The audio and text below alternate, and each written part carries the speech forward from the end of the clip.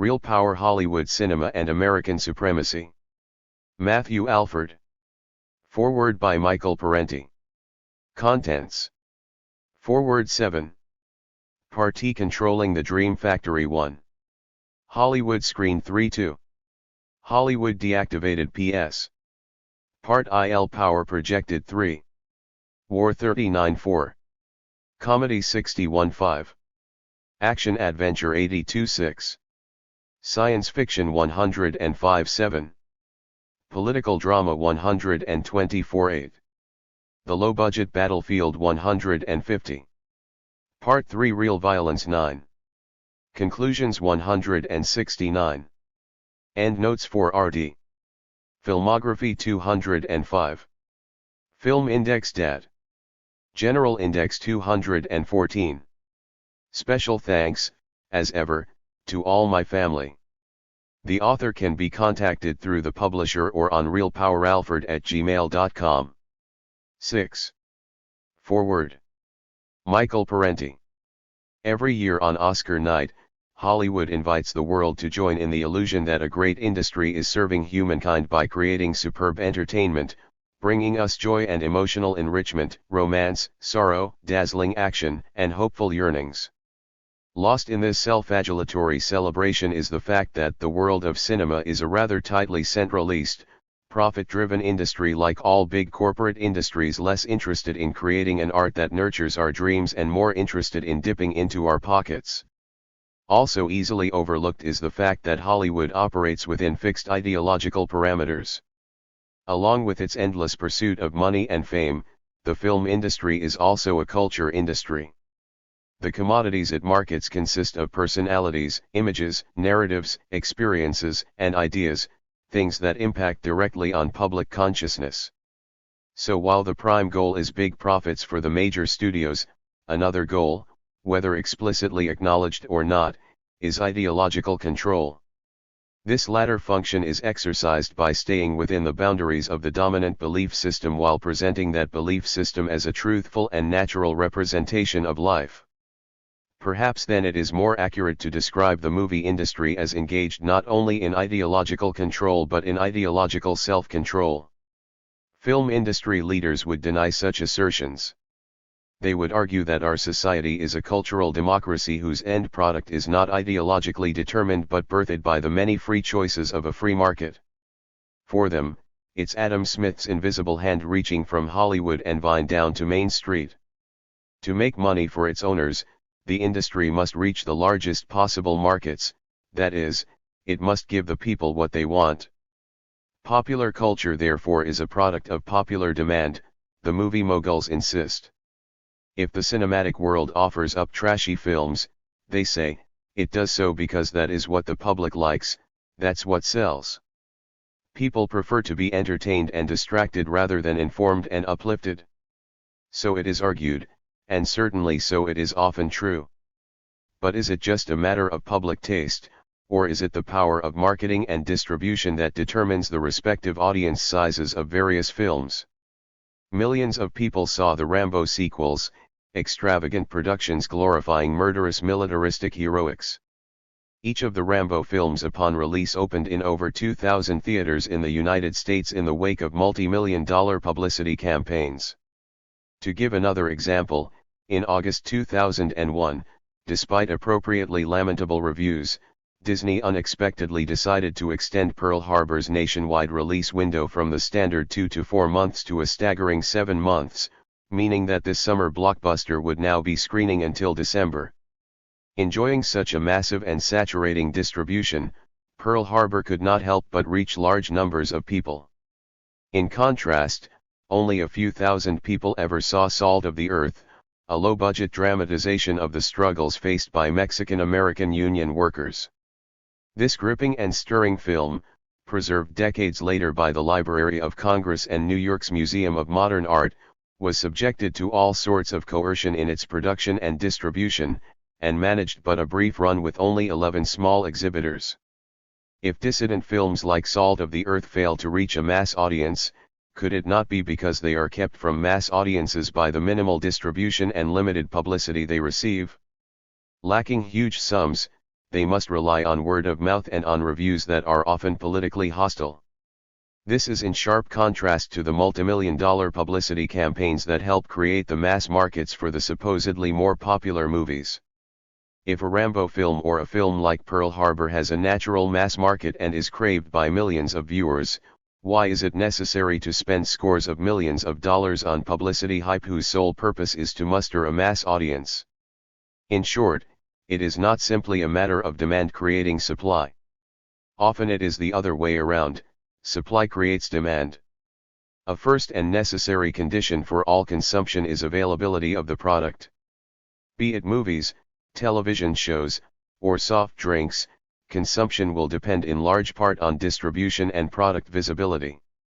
A movie that opens in every shopping mall in America wins large audiences not because there is a spontaneous wave of popular demand surging from the base of the social order, but because it is being heavily marketed from the apex.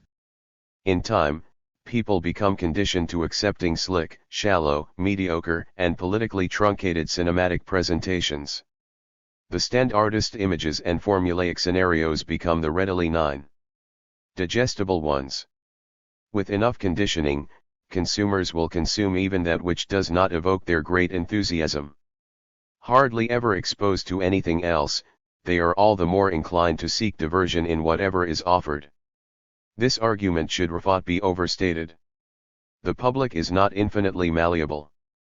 Supply does not always create demand. Some Hollywood offerings are dismal flops, despite lavish publicity and energetic distribution. Irrespective of all the talk about giving the public what it wants, industry heads often get it wrong. Audience preferences can be difficult to divine, especially if one's perception of public preferences is itself shaded by one's own socio-political proclivities. Thus, for a period of over 2 decades, spanning the entire 1970s and 1980s, mainstream media pundits and news commentators repeatedly and tirelessly announced that the U.S. public was moving into a conservative mood, the very direction they hoped the public was headed. Network television bosses and the heads of major studios readily took up the cry in what became one of the longest-standing attempts at a self-fulfilling prophecy. Having so decided that the nation was drifting into a conservative mood, they set to work helping to create that drift and that mood. Network brass produced a number of law and order television series like Walking Tall, Strike Force, and Today's FBI. All such offerings were laced with conservative subtexts, and all suffered dismal ratings and died early deaths. Something similar happened in the 2000s with series like Threat Matrix, She Spies, and the CIA sponsored the agency. Likewise with the film industry. The Right Stuff, a film that glorified America's space ventures, was a box office flop. Action films like Cobra, Rambo 3, and The Deadpool did poorly. Given their multimillion-dollar publicity campaigns, these motion pictures had fairly strong opening weekends but then swiftly flopped after that. Another right-wing war movie, Inchon, costing $48 million plus another estimated $10 to $20 million for publicity, had everything the public supposedly craves: a star-studded cast, a spectacular production, a love angle, blood-filled battle scenes, super patriotism, a simplistic rewrite of political history, and an empty-headed plot about murderous communist aggressors who are wiped out by a right-wing war hero. Yet Inchon was a box office disaster. This suggests that even a viewing public conditioned to consuming junk sometimes gets tired of consuming the same old junk. XX. In sum, giving people what they want is too simple an explanation of what the film industry does. The major studios foist upon us what they think we want, often promoting films that we never asked for and do not particularly enjoy. But with enough publicity and distribution, even these flops are destined to reach many more people than the financially starved dissident films that are accorded no distribution or mass market publicity to speak of. The image of Hollywood as a den of leftist shills is tirelessly propagated by conservative commentators and publicists. We are told by various right-wing propagandists that the cultural elites of Hollywood propagate values that are dedicated to undermining patriotism and other such American virtues. Such incantations about an elitist leftist agenda are put to rest by the commanding critique offered by author Matthew Alford in the pages ahead. Alford's dissection of Hollywood war films offers an implicit revelation of the misrepresentations of U.S. imperial policy itself and the dominant political myths that sustain it. This book shows in revealing detail how the agencies of the U.S. empire play an active role in the very scripting and production of films about U.S. politico-military ventures abroad. The muted debate about the hidden and not-so-hidden politics of empire are played out in movie productions themselves, in what gets downplayed, what gets celebrated, and what ends up on the cutting room floor. After an exploration of just about all the significant films of recent years, Alford concludes that while certainly there are prominent liberals in Hollywood, there is no left-wing establishment pursuing an agenda. He also reminds us that there are numerous right-wing stars, censors and industry professionals actively operating in the film industry. There are national security agencies and Pentagon representatives breathing down the necks of screenwriters, editors, and producers. And most importantly, there are the industry's wealthy and conservative business leaders and bankers who operate within a rigid corporate system. Through an extensive examination of the actual plots, dialogues and characters of scores of mainstream films, Alford not only tells us but shows us that mainstream cinema offers no critique of the fundamental assumptions of U.S. benevolence on the world stage. To the extent that critical remarks are allowed in one film or 11 another, they rest only upon very narrow grounds. Heroes confine themselves to rectifying operational blunders, unfortunate mishaps, and individual failings. Instances of excessive military power might be criticized but not U.S. military power per se, it being assumed that U.S. forces have every right to operate militarily in any chosen trouble spot on the planet. Alford describes films that propagate the notion that war is a regrettable tragedy, which resulted from the U.S. blundering idealistically into a situation it did not fully understand and was unable to control. In the world of cinema, U.S. military engagements are always well-intentioned undertakings that sometimes go wrong. Nothing is said about the transnational global interests behind such ventures, about who pays and who benefits from what is transpiring. Such questions would bring us right to the heart of how politico-economic power is wielded in the United States and much of the world. In short, filmmakers go only so far in their criticisms, knowing in the back of their minds, if nowhere else, that they cannot make a truly radical film, they cannot get to the root, exposing the exploitative interests of global empire or the dangerous and undemocratic nature of the national security state. To attempt as much would invite trouble for the film one is trying to produce and distribute. There would come a loss of funding, a scarcity of viewing outlets, and an endless savaging by mainstream movie reviewers who know for whom they work. About this we have only to ask Oliver Stone, who endured a relentless pummeling for his attempt in JFK to venture into forbidden territory regarding the Kennedy assassination. So it can be said that we are being more than entertained. Mainstream filmmakers have a built-in capacity to handle burning issues in ways that mute their impact and reduce their meaning. Oppositional realities are incorporated into the script, but in a pre-digested form. Official injustice and corruption become the doings of a few bad apples or rogue elements. War becomes little more than a tough, bitter experience for the American soldiers involved. As Alford puts it, it is standard practice in Hollywood, as it is amongst U.S. elites, to assume that foreigners don't matter, U.S. enemies are implacably villainous, and U.S. power is by definition selfless and good. In the celluloid world, political leaders face hard choices about integrity and fair play, but rarely take a stand on real economic issues. Resistance to injustice is expressed through gutsy individual defiance. 12.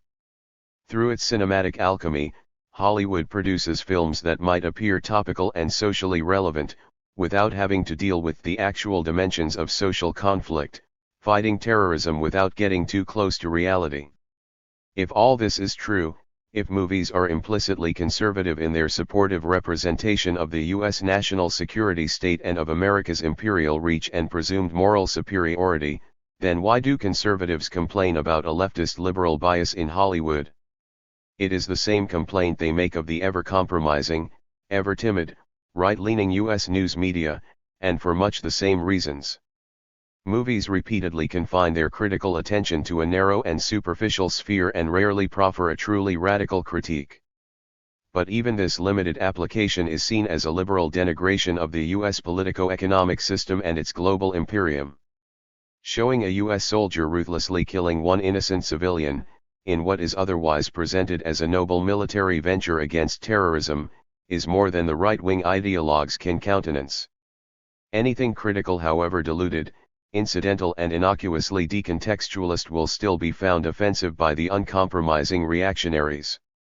Furthermore, in certain cultural ways, Hollywood actually has been subversive, with its sexually explicit scenes, verbal profanity, tolerance of deviant lifestyles, and its supposed disregard for family values. For reactionaries, such seemingly decadent proclivities are seized upon as proof that the film industry rests in the hands of America's enemies. Depicting Hollywood as ridden with leftists also is a way of continually exerting the kind of pressure that helps shift the center of political gravity rightward, keeping the industry off balance, obliging it to demonstrate its patriotic bona fides. So the film industry constantly dresses up for the right while never daring to move too decisively to the left on any fundamental issue. Much of the process of ideological control is carried out implicitly. Alford reminds us that people working within power systems are not always fully able to recognize the ideological boundaries set by state and corporate forces within which they work. And if they did raise troublesome views about the dangers of undemocratic and plutocratic power, he adds, this would seriously jeopardize their careers. 13. We might remember that the most repressive forms of social control are not always those we consciously rail against, but those that so insinuate themselves into the fabric of our consciousness as to remain unchallenged, having been embraced as part of the nature of things. There no doubt are liberals and progressives in Hollywood who themselves remain unaware of how their efforts serve the powers that be. Alford ends this book with a plea that we all should heed, a call for a freer, less concentrated system of ownership and production in which filmmakers would create imaginative and compelling narratives and be less afraid to interrogate the corporate roots of U.S. power. In short, to make better films and therefore Oscar nights that serve democracy, instead of plutocracy. Part.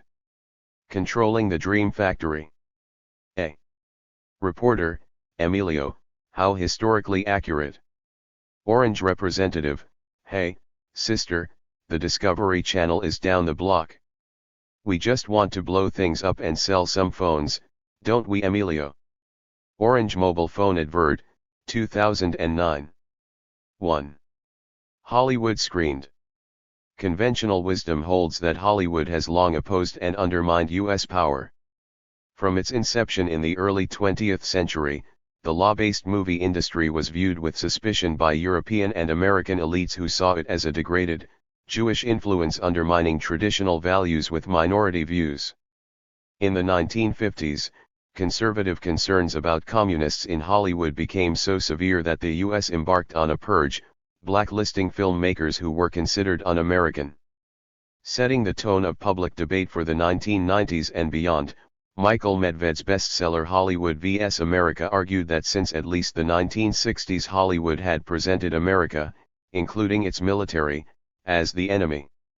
In fact, as Real Power demonstrates by analyzing scores of high-budget contemporary movies that depict the application of U.S. power, such as True Lies, Independence Day, and Iron Man, the film industry routinely promotes the dubious notion that the United States is a benevolent force in world affairs and that unleashing its military strength overseas has positive results for humanity. U.S. intervention, furthermore, is rendered not preemptive but rather the only reasonable response to bad guys and the best way in which the U.S. can gain closure. Absent from these films is much, if any, sense that U.S. authorities serve private interests, that U.S. action is irrational or nationalistic, or that there might be more satisfying and effective peaceful solutions worth pursuing.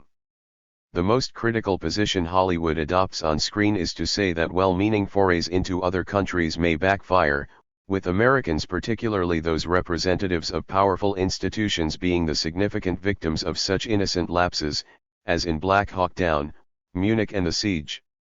These films are not usually made or rejected through conspiracies, censorship, or other heavy-handed government activity, but rather, as George Orwell put it in regard to literary censorship, unpopular. 3. 4. Ideas can be silenced, and inconvenient facts kept dark, without the need for any official ban, not because of direct government intervention but rather because of a general tacit agreement that it wouldn't do to mention that particular fact. It is the case that there is some public demand for simplistic, unchallenging narratives, and also that it is not always easy within traditional genre constraints to present more interrogative political perspectives.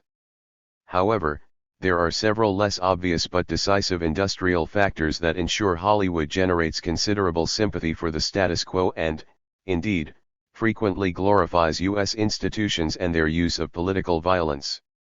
The cumulative effect of these factors, which are discussed below in detail, is that it is extremely difficult for a film to emerge through the Hollywood system that criticizes U.S. power at a systematic level, while it is relatively easy for an explicitly pro-establishment or status quo film to be made, particularly one which is America-centric and at ease with the spectacle of U.S. high-tech violence against villainous foreigners. Of course, most of the time, any issues of U.S. power politics are simply ignored altogether in favor of other narratives, with a particular emphasis on formulaic, commercially friendly films and franchises that dominate the highest box office lists. So what are these factors and how do they affect the content of Hollywood studio productions? Concentrated corporate ownership. Just 6 theatrical film studios, known collectively as the majors, control the vast majority of the world's movie business from production to distribution: Disney, Columbia/Sony Pictures Entertainment, Paramount Pictures, 20th Century Fox, Warner Brothers, and Universal. The majors are owned by multinational parent corporations, respectively the Walt Disney Company, Sony, Viacom Incorporated, News Corp, Time Warner Incorporated, and General Electric/Vivendi.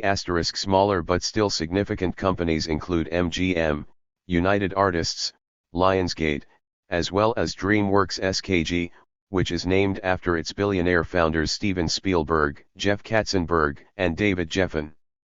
The studios are basically distributors, banks, and owners of intellectual copyrights, summarizes Richard Fox, vice president of Warner Brothers*, claiming that its cultural heritage must not be surrendered to another nation. The U.S. government has jealously protected the 5. U.S. film market, as well as supporting the majors with numerous tax incentives, degree representation at an international level, and very relaxed media consolidation rules. Some of the majors have overseas owners: News Corp, Vivendi, Sony, but Washington limits foreign ownership to 25%, and control of studio output remains in California and New York. The magazine Canadian Business even dubbed the studios Hollywood's welfare bums. Registered. What impact does concentrated corporate ownership have on film content?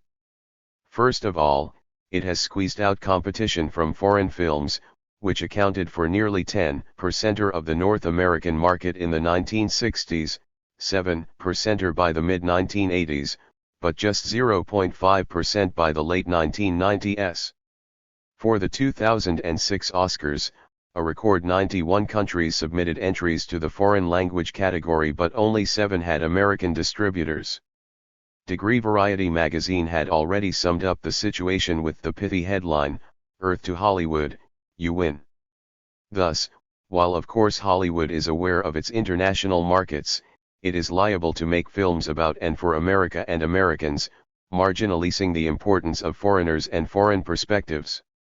Secondly, the majors use their main tool, capital, to set the industry standards for bankable stars and high-tech special effects, thereby marginalizing lower-budget productions. But with the average cost of producing and marketing a movie skyrocketing to $106.6 million in 2007, the last year for which data was released, studio executives are under pressure not to squander any opportunity to maximize profits. Films will consequently tend to avoid political narratives that are unfamiliar to American audiences. Producer Robert Evans explains that filmmakers don't do the unexpected, they're too scared the prices are too high. Evans believes it would no longer be possible to make a movie like The Godfather, the biting metaphor for capitalism in America that he helped make in the 1970s, because studios would consider it too risky for the price tag. Former president of Paramount David Kirkpatrick agrees, the result is that you need a homogenized piece of entertainment, something that is not particularly edgy, particularly sophisticated. That much is accurate, although Kirkpatrick's characterization of the resultant output as fluffy is not so appropriate for the scores of distinctly non-fluffy national security-themed films discussed in this book, such as The Kingdom, Body of Lies and Vantage Point. 6. Commercialization. Product placement and merchandising deals for toys, clothing, novelizations, and soundtracks are attractive to movie makers because, even if the movie fails, the manufacturer incurs the loss. This is only fair, since the movie is the advertisement. Product placement in motion pictures is valued at $1.2 billion annually, and, since the average movie costs $30 million just to market, such deals can be very useful in adding millions to turnover. Indeed, the James Bond movie Die Another Day made between $120 and $160 million from associated brands for the 20 or so product placements. Nowadays, and particularly since the 1990s, the majority of Fortune 500 companies are involved in product placement, and specialist companies exist to place products as efficiently and comprehensively as possible. We choose projects where we have maximum control, explained one plugster as early as 1990. We break a film down and tell the producers exactly where we want to see our clients' brands. *degree The most obvious impact on Hollywood productions is that the value placed on artistic quality is further diminished. Studios are run by MBAs whose entire training and experience is to avoid risk, explained Mark Litwak in an article that pointed to the importance of networking, rather than creative talent, in Hollywood. Ironically, it's movies that are most original that become blockbusters. People want variety even if the studios don't. Peter Bart, editor-in-chief of industry magazine Variety, recalls his experiences of making the decision to move a film project to the pre-production phase. The greenlight meeting, when I first started at Paramount, would consist of maybe 3 or 4 of us in a room. Perhaps 2 or 3 of us would have read the script under discussion. And people said stupid things like, "I kind of like this movie." Or, "I look forward to seeing this movie." Inane things like that. The greenlight decision process today consists of maybe 30 or 40 people. There's one group there to discuss the marketing tie-ins. How much will McDonald's or Burger King put up? There's somebody else there to discuss merchandising, toy companies, and so forth. Someone else is there to discuss what the foreign co-financiers might be willing to put up. So everyone is discussing the business aspects of this film. And it's sometimes unusual for 7. Someone actually to circle back and talk about the script, the cast, the package, whether the whole damn thing makes any sense to begin with. Bart goes on to explains that the movies now being made are those which appeal to the marketing and distribution team most of all, have the heavy votes. In some cases, large chunks of script are generated with the primary aim of selling products, as with James Bond's BMW scene in GoldenEye, the extensive Bugs Bunny/Michael Jordan brand associations in Space Jam, and the alien in Mac and Me, who lives on a diet of Coke and Skittles. Just as insidious though, explains David Lancaster, a fog of fudge and compromise hangs over almost everything. The order of the day is happy endings, light entertainment, and an absence of disturbing political narratives. The economic penalties for not buying into the system can be serious. In 1997, Reebok sued TriStar Pictures, claiming it had reneged on its promise to feature its placement prominently in the happy ending scene of Jerry Maguire. The parties settled out of court, purportedly for millions, and the Reebok advert was reinstated for the DVD. In a similar case in 1990, Black & Decker settled a $150,000 lawsuit out of court over a promotion it had developed for a drill that Bruce Willis ended up not using in Die Hard 2. Degree. There was also the case of the kids' cartoon movie Iron Giant, an unusually sensitive Cold War allegory, which was a box office flop despite receiving a spectacular 97% rating on RottenTomatoes.com. A major reason was that the film had been poorly marketed by Warner Brothers. Writer Tim McKenlies explained, "We had toy people and all of that kind of material ready to go, but all of that takes a year. Burger King and the like wanted to be involved. In April we showed them the movie, and we were on time. They said, 'You'll never be ready on time.' No, we were ready on time. We showed it to them in April and they said, 'We'll put it out in a couple of months.'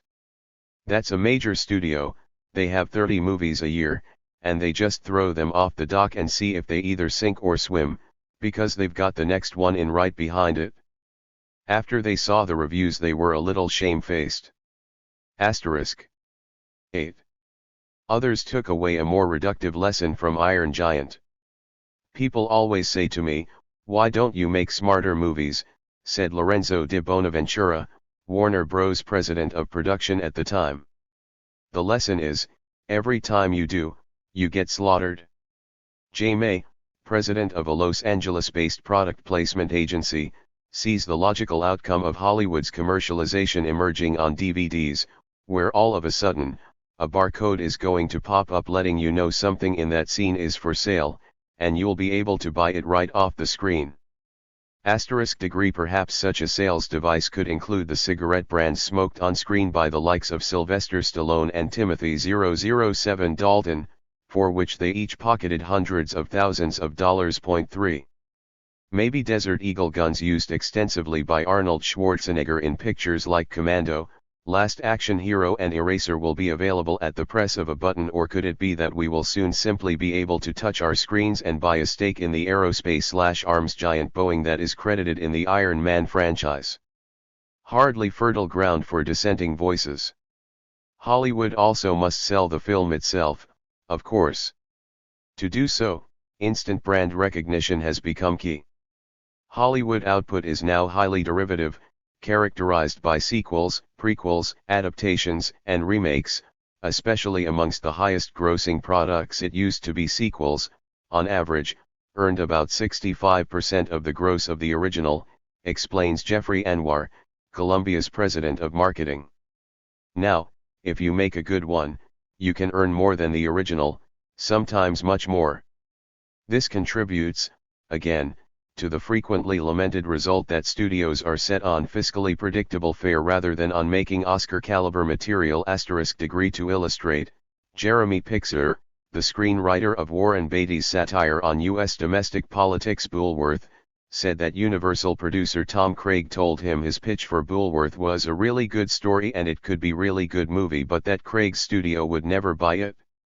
Craig explained that we don't want to buy things that have to be well made to be successful, and added, but if you say Tom Hanks and a bulldog are partners in a police thing, it could be the worst movie ever made and we won't lose a dime. Degree. Turner and Hooch certainly didn't lose a dime. The significant overseas markets mean that filmmakers are liable to internationalize their messages where possible, but this is not necessarily part of an opening for dissenting viewpoints. Indeed, Hollywood's attempts to appeal to foreigners 9. Can easily lead to ever more simplified stories and dialogue. For example, conservatives were horrified that the 2009 action film G.I. Joe changed the old GI acronym to mean Global Integrated Joint Operating Entity, rather than government issued. This was indeed a sop to the international market, but the G.I. Joe team was still largely comprised of Americans, fighting for the West, and the film was labeled by the Atlantic Monthly as the Green Berets of the Iraq War, after the 1968 John Wayne Vietnam War propaganda film. 3. Foreign markets, though growing, are not necessarily going to reverse the trends I discuss here. Modern filmmakers also now routinely make use of test screenings, where sample audiences of 300 to 500 people provide feedback. While these can of course be useful in determining quality, their political impact is likely overall to encourage conformity. People fill in test cards according to social norms, so they don't necessarily reflect a true reaction to the film, explains Australian director Bruce Bairstow*. Psychology studies such as the Asch conformity experiments, which showed the effects of peer pressure, support Bairstow's observation. This might explain why cinematic villains often score badly no matter how well they are depicted by the actor. Mike Medavoy, chair of Phoenix Pictures, says that there is a kind of homogenization built into the film testing system and that no one at the studios is willing to take chances anymore anticipating how they will test. Specifically in terms of foreign policy films, if it weren't for test audiences, who balked at John Rambo's suicide depicted at the end of First Blood, we might never have had one of cinema's most enduring symbols of interventionist foreign policy*. Similarly, test audiences' desires for happy endings to rules of engagement and basic apparently led to studio decisions to heroize state-sanctioned murder by the main characters, despite the original intentions of the filmmakers. State support and infiltration. Government and corporate bureaucracies such as the Pentagon have public relations divisions, which ensures special access to the media. Filmmakers have made use of military advice and material to save costs and create authentic-looking films since the early 20th century, including the Ku Klux Klan recruitment classic Birth of a Nation and the Oscar-winning Wings, typically in exchange for scripts that 10. are highly favorable to recruitment and public relations drives. This can involve extensive rewrites and screenings for the brass before public release. #*. Major David Georgie, one of the Army's on-set technical advisors, says poetically, "If they don't do what I say, I take my toys and go away." Some films, such as Top Gun, Pearl Harbor, and Behind Enemy Lines, are so dependent on the Department of Defense that it seems unlikely they could have been made without assistance. Ridley Scott said that he could have made Black Hawk Down without the Pentagon, but I'd have had to call it Huey Down, in a reference to the much smaller brand of helicopter. .47 He was joking. Of course the film was completely reliant on the Black Hawks because he was recreating the Battle of Mogadishu in Somalia, where these helicopters were famously shot down. The Pentagon's muscle was similarly demonstrated over the controversial big money script, Countermeasures.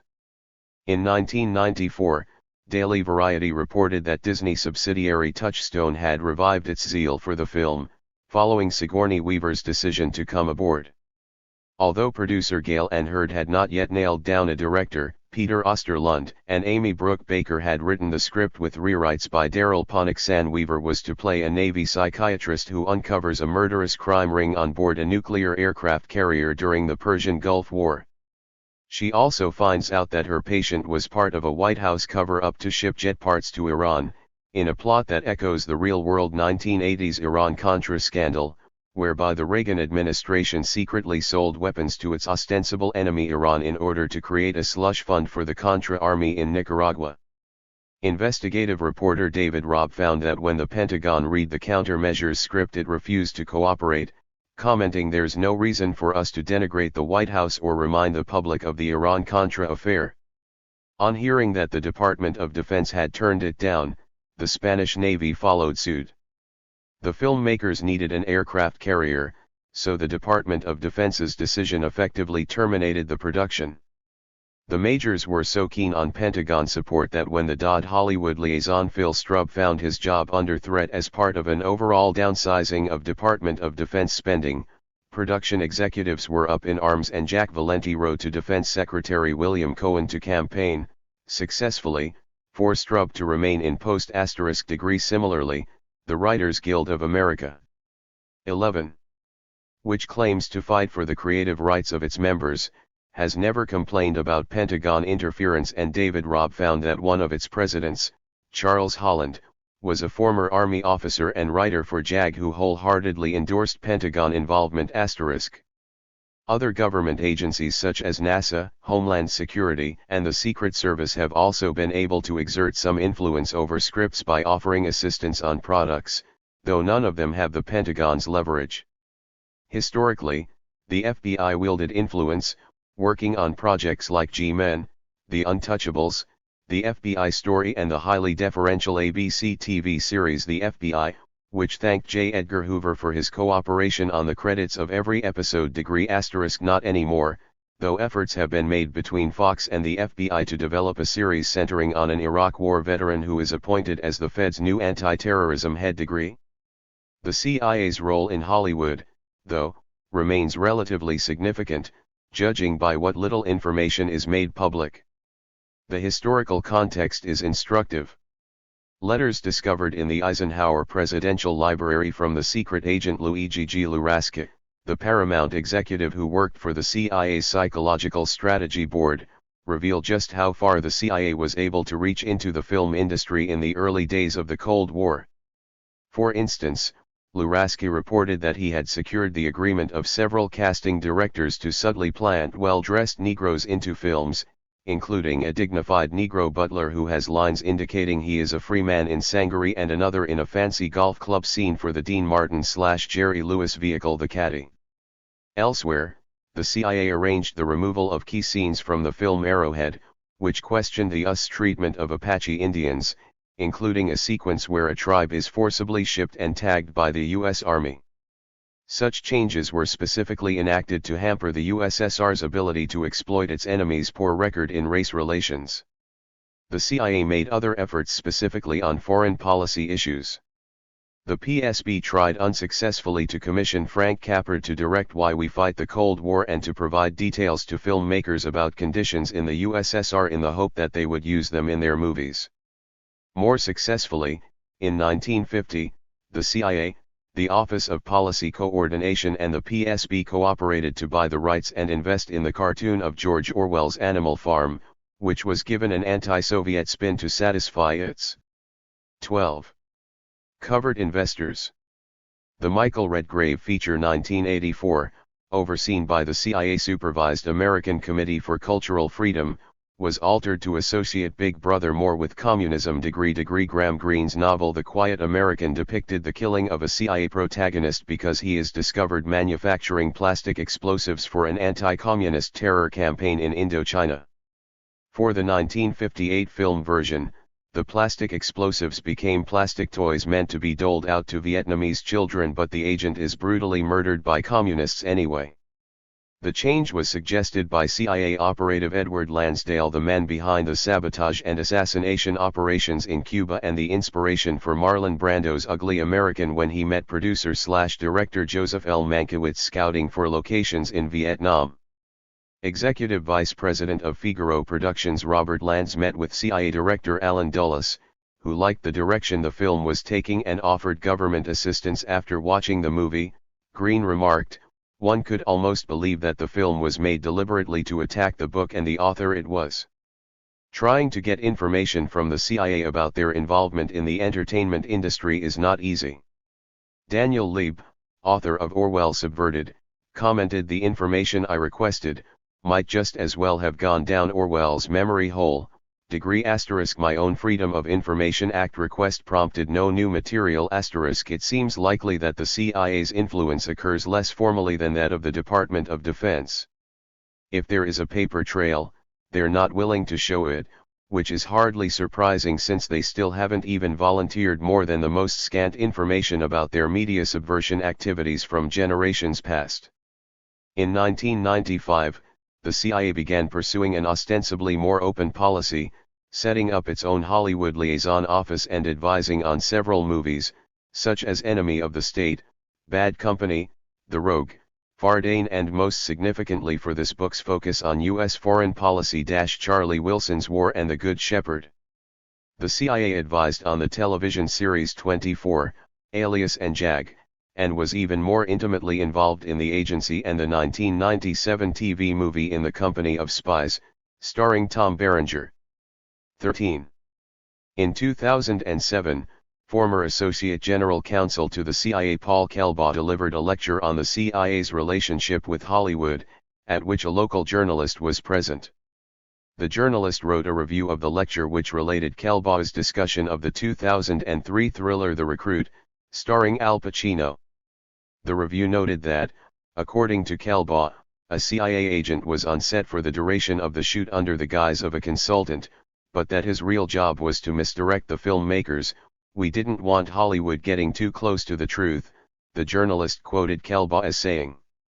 Peculiarly, In a strongly worded email to me, Kelbaugh emphatically denied having made the public statement and claimed that he remembered very specific discussions with senior management that no one was ever to misrepresent to affect content, ever. The journalist considers Kelbaugh's denial weird, and told my colleague Robbie Graham that after the story came out, he emailed me and loved it. I think maybe it's just that because was just in Lynchburg he was okay with it, like, no one in Lynchburg is really going to pay much attention to it. In 1997, the CIA's first entertainment liaison officer, Charles Chase Brandon, was advising on Gary DeVore's The Big Steal, an unusually critical feature film script set during the 1989 U.S. invasion of Panama. A draft contains lines like "Shit, we're really kicking the crap out of this itty-bitty country to get one man. It's embarrassing," with the reply, "Starting a war you can't lose is good for morale." The story presents a country ravaged by the U.S. military, in which the Pentagon takes advantage of the chaos to steal Noriega's laundered drug money. However, just as the script was completed and the production deal finalized, Gary DeVore disappeared while driving home through California's Aerospace Valley. A year later, his car was found in a shallow aqueduct, with a decomposed corpse dressed in DeVore's clothing sitting in the front seat.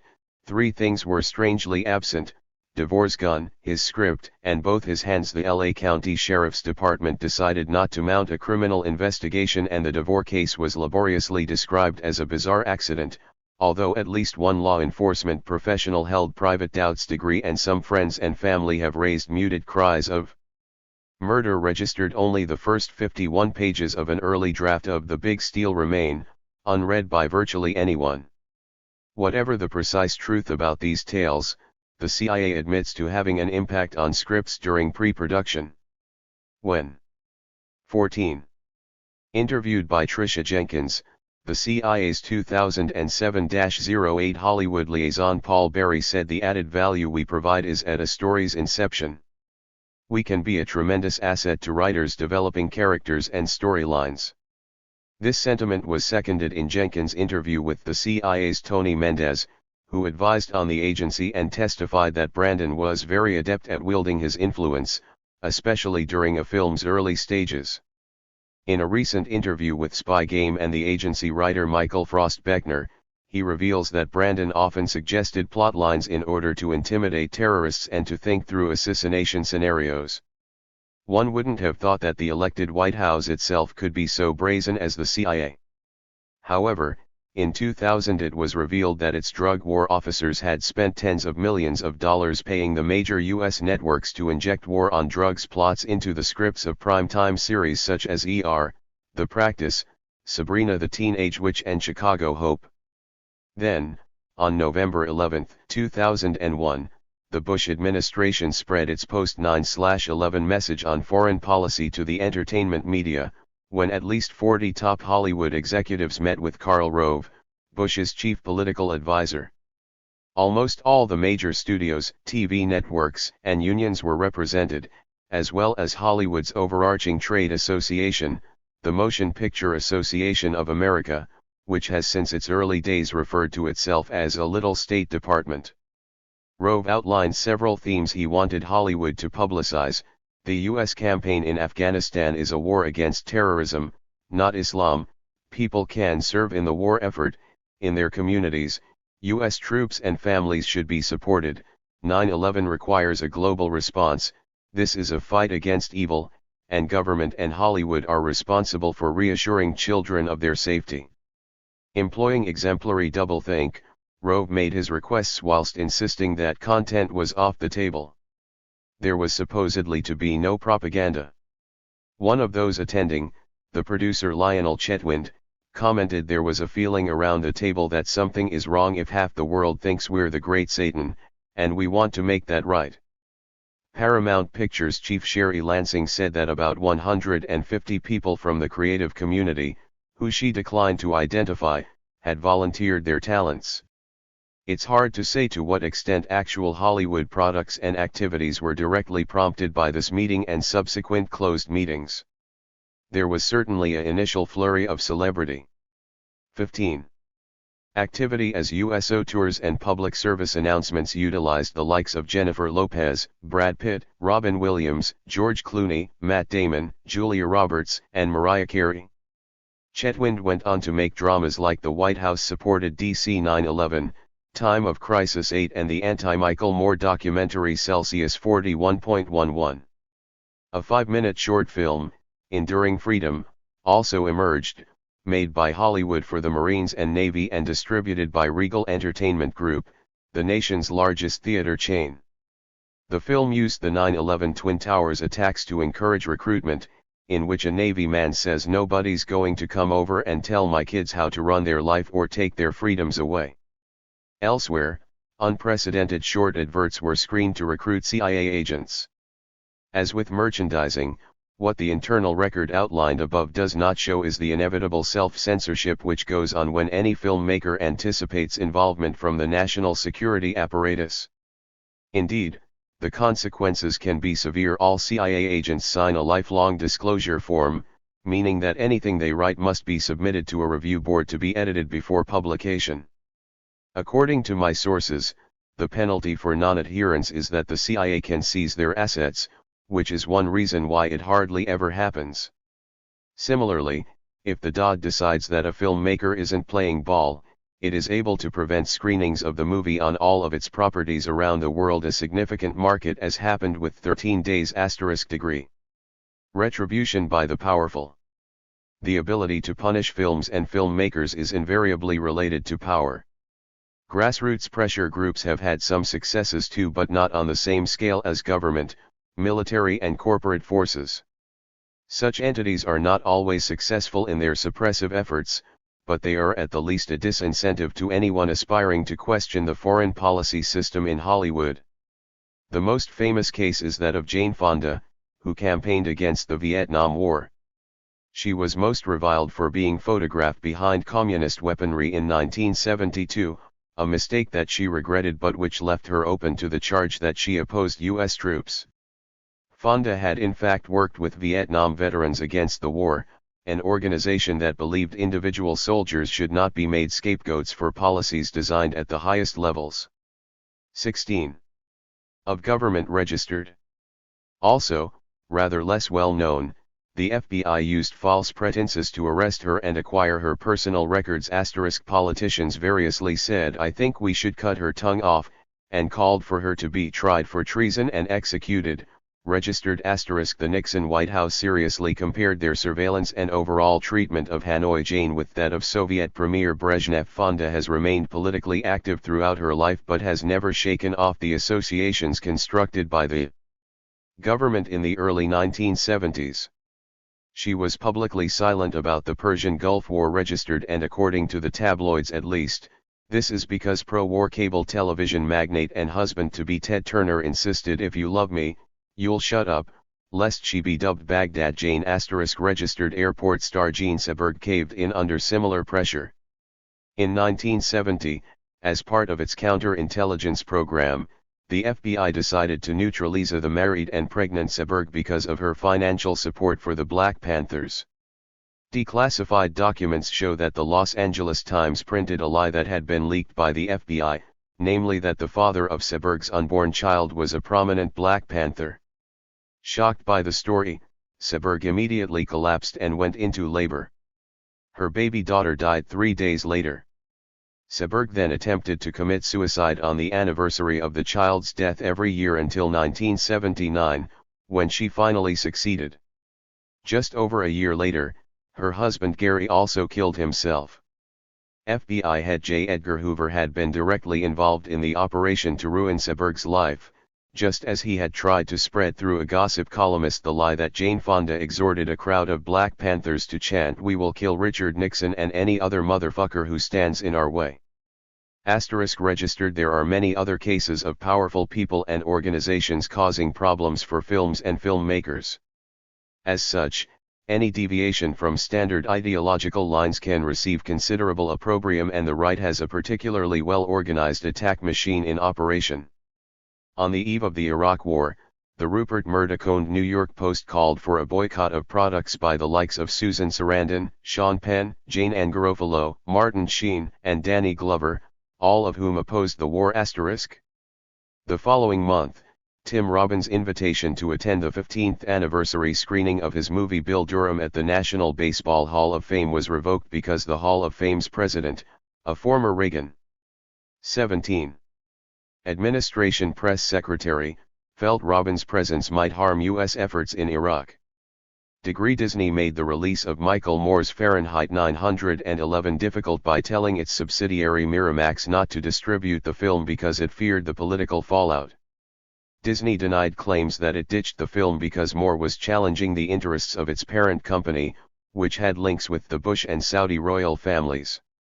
Subsequently, CBS, NBC and ABC all refused to advertise the DVD in between their news programming, which stunned the distributor Sony, according to an investigation by the LA Weekly.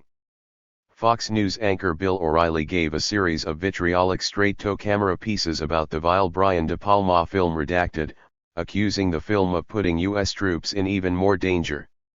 At the same time, a Republican ranking member of the House Armed Services Committee, Duncan Hunter, also complained to the chairman of the MPAA that the film portrays American service personnel in Iraq as uncontrollable misfits and criminals. The film was screened in just 15 theaters throughout the U.S. Anyone intimating that Jewish organizations, lobbyists, or Israel itself might not be striving for all things holy is equally liable to receive a particularly swift lashing. For instance, the Zionist Organization of America called for a boycott against Steven Spielberg's Munich, which had dared to raise the concern that by adopting a necessarily brutal secret assassination program we might make ourselves emotionally upset. There are other historical precedents too. The U.S. Justice Department can prohibit unwelcome film imports by invoking the 1938 Foreign Agents Registration Act. It did so successfully in the 1980s, leading to a ban on Canadian documentaries about nuclear war and acid rain, which it labeled political propaganda. Gulf and Western, then the parent company of Paramount, quietly tried to thwart the release of Haskell Wexler's classic anti-war documentary Medium Cool, apparently due to its economic ties to the Democratic Party, which was criticized in the film. Wexler explains, "Paramount called me and said I needed releases from Aldi in the park, which was impossible to provide. Although Paramount was obliged to release the film, they successfully pushed for an X rating, advertised it feebly, and forbade Wexler from taking it to film festivals." 18.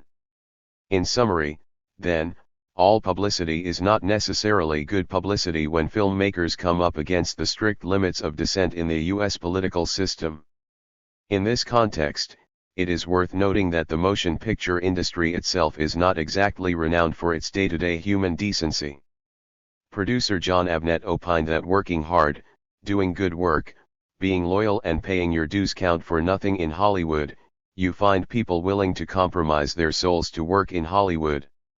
It breeds a kind of person who is invested completely in power and money, and human considerations and concerns are secondary.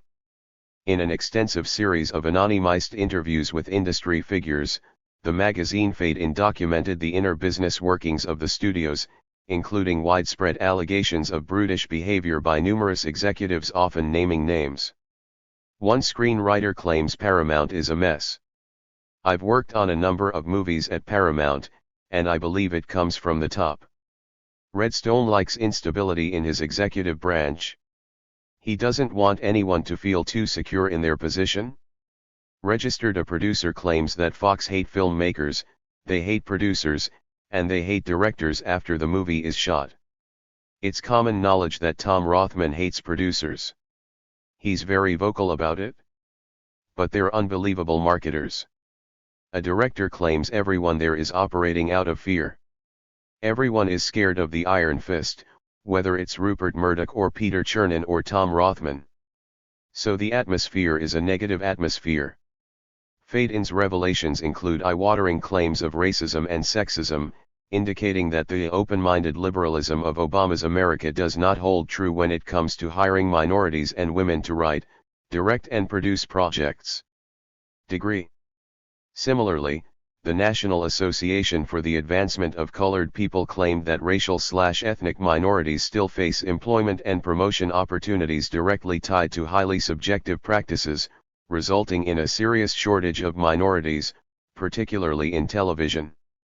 Degree * Neil Gabler, author of An Empire of Their Own, How the Jews Invented Hollywood, prefers to call this the result of a set of traditions, misconceptions, fears, and prevarications which have the unfortunate effect of racism without its motive. The entertainment industry has been especially resistant to Muslim or Arab presences, partly because they have little in terms of an organized pressure group. There are 19. Numerous instances reported where Arabs, having been typecast as terrorists, have anglicized their names and even changed their ethnic appearance in attempts to further their careers. Other explanations. What about the apparently benign explanations for the lack of critical content in Hollywood cinema? One common assumption is that generic conventions, particularly in action-adventure films, are not conducive to generating oppositional narratives. It is true that the easiest film to write would be a U.S. soldier going behind enemy lines and killing a stereotypical enemy, but films throughout Hollywood history have broken the mold, and all films can find ways, even if just by making small and simple cuts and adaptations, to reduce their slavishness to or glorification of established power systems. Another argument is that audiences actually demand simplistic escapism, and so cinema will always produce stereotypical fodder. Yet if simplicity is all that is required, films would be able to promote slogans expressing solidarity against government/corporate repression, like freedom to the workers and no blood for oil, but this is not the case, so political factors appear to be decisive.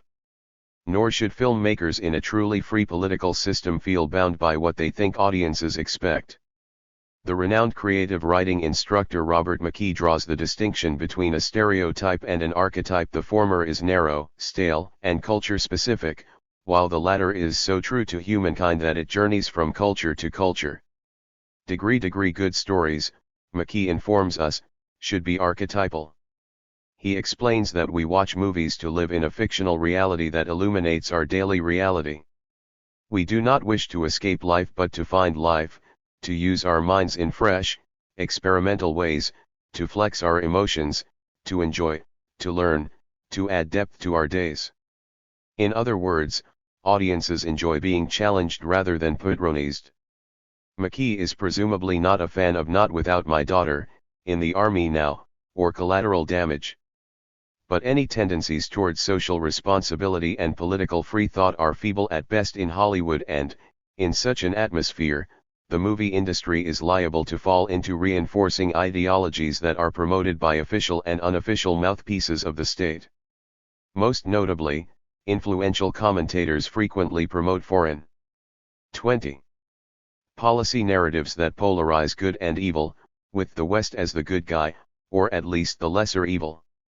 This has translated well into cinema, hence communists have provided convenient enemies in countless moving pictures, from The Red Menace and Invasion USA to Rambo 3 and The Hunt for Red October. The Nazis have been similarly long-standing villains, from Confessions of a Nazi Spy to Saving Private Ryan and Inglourious Bastard. This does not mean that the films will necessarily present simplistic villains or heroes. For instance, in The Siege, a film about countering international Islamic terrorism on U.S. soil, the villains are Muslims from all strata of American life, but the movie also questions the well-meaning but heavy-handed military tactics of Bruce Willis's military, which imposes martial law. Therefore, as Canadian-based broadcaster Jian Ghomeshi puts it, The Siege cloaks its offensive typecasting and hawkish ideas in the veneer of a well-meaning liberal sensibility. He adds that making a jingoistic action film that has the U.S. military triumphing over a well-known enemy comprised of racist caricatures is not as easy as it once was. Not when you want credulity, not when you want to be taken seriously, and not in a racially and sexually correct era. 8 Quite right, and this is a key stylistic factor behind films like Spy Game, Crimson Tide, and G.I. Jane, which use touchy-feely characters to promote stories that are otherwise thoroughly at ease with nationalistic violence. The notion that we are good is in fact widely assumed and propagated by policymakers and commentators on both liberal and conservative sides of the debate. Senior Fellow and Director of Europe Studies at the Council on Foreign Relations Charles A. Kupchan endorsed Clinton's notion that the U.S. is the indispensable nation, arguing that the U.S. serves as a critical extra-regional balancer in Europe and East Asia, is the catalyst behind multilateral efforts to combat aggression and peacefully resolve long-standing disputes, and is the engine behind the liberalization of the world economy. Similarly, Robert Kagan, a founding member of the neoconservative Project for the New American Century that spearheads the campaign to maintain and extend U.S. hegemony through military strength, explained that the benevolent hegemony exercised by the United States is good for a vast portion of the world's 21. Population. Degree. The United States and its people are guided by the kind of enlightened self-interest that, in practice, comes dangerously close to resembling generosity. Likewise, Eaton Professor of the Science of Government and Director of the Olin Institute of Strategic Studies at Harvard Samuel Huntington, said that the U.S. is the only major power whose national identity is defined by a set of universal political and economic values, namely liberty, democracy, equality, private property, and markets. Even former Defense Secretary Robert McNamara, who vehemently criticized his own decisions and U.S. war policy in Vietnam, never asserted that it was driven by dominant U.S. economic, political, and military interests to the detriment of the people of Southeast Asia. Rather, McNamara's mea culpa was predicated on the statement that we made an error not of values and intentions, but of judgment and capabilities, and puts emphasis on America's suffering while marginalizing the Vietnamese. The concept of a benevolent U.S. foreign policy emerges from the widespread historical belief in American exceptionalism, which describes the belief that the U.S. is an extraordinary nation with a special role to play in human history, that is, America is not only unique but also superior among nations. The French political thinker and historian Alexis de Tocqueville was the first major figure to use the term exceptional in the mid-19th century to describe the U.S. and the American people in his classic work Democracy in America, but the idea of America as an exceptional entity can be traced back to the earliest colonial times. Two main strands of exceptionalist thought have been commonly used to describe U.S. foreign policy. One is that of the U.S. as an exemplar nation, as reflected in ideas such as the city upon the hill, non-entangling alliances, anti-imperialism, isolationism, and Fortress America. The other, often more dominant, strand is that of the missionary nation, as represented by the ideas of manifest destiny, internationalism, leader of the free world, and the New World Order. Registered. While both strands have been important and distinct aspects of U.S. history and self-image, they are both similar in that they tend to assume that the U.S. acts upon its decent values over and above the interests of its constituent domestic concentrations of power. As former President George W. Bush, who was himself on the board of Silver Screen Management from 1983 to 93, put it in response to the 9/11 attacks, "I'm amazed that people would 22. Hate us, because I know how good we are." Hollywood liberals disliked Bush, just as they disliked his movie star predecessor Ronald Reagan, but the Reagan-Bush mentality has long underpinned Hollywood output on foreign affairs. If you believe Reagan and Bush, real power will no doubt mystify you.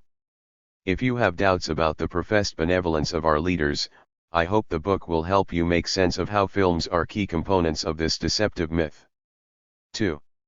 Hollywood deactivated. A. Regardless of all the high-level structural influences discussed in Chapter 1, what about the effect of the stars and directors themselves who are actually hands-on in the studios? Aren't we now in a fresh era of celebrity power, far removed from the cliché of the scheming, cigar-chomping moguls that dominated the mid-20th century? Tell that to Tom Cruise, the world's most powerful celebrity at the time, according to Forbes magazine, who lost his contract with Paramount in 2006 following a spate of manic public activity, including declaring his love for Katie Holmes whilst bouncing up and down on Oprah. The man who delivered the knockout blow was none other than Viacom's notoriously irascible CEO Sumner Redstone, who remarked to the Wall Street Journal, "We don't think that someone who effectuates creative suicide and costs the company revenue should be on the lot." His recent conduct has not been acceptable to Paramount. Power lists, drawn up by leading publications like Forbes magazine, The Hollywood Reporter and Vanity Fair over the past decade or so, have consistently placed the likes of Redstone, News Corp's Rupert Murdoch, and a few other CEOs jockeying for the top spots. "These people are the supreme rulers, the way there were in the old days," explained Hollywood marketer Tony Angelotti. "Yes, they have partners, and they have to divide up their fiefdoms, but they have unbelievable power." Director Don Simpson pointed out that the people who are at the very top, by those I mean the chairmen of the boards. Unfortunately, sometimes, oftentimes, if not all the time, they also say yes and no to what movies get made. At the other end of the spectrum is the average screenwriter, who is basically a very well-paid typist. According to dramatist Terry George Degree, they all get treated like shit and they are raped right and left, noted agent Bobby Thompson. One screenwriter picks out Fox for comment, saying Fox is 23, 24. The quintessential example of what Tim Robbins is talking about in The Player. If we can just get rid of these pesky writers and directors, we'd really have something. They feel that they are making the movie, and you're there to copy down their ideas and maybe provide some snappy dialogue. I refuse to work for them because I'm not interested in being hired to be the world's most expensive typist. It's a Tom Rothman thing, it's a Peter Chernin thing, it's a Rupert Murdoch thing. It's the corporate culture at Fox. The whole company is run with this incredibly arrogant attitude of everything we say goes. Asterisk. Are these corporate leaders politically disinterested? Do they support the leftist agenda supposedly followed by the stars we know and love? Some are Democrats, to be sure, although lifelong Democrat Redstone, for instance, voted for Bush in 2004 because he thought it was a better deal for Viacom. Most importantly, virtually no one could be labeled a radical with the odd exception, such as the billionaire eBay founder Jeff Skoll, who set up Participant Media in 2004 with a socially emancipatory platform and made relatively challenging films like Syriana. On the other hand, many high-profile business leaders comprise what we might call a rogues gallery. Jack Welch, CEO from 1981 to 2001 of Universal's parent company General Electric, is a major Republican contributor. Degree openly declares disdain for protocol, diplomacy, regulators. He employed Republican Bob Wright as the long-term boss of NBC and used to boast openly about helping turn former liberals Chris Matthews and Tim Russert into neocons. Welch wore his epithet Neutron Jack as a badge of honor around the Reagan White House, though he received the name because he was known for destroying people whilst leaving his businesses intact.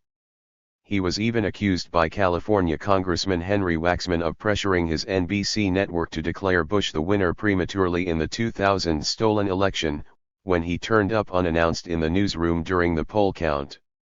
NBC refused a congressional request to turn over the surveillance tapes to prove it one way or another. Welch's successor at General Electric is the Republican Jeff Immelt, registered, who identifies Fox as the leading news outlet and is reportedly as right-wing as they come. 25. Similarly, Jack Valenti had Washington credentials by the dozen, having been special assistant to President Lyndon Johnson before becoming head of the MPAA in 1966. Valenti was so loyal to Johnson, while the president ramped up the war in Vietnam, that a common phrase emerged: if LBJ dropped the H-bomb, Valenti would call it an urban renewal project.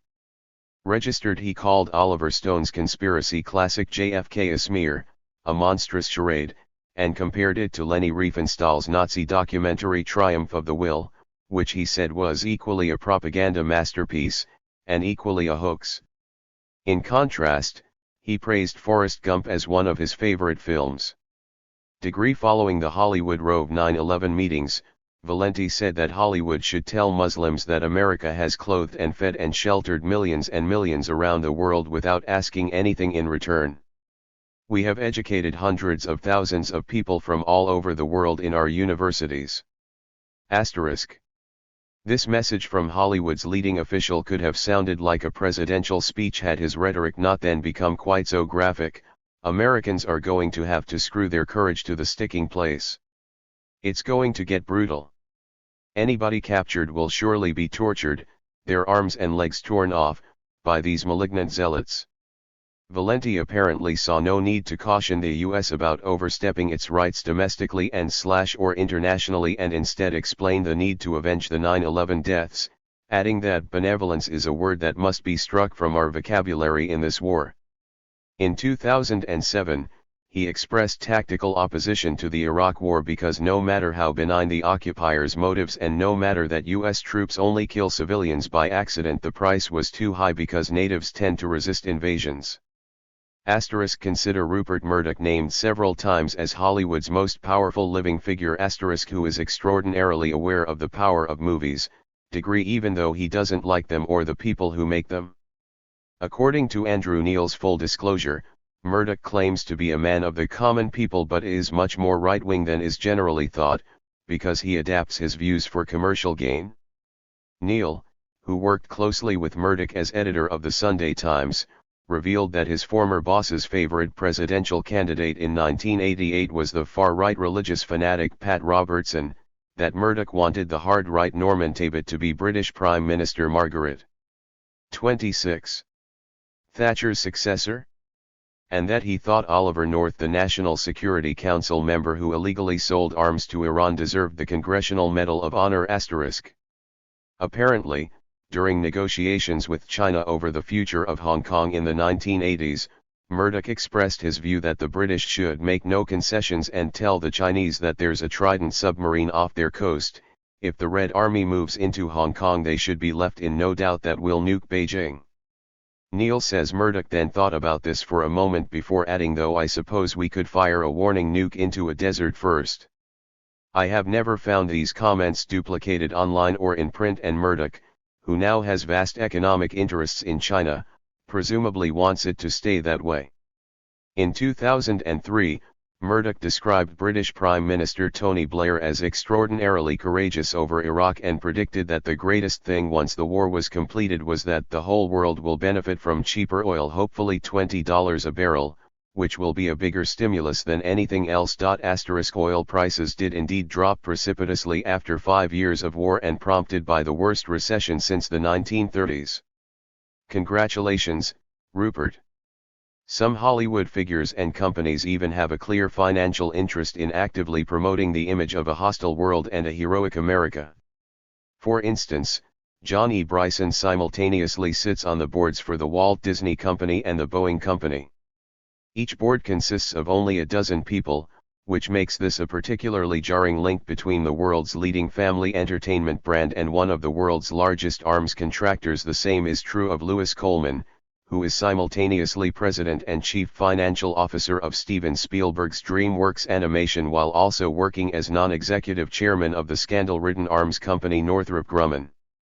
General Electric is one of the wealthiest corporations in the world and invests heavily in manufacturing crucial components for high-tech warplanes, advanced surveillance technology and essential hardware for the global oil and gas industries.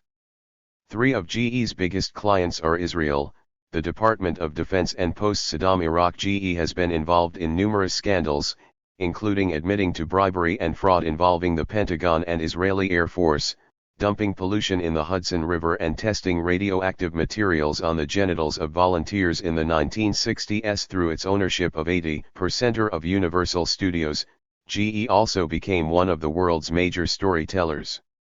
In 2009, 27.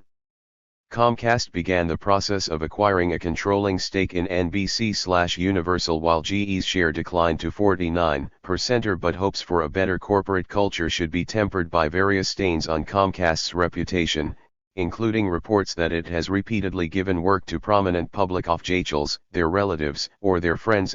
Even without the presence of such crazies and external interests, Hollywood would still produce similar material as a rule. Hollywood is controlled by a corporate mentality, and the upper echelons are more liable to discourage critical, investigative, or responsible films rather than directly encourage the opposite. Still, while the image of Hollywood being run by bean counters is relatively comforting, as we can see, this is not always the case, and, indeed, there are some suspicious cases of apparent direct interference in studio products from higher up the corporate food chain. For instance, producers of GE/NBC's miniseries Asteroid altered the script to show off the U.S. Air Force jet-mounted airborne laser, a controversial and then obscure weapons technology that was being developed by a consortium which included GE. Jack Welch was certainly conscious of the importance of film. He had been infuriated by the Oscar-winning guerrilla documentary Deadly Deception, General Electric, Nuclear Weapons, and Our Environment, which, with a budget of just $65,000, exposed GE's disastrous involvement in nuclear weaponry. The film, which also won more than a dozen other awards and recognitions, was rejected for broadcast by the Public Broadcasting Service supposedly because it breached network guidelines by being funded by a small activist organization *, registered despite calls by Oliver Stone and Robin Williams to end the censorship. PBS refused to budge, leading to suspicions of GE's nefarious influence. But it nevertheless ultimately contributed to Welch's decision to sell off GE's arms manufacturing division in 1993 *. Similarly, former Reagan-era official General Alexander M. Haig Jr. worked with Frank Yablans, CEO of MGM/United Artists, to transform a script about the brutalization of the innocent and the futility of war to being a flag-waving, jingoistic movie with a backstory about America's political bankruptcy and the permissiveness of its enemies, according to Peter Bart. The film was Red Dawn, about a Soviet invasion of the United States and the subsequent uncompromising rebellion by a gang of teenagers. Bart said Haig was a stiff, unapproachable man with a total disinterest in show business, who recognized the propaganda value of the piece. Haig sat on the board of MGM for 3 decades until his death. 28. In 2010, as well as being former president of and then high-level advisor to the arms manufacturer United Technologies. The ultimate arbiter of who can watch what is the MPAA Classification Board. Head of the board since 1988 is registered Republican Joan Graves. The identities of the rest of the members are kept secret, apparently to prevent them being subject to lobbying. The result is an unaccountable organization making arbitrary decisions that can seriously restrict audiences for films. It is known that 2 permanent members of the appeals board are clergymen, further adding to the sense that the MPAA is a bastion of traditional morality. * Violent images are apparently less likely to attract the attention of the censors than are scenes of a sexual nature, again helping immunists from censure depictions of violence, including the variety that is bloodless and cartoonish. Such happy violence, as one study archly dubbed it *, degree is a common facet of state representations of us-led shoot 'em/beat 'em UPS in family products like True Lies, Air Force One, The Peacemaker and the G.I. Joe franchise. In Apocalypse Now, Marlon Brando's Colonel Kurtz famously remarked, "We train young men to drop fire on people. But their commanders won't allow them to write fuck on their airplanes because it's obscene." Kurtz's comment seems appropriate in the light of the MPAA's attempt to give an R rating to Gunner Palace because it portrayed bad language and drug use hardly avoidable, since it was a fly-on-the-wall documentary about frontline U.S. troops in Iraq. The director Michael Tucker appealed the decision, a petition was started and surprisingly, the MPAA's ruling was overturned. Tucker later drew a stark lesson from history. When the Americans liberated Buchenwald and they saw these images of people, is that PG? Is that PG-13? Is that R? He concluded, you can't rate reality. The MPAA nevertheless continues to try, thereby providing yet another obstacle to critical political cinema. Politics at the grassroots. What about at the level of celebrity power, though?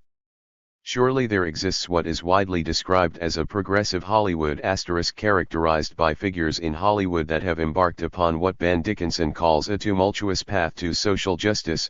48 such trends have been highly exaggerated. 29. Indeed, the creative talent that has made the power lists over the past 2 decades has usually been placed a long way from pole position and tends to be the same tiny group of familiar names, almost exclusively the actor Tom Cruise and the filmmakers Steven Spielberg and Jerry Bruckheimer. Other figures like Will Smith, Arnold Schwarzenegger, Brad Pitt, and George Clooney have made some appearances. Strikingly, Spielberg has been keenly glad-handed by the powers that be with awards like the Defense Department's Medal for Distinguished Public Service.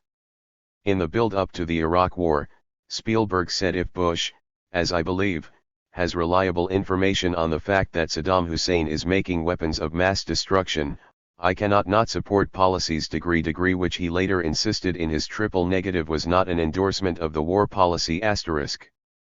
At the same press conference, Tom Cruise told reporters that Bush's policies are solid and rooted in reality asterisk. Sketchy newspaper reports indicated that a year later, Cruise met Dick Cheney's chief of staff and soon-to-be convicted perjurer, Scooter Libby, for unspecified reasons registered, and that Cruise had met CIA officials to discuss ways to present the agency in as positive a light as possible for Mission Impossible 2% asterisk. Meanwhile, Bruckheimer contributed financially to both George W. Bush and John McCain, and has maintained a close relationship with the Pentagon ever since Top Gun. After September 11, Bruckheimer made a documentary television series with the Department of Defense called Profiles from the Front Line, about U.S. troops in Afghanistan. When Bruckheimer was asked if he would screen a mammoth military cock-up or human rights violation if he came across it, he actually replied, "As long as it's not something they would consider sensitive." In fact, even the lower stratum of celebrities in Hollywood have generally been unconcerned by American actions beyond its borders. For example, on the eve of the Persian Gulf War in 1991, 100 Hollywood celebrities including Tommy Lee Jones, James Woods, Jean-Claude Van Damme, Meryl Streep, Richard Gere, William Shatner, Michelle Pfeiffer, Whoopi Goldberg, Bette Midler, Kurt Russell, and Kevin Costner recorded a charity record, Voices That Care, which assiduously avoided commenting on the legitimacy of Operation Desert Shield/Storm while endorsing 30. Whatever it was the American troops were doing out there, the song was intended to be the more overtly flag-waving voices for freedom, but the nationalist associations were toned down to ensure the support of such principled activists as Mike Tyson. Lyrics for the final version included the following: "Right or wrong, we're all praying you'll remain strong, that's why we're all here and singing along." Surely more toxic than anything Saddam Hussein dared to produce, since the early 1990s. At least. When U.S. troops returned home in April 1991, Hollywood's Welcome Home Desert Storm parade deliberately excluded peace messages collated by a body of social activists. Then, as the U.S. again dropped bombs on Iraq in 1998, following a congressional vote for regime change in that country, megastars Jack Nicholson, Barbra Streisand, and Alec Baldwin showed up at a rally of 1,000 people in LA not to protest the attacks but to oppose Clinton's impeachment over the Monica Lewinsky sex scandal. A few months later, in the midst of NATO's bombing campaign against Serbia in the Kosovo crisis of April 1999, an extensive interview with leading dissenting Hollywood stars appeared on the pages of The Nation. None of them even mentioned foreign policy, except for a brief and pertinent comment from actor Tim Robbins, who alluded to Iraq. "You talk about the Hollywood left, where the hell are they? The same people who will be absolutely crazy about animals being sacrificed in the name of medical research will not raise a voice about human beings who are killed in the name of oil." Meanwhile, leading liberal activist and MAS*H star Mike Farrell actually did speak up about Kosovo, declaring he was in favor of the war. Even with regard to the exceptionally controversial 2003 Iraq War, Hollywood celebrities were unwilling to do anything more than make the odd anti-Bush quip. Many more stayed tight-lipped. Many others, like Ben Stein, Robert Duvall, and Ron Silver, were sympathetic to Bush's actions. James Woods declared to Jay Leno, "I love George Bush and I always have," and became a leading voice against the fraud Michael Moore, who had used his Oscar acceptance speech to criticize the president. Registered in 2008, Naked Gun producer David Zucker enlisted the support of stars like James Woods, Jon Voight, Leslie Nielsen, and Kelsey Grammer to make an American Carol aka Big Fat Important Movie, lambasting leftist documentary maker Michael Moore. 31.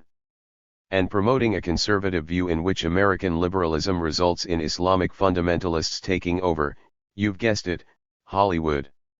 Zucker had already made a series of outrageous adverts for the Republican Party which depicted Clinton's Secretary of State Madeleine Albright giving North Korean dictator Kim Jong-il a basketball, painting the walls of bin Laden's cave and changing attire for a Middle Eastern dictator's limousine. The GOP declined the ads. Soon-to-be Republican Governor of California Arnold Schwarzenegger repeatedly dodged questions about the legitimacy of the Iraq War, once reportedly when he experienced a shockingly sudden movement at one Oscar party, forcing him into the toilet and away from journalists probing his opinion on the conflict in Iraq. Registered, however, he seemed to be broadly in favor of the use of U.S. force, as he allied himself closely with George W. Bush and had already flown to Saddam Hussein's former summer holiday palace to tell U.S. troops on July 4, 2003 congratulations for saying "Hasta la vista, baby," to Saddam Hussein. When visiting Ramstein Air Base in Germany the following year, to accompanying whoops and hollers, Schwarzenegger asked, "Do you know how they translate Ramstein in the English language? It means we're gonna kick some ass." He long ago expressed the view that my relationship to power and authority is that I'm all for it. People need somebody to watch over them.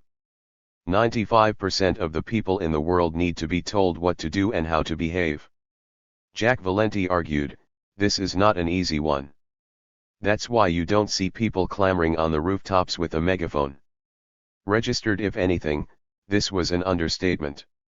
In late 2002, the New York Times reported that while 104 Hollywood figures had signed a message from Artists United to Win Without War, which urged the continuance of UN weapons inspections, there was little other activity. If there is a nascent anti-war movement in America, it is not being led, at least not yet, by Hollywood, commented the New York Times. Massively understating the case. By this measure, more MPs in the British House of Commons registered their disapproval of the war than all the celebrities in Hollywood combined. Laura Bergthold, former executive director of the Hollywood Women's Political Committee, which had been the town's most active opponent of the Reagan administration's covert military intervention in South America during the 1980s, said that there was a conversation about the anti-war response, but that this should 32. Begin and take place in Washington, echoing the organization's lack of a public stance over Iraq in 1991. As surreal as it sounds, Bill Maher, whose politically incorrect show was cancelled after he made some politically incorrect remarks about U.S. foreign policy, even called for a pause in the criticism of the Iraq War, just after it had started, although he added that this shouldn't mean we shut up indefinitely. Warren Beatty, the 1960s radical, used his words so carefully he was in danger of saying nothing at all. The rush to pass such a far-reaching resolution before the election will be deemed by many to be opportunistic and will benefit neither the administration nor its opponents, pontificated Beatty in a widely quoted speech about Congress's vote to authorize force against Iraq. "I don't like to speak out about public matters until I'm aware enough of what I'm saying to avail myself of the attention that comes to me because I'm a movie actor. I have found I need to be much more careful of what I say because when those opinions go against the grain, then one is subjected to all kinds of ad hominem attacks." Go, Warren. Even up to the brink of war, the media was hyping the imminent Hollywood rebellion. In an article for the BBC, Tom Brooke claimed that celebrities are proving to be the most powerful voice against a possible U.S. attack on Iraq, surpassing the efforts of the Democrat Party to be President Bush's most vocal opposition, but this was little more than a puff piece that highlighted comments from a handful of the usual suspects: Sean Penn, Danny Glover, and George Clooney. By March 3, 2003, on the eve of war, the number of Artists United to Win Without War had limped to 130 supporters. The artists element of Win Without War's website never even had a web link. Hollywood's political activism was more concerted in 2006, When during Israel's otherwise unpopular assault on Lebanon, 85 Hollywood figures signed a letter effectively condoning its actions. The letter, coordinated and publicized by the US/UK-approved Israeli government in a full-page advert in the LA Times, Variety, and Hollywood Reporter, blamed terrorist organizations such as Hezbollah and Hamas for having initiated the terrorist actions, and added that we need to support democratic societies and stop terrorism at all costs, apparently ignoring the fact that Hamas had been elected into power in the Palestinian territories. Signatories included filmmakers Joel Surnaw, William Friedkin, Yvonne Reitman, Michael Douglas, and William Hurt. 33. All lined up behind the hard-right billionaire leaders of Tinseltown, Rupert Murdoch, Sumner Redstone, and Haim Saban. One might think the participants in the anti-Lebanon campaign letter had all been influenced by Disney's exhibit at its theme park in Orlando, made with $1.8 million of Israeli government assistance that naturalized Jerusalem as Israel's capital. Degree still, those who assign a Jewish conspiracy to Hollywood might be asked to explain the presence of Gentile signatories on the letter, including Ridley Scott, Tony Scott, Nicole Kidman, and Bruce Willis, the latter in the process of peddling over his apparently metaphorical public offer at a concert for U.S. troops in Iraq to give $1 million to whoever captured Saddam Hussein and allowed him 4 seconds with the former dictator. Willis had already called President Bush and asked what I could do, but was told he was too old to join the armed forces. In sum, Hollywood's opposition to U.S. foreign policy in the contemporary era is all too easily exaggerated. In fact, there has been widespread apathy about U.S. power in a political environment driven by money and narrow self-interests. The Nation explained that corporate Hollywood does expect and receives legislative favors from the political forces it finances, and that Disney, Time Warner, and News Corp all conducted successful lobbying efforts on targeted legislation. Liberal fundraiser Stanley K. Sheinbaum, who befriended Bill Clinton in the 1980s, explained that for Hollywood funders, their interest isn't ideological. They just want to be invited to Camp David. They want to sleep in the White House. Just like I did. Even the conservative organizer David Horowitz, who despises what he sees as a liberal agenda in Hollywood, concurs, saying that 98% of people in Hollywood have no politics to speak of, or their politics are an inch deep.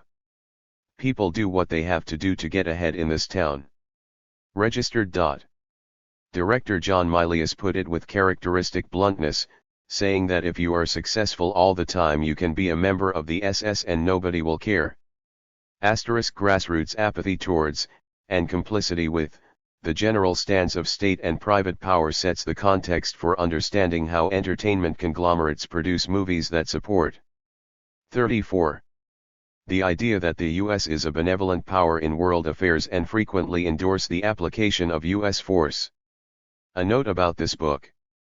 Real Power cannot examine every film in detail, but it does cover a great many relevant pictures and places a particular emphasis on those films that have some claim to being critical of U.S. power, through their own publicity or reception in the media. As such, I hope readers will recognize my coverage of the body of movies from the end of the Cold War to the present day as being fair. As this is a study of corporate output, the films discussed were produced and/or distributed by the major studios. I have set a budget of above approximately $30 million. Generally, where budgets are lower than this, a subsidiary or independent studio has taken more of a lead in the film's production.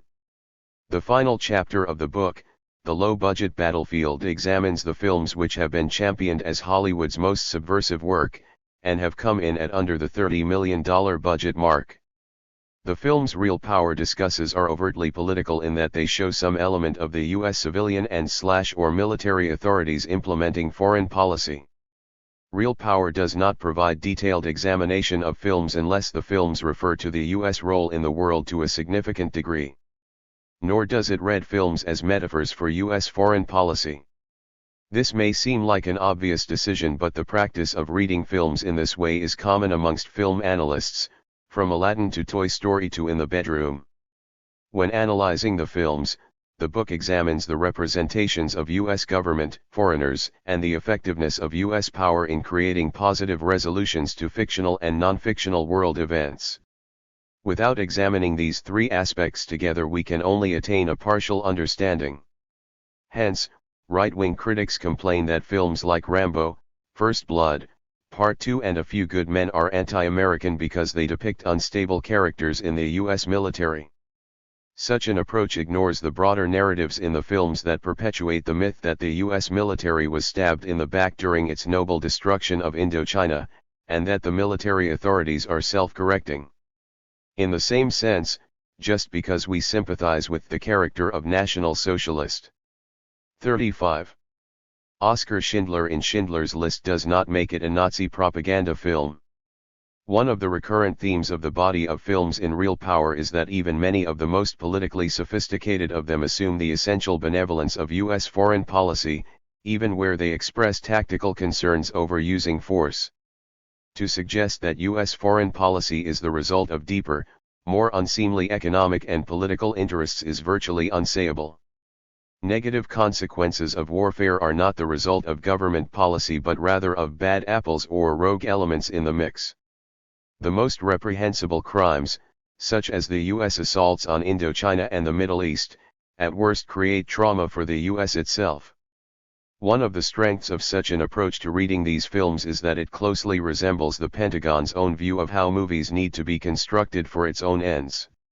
So, for instance, the Pentagon's Hollywood liaison Phil Strub has even been able to ruminate on the possibility of supporting a film about the infamous 1968 My Lai massacre, where U.S. troops wiped out hundreds of civilians.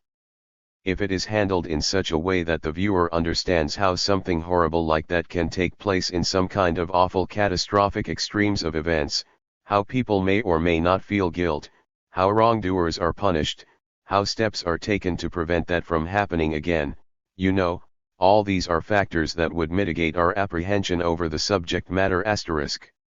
In other words, the Pentagon would consider supporting a whitewash of one atrocity that occurred a few decades ago, if such a script were to emerge. The idea of representing military campaigns in Indochina that made the death toll of My Lai look trifling by comparison, as Newsweek reported in 1972, are presumably unthinkable * registered to clarify.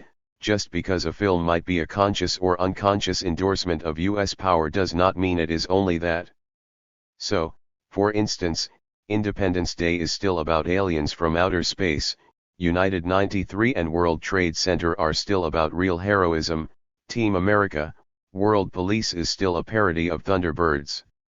But just because these might be their most salient, memorable, or enjoyable characteristics does not mean we should ignore it when the same films endorse the actions of the superpower.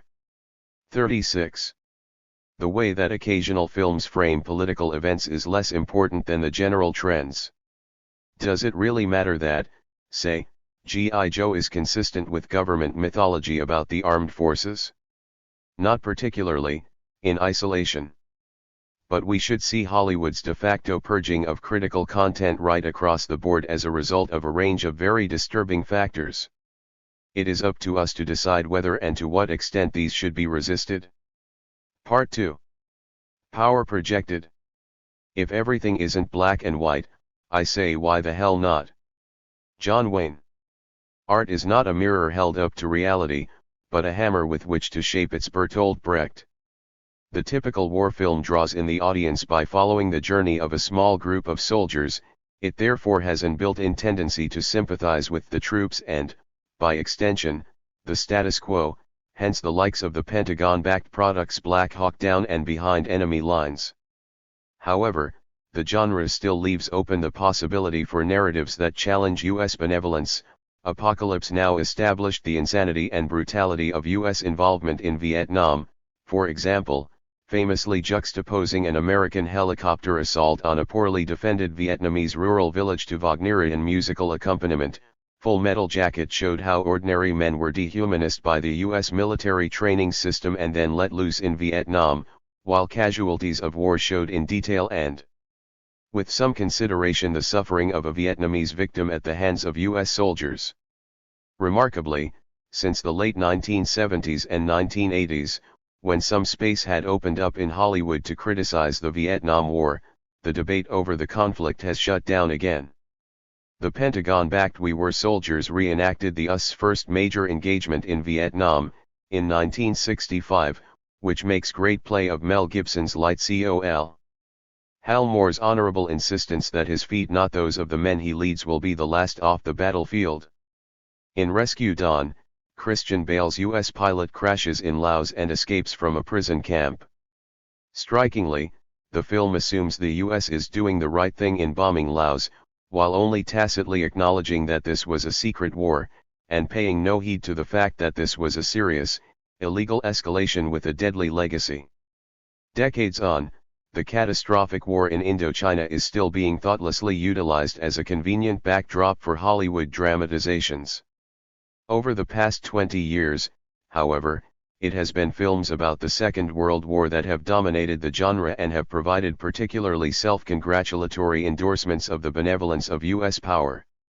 Pentagon-backed films like Pearl Harbor, Hearts 39, 40, War and the Great Raid emphasize the merits of the Sud War, which is typically characterized as entirely the product of the US's legitimate desire to end the genocidal doctrine of fascism. Hollywood even rubbed out real-world British successes, leaving Americans to crack the Nazis' Enigma code without assistance, land alone at Normandy, and in an earlier era organize a celebrated escape from Stalag Luft II camp.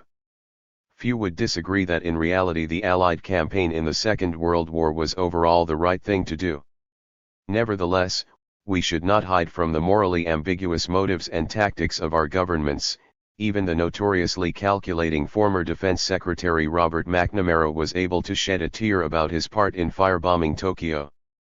However, while some have learned lessons from the past about the nature of state behavior, these are assiduously ignored by Hollywood. Windtalkers.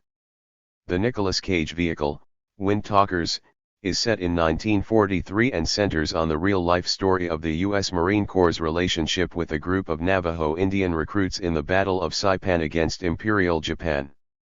In the movie, SGT, Joe Enders is a decorated Marine haunted by his decision to hold ground in a gunfight, leading to the deaths of his entire company. The Marine Corps assign him and SGT Pete Ox Anderson the task of protecting a crucial code, which is based on the little-known language of the Navajo Indians. Enders is responsible for Private Ben Yazzie and, in the heat of battle, must decide whether he should follow orders and execute Ben to prevent his capture by the Japanese. Initially, Windtalkers suggests that the U.S. military may not be blandly heroic. Enders' first appearance shows him as a hapless leader, a tool of the U.S. government, who insists that his men continue to hold suicidal positions.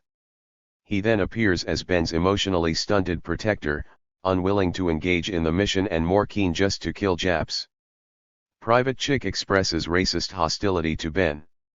Major Melitz clearly values the protection of the code over and above the well-being of the Navajo personnel. 41. And yet all of these aspects of U.S. power are redeemed and their controversial actions ameliorated. We are invited to gain an increased respect for Enders as he comes to realize the moral importance of his engagement, and we learn to understand that his angst comes from his taking on a glut of responsibility for the deaths of his men. Because he emerges from an America that is becoming increasingly enlightened through its experiences in the Second World War, Enders is too sensitive and decent to use the Nazis' famous excuse trotted out simplistically by Ben but rejected by Enders that he was only following orders. Enders' brave use of force, even when reckless, is effective in producing positive outcomes. By the finale, Enders is heroically unafraid to die and enters some kind of transcendental mindset, which raises him morally over all others and gives him quasi-messianic powers. Although Ben asks to be executed to protect the code, Enders refuses, and through sheer willpower he sacrifices himself to save the Navajo, giving U.S. warplanes enough time to annihilate the Japanese positions and for him to regain his Catholic faith. The film concludes with Ben further sanctifying Joe Enders in a glorified tale of heroism to his son, named George Washington, completing his canonization even amongst the Navajo. The rough edges of Chick's character are also softened, his aggression towards Ben is limited and his racism is the exception rather than the rule in the military, in stark contrast to historical accounts. Chick soon comes to the realization that the Navajo are a key part of the war effort, and he even begins to fulfill a comic function towards the end of the film. His spiritual salvation seems assured and, as such, he represents the fight for a more equitable world that the US efforts in the Second World War were supposedly all about. The film protects the reputation of the Marine Corps leadership even more jealously. In fact, the Pentagon, which the credits thank for its crucial assistance, negotiated for weeks with the producers to ensure that the film did not explicitly say that the Marine Command ordered its men to kill the Navajo if captured, even though this is an historical fact established by Congress. The result is that Melitz appears as a hard-nosed leader making tough and morally appropriate decisions, and yet is simultaneously so sensitive that he cannot bring himself to say, if it comes to it, Enders, you're going to have to take your guy out, as the original script had stated before the Pentagon put a pen through it. Degree 42. Two further sequences were removed from the original script following Department of Defense pressure. In the first, a Marine stabs a dead Japanese soldier in the mouth to retrieve a gold filling. The activity is un-Marine, said the Department of Defense, insisting on its removal and trying to pin the blame for such activities on conscripts, even though the National Archive has footage of a Marine yanking teeth from the jaw of a dead Japanese soldier. Secondly, the original script has Enders kill an injured Japanese soldier who is attempting to surrender by blasting him with a flamethrower. The Department of Defense complained, the scene was eliminated. Another scene, where a Marine is brutally shot in the back by Japanese while he is handing out chocolates to children, is left in for our viewing pleasure. Wind Talkers has a certain novelty value because the Navajo as well as the white Americans are sympathetic characters. Even so, the film still focuses almost exclusively on the suffering of the military white contingent, especially Enders, whose angst-ridden journey dominates the film. Enders must relieve his worst nightmare when Private Charlie Whitehorse is captured and Enders is obliged to kill him to protect the code. At other points a soldier runs onto the battlefield to save his friend who has just had his legs blown off. White Marines discuss in cliched terms what should happen to their wedding rings if they die. Christian Slater's character is graphically beheaded while defending his Navajo charge. And so, although the Navajo are supposedly the subject of the film, much more time is spent on the suffering and heroism of the Marine Corps. Racist terms are casually applied to the Japanese without comment or redress, and these are sometimes linked with expressions of violence. Far from being what the Financial Times described as a coruscating vision of why wars are fought and perhaps why and how they should be fought, Wind Talkers in fact suggests that U.S. force is morally justified because contemporary America and its military are informed by deeply entrenched values of democracy and multiculturalism. Ultimately, it is the Navajo who comes to love and respect the white man, specifically the Marine Corps, even though Enders' supposed benevolence consisted of little more than a brief burst of protective behavior in amongst his more typically casual contempt for Navajo practices. 43. Which he twice calls horseshit. In turn, the white man gains respect from the Navajo not through challenging the legitimacy of the Marine Corps, but rather by enforcing its will through violence. The Thin Red Line *. An exception to the straightforward endorsement of U.S. power was Terrence Malick's The Thin Red Line, which was denied cooperation from the Pentagon due to its depictions of cowardly soldiers, callous leaders, and alcohol abuse on the battlefield. The Thin Red Line is set in 1943, where the first major U.S. offensive of the Second World War is drawing to a close on the South Pacific island of Guadalcanal. The film is a remake of The Thin Red Line, which was in turn based on the 1962 book by James Jones. The exploits of a division are seen from several soldiers' perspectives: the war-weary 1st SGT, Edward Welsh, the power-hungry Light Col. Gordon Tall, and the fatherly Captain James Starose. As in the book, the film shows that all individuals, including those in power, fight separate wars, dependent on their own idiosyncratic neuroses. A particular focus of the film is on Light Col. Tall, who, having been passed over for promotion and never having had the opportunity to fight a war until late middle age, tries to assert his authority in morally ambiguous ways.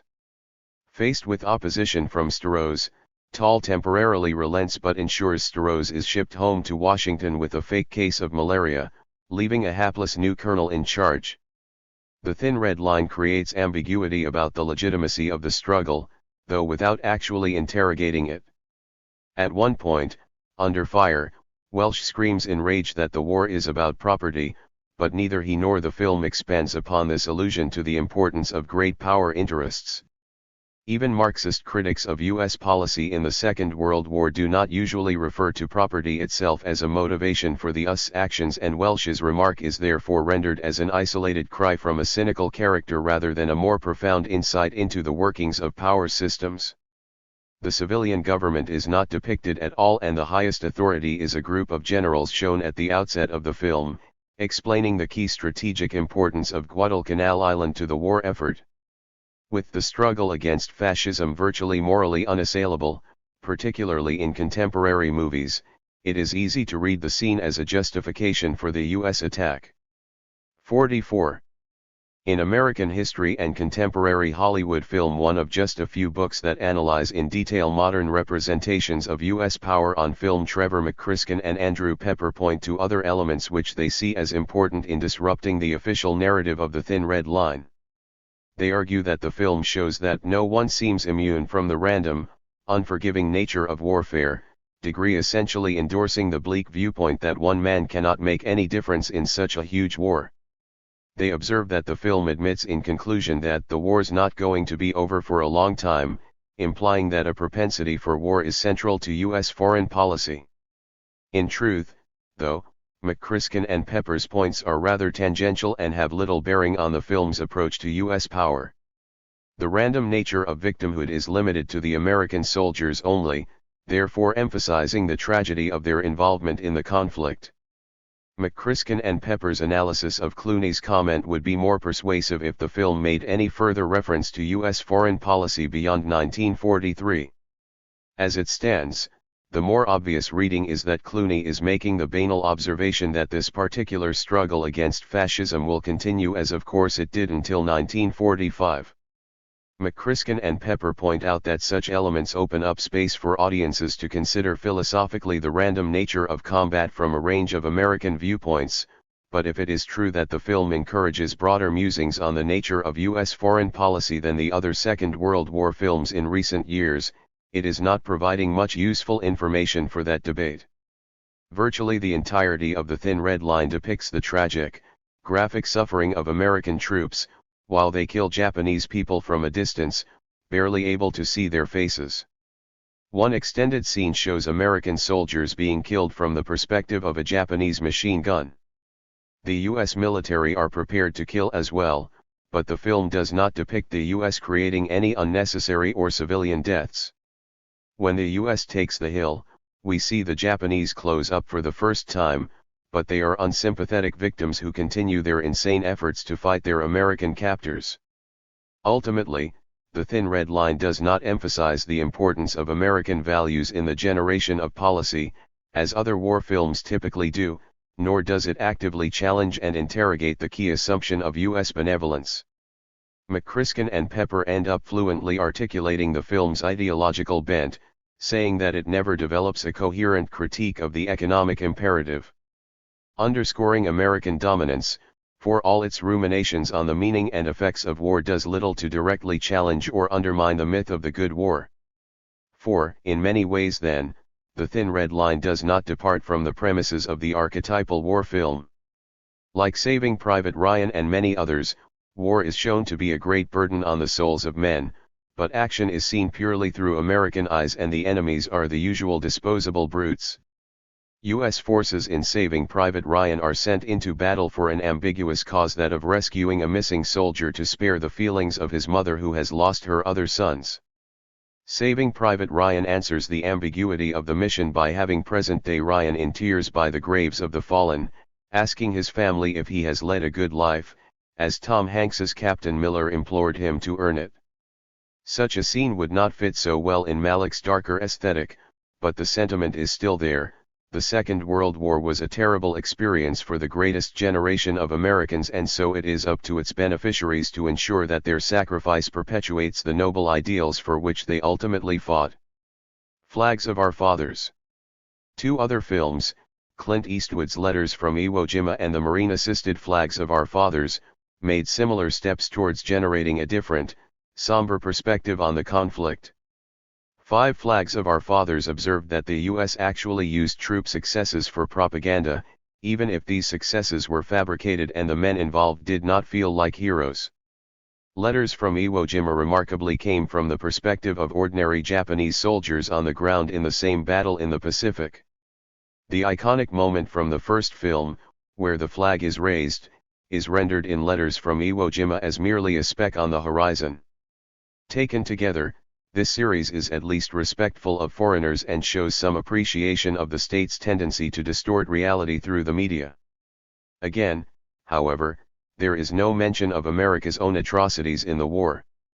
Black Hawk Down. In movie representations of the modern battlefield, we see the same pattern, sometimes with even less mitigation. Black Hawk Down acts as a warning about the perils of U.S. military intervention. 46.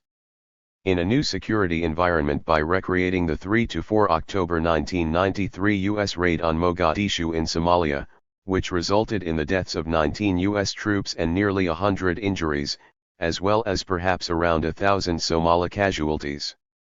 The film was promoted as a faithful recreation of the battle, with director Ridley Scott emphasizing that he thinks every war movie is an anti-war movie. It was based on a book by journalist Mark Bowden, who was prior to working on the film, at least quite critical of the behavior of the U.S. military in Operation Restore Hope. Despite these apparently radical indications, Black Hawk Down received considerable Pentagon assistance, including 8 helicopters and A.100 soldiers. Amongst the Pentagon brass at the film's Washington premiere were such luminaries as Oliver North, Donald Rumsfeld, Paul Wolfowitz, and Dick Cheney. Registered as a quid pro quo, the producers made various amendments, including changing the name of one of the characters, Ranger Specialist John Stebbins, because in real life he had been sentenced to 30 years in jail for raping and sodomizing his 6-year-old daughter. In the film, U.S. Special Forces capture a suspected Somali arms dealer Osman Ali Addo, a close associate of the powerful warlord General Muhammad Farah Aidid. Under pressure from Washington to achieve clearly identifiable results, the military then decides to make an audacious attempt to capture 2 other close associates of Addo at the Olympic Hotel in Bakerah Market. In barracks, the U.S. Task Force Ranger and Delta Force soldiers discuss and prepare for their mission, with attention particularly focused on the Rangers' new leader Sergeant Evers Mann, who expresses a moral belief in U.S. involvement in Somalia. During the assault, Somali forces shoot down 2 Black Hawk helicopters and a brutal firefight ensues on the ground until the following morning. The conflict is remotely led and overseen from headquarters by Major General William F. Garrison. The camera follows numerous American soldiers into the battle, watching some of them die. CWO Michael Durant is captured and interrogated by Abdullah Firimbi Hassan, and some soldiers escape to a Pakistani-run UN safe zone. Evers Mann reflects on his experiences, drawing on the wisdom of a brave Delta Force veteran, SFC. Norm Hoodhoodl. Black Hawk Down implies the mission is a tactical mistake on the part of Washington, but there is little indication that the authorities' motivations emerge from, or are even consistent with, private interests. Written captions at the start of the film establish that the U.S. government sent the military to Somalia to stop the indigenous people from killing each other and from starting to kill international forces leading the response from the world. We are told that behind a force of 20,000 U.S. Marines, food is delivered and order is restored, and that U.S. policy is to oppose a warlord who is using hunger as a weapon against his own people. The official narrative was further elucidated in the film's companion documentary, Good Intentions, Deadly Results, which explicitly states that the most ambitious humanitarian mission in modern history unfortunately ended in bullets, missiles, and death, and that the moral of the story is that no good deed goes unpunished.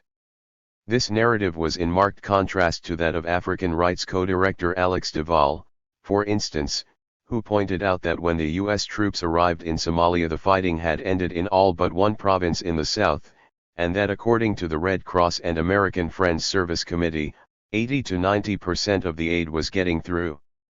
This raises the possibility that the war had other or additional unmentionable motivations, such as to stimulate U.S. arms sales, distract public attention from the US's inability and/or unwillingness to solve the Balkans crisis with a PR coup, acquire oil resources, or even because UN Secretary-General Boutros Boutros-Ghali harbored a longer-term rivalry with Aidid's Haber-Gidra clan. The opening scene suggests that Somali citizens victims of the Aidid militia might be positioned to receive considerable sympathy in this film.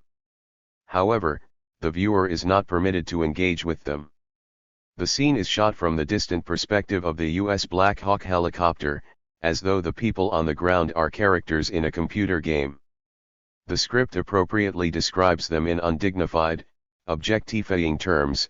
Hordes of Somalis swarm onto the truck to grab the sacks of grain and, although they need help, there is no indication that they actually appreciate receiving it. Military action is largely seen through the eyes of Eversman and Garrison, who reflect official thinking on the U.S. campaign. Eversman the everyman explains his attitude toward the Somalis: "I respect them. Look, these people have no jobs, no food, no education, no future. I just figure that, we have two things we can do. We can either help or we can sit back and watch the country destroy itself on CNN." Although the other soldiers display much less awareness of the political implications of their mission. 48. They instinctively hold benevolent, interventionist views comparable to those of Eversman and Garrison. When Eversman cries, "Did you see that?" in response to the Aidid-sponsored massacre in the opening minutes of the film, Durant requests to intervene militarily, but he is not permitted due to UN regulations. Similarly, while Atto indulges in incorrect stereotypes about Americans, Garrison is witness to the facts of life in Somalia that speak for themselves so loudly that they are written by the omnipotent narrator at the start of the film. Paradoxically then it is the American general who, after a 6-week posting, gives the more credible account of events in Somalia alleging genocide even though he happens to be a leading figure in the invading military force. The real-life Atto in fact complained to the BBC about the film's portrayal of his arrest, saying that his colleague Ahmed Ali had suffered injuries to both his legs and that his single car, not an imposing motorcade as the film depicts, was shot at least 50 times by U.S. forces. He also claimed that people died during the attack. Degree on the DVD commentary, Ridley Scott and Jerry Bruckheimer admit that shots were fired at the motorcade and that Atto and his entourage then fled into a building to which the U.S. laid siege, an incident which was omitted from the film. Although the U.S. causes civilian casualties, this is not its intention. We continually hear warnings about the UN rules of engagement, and the military does not ever abandon these rules, even to the point of absurdity. Furthermore, their own sense of decency prevents them from killing armed and dangerous women and children, at least not without the appropriate expressions of misery and heartache. U.S. Major General Anthony C. Zinni, who directed operations in Somalia, said that women and children constituted 2/3 of the 6,000 to 10,000 Somali casualties that resulted from clashes with UN peacekeepers or in fights between rival Somali factions during the 4 months of U.S. intervention in the summer of 1993. Bowden's book sensitively reflects this concern about U.S. behavior. He describes Somali characters as having understandable motivations for their resistance and meaningful relationships with their friends and families. Bowden explains that the Somalis had seen 6 raids, prior to October 3, where the U.S. troops often killed people indiscriminately. During the first raid, the U.S. accidentally arrested 9 UN employees. On September 14, the U.S. assault force 49 stormed the home of a man who turned out to be a close ally of the UN and was being groomed to lead the projected Somali police force. This led to 38 erroneous arrests. On September 19, after a bulldozer crew of engineers from the 10th Mountain Division was attacked by a band of Somalis, U.S. troops fired into the crowd that had come to see the shooting, killing nearly 100 people. Previously, on July 12, the UN authorized what became known as the Abdi House raid, in which the UN tried to take out Aidid's leadership, instead massacring at least 50 Somali leaders drawn from across the political spectrum and thus pushing the country to the extreme. Bowden chronicles events that do not tally with the film's portrayal of American squeamishness about killing registered and otherwise intimidating women and children, including an incident where massive Ranger volley literally tore apart. "It was appalling," says Bowden, "yet some of the Rangers laughed.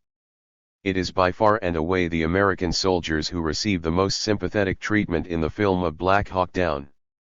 They are shown to be under tremendous stress. It is they who are the frustrated victims of the first scene because they are unable to display their benevolent spirit due to UN rules of engagement. The attractive young recruit Private First Class Todd Blackburn falls in slow motion from a Black Hawk helicopter to his death.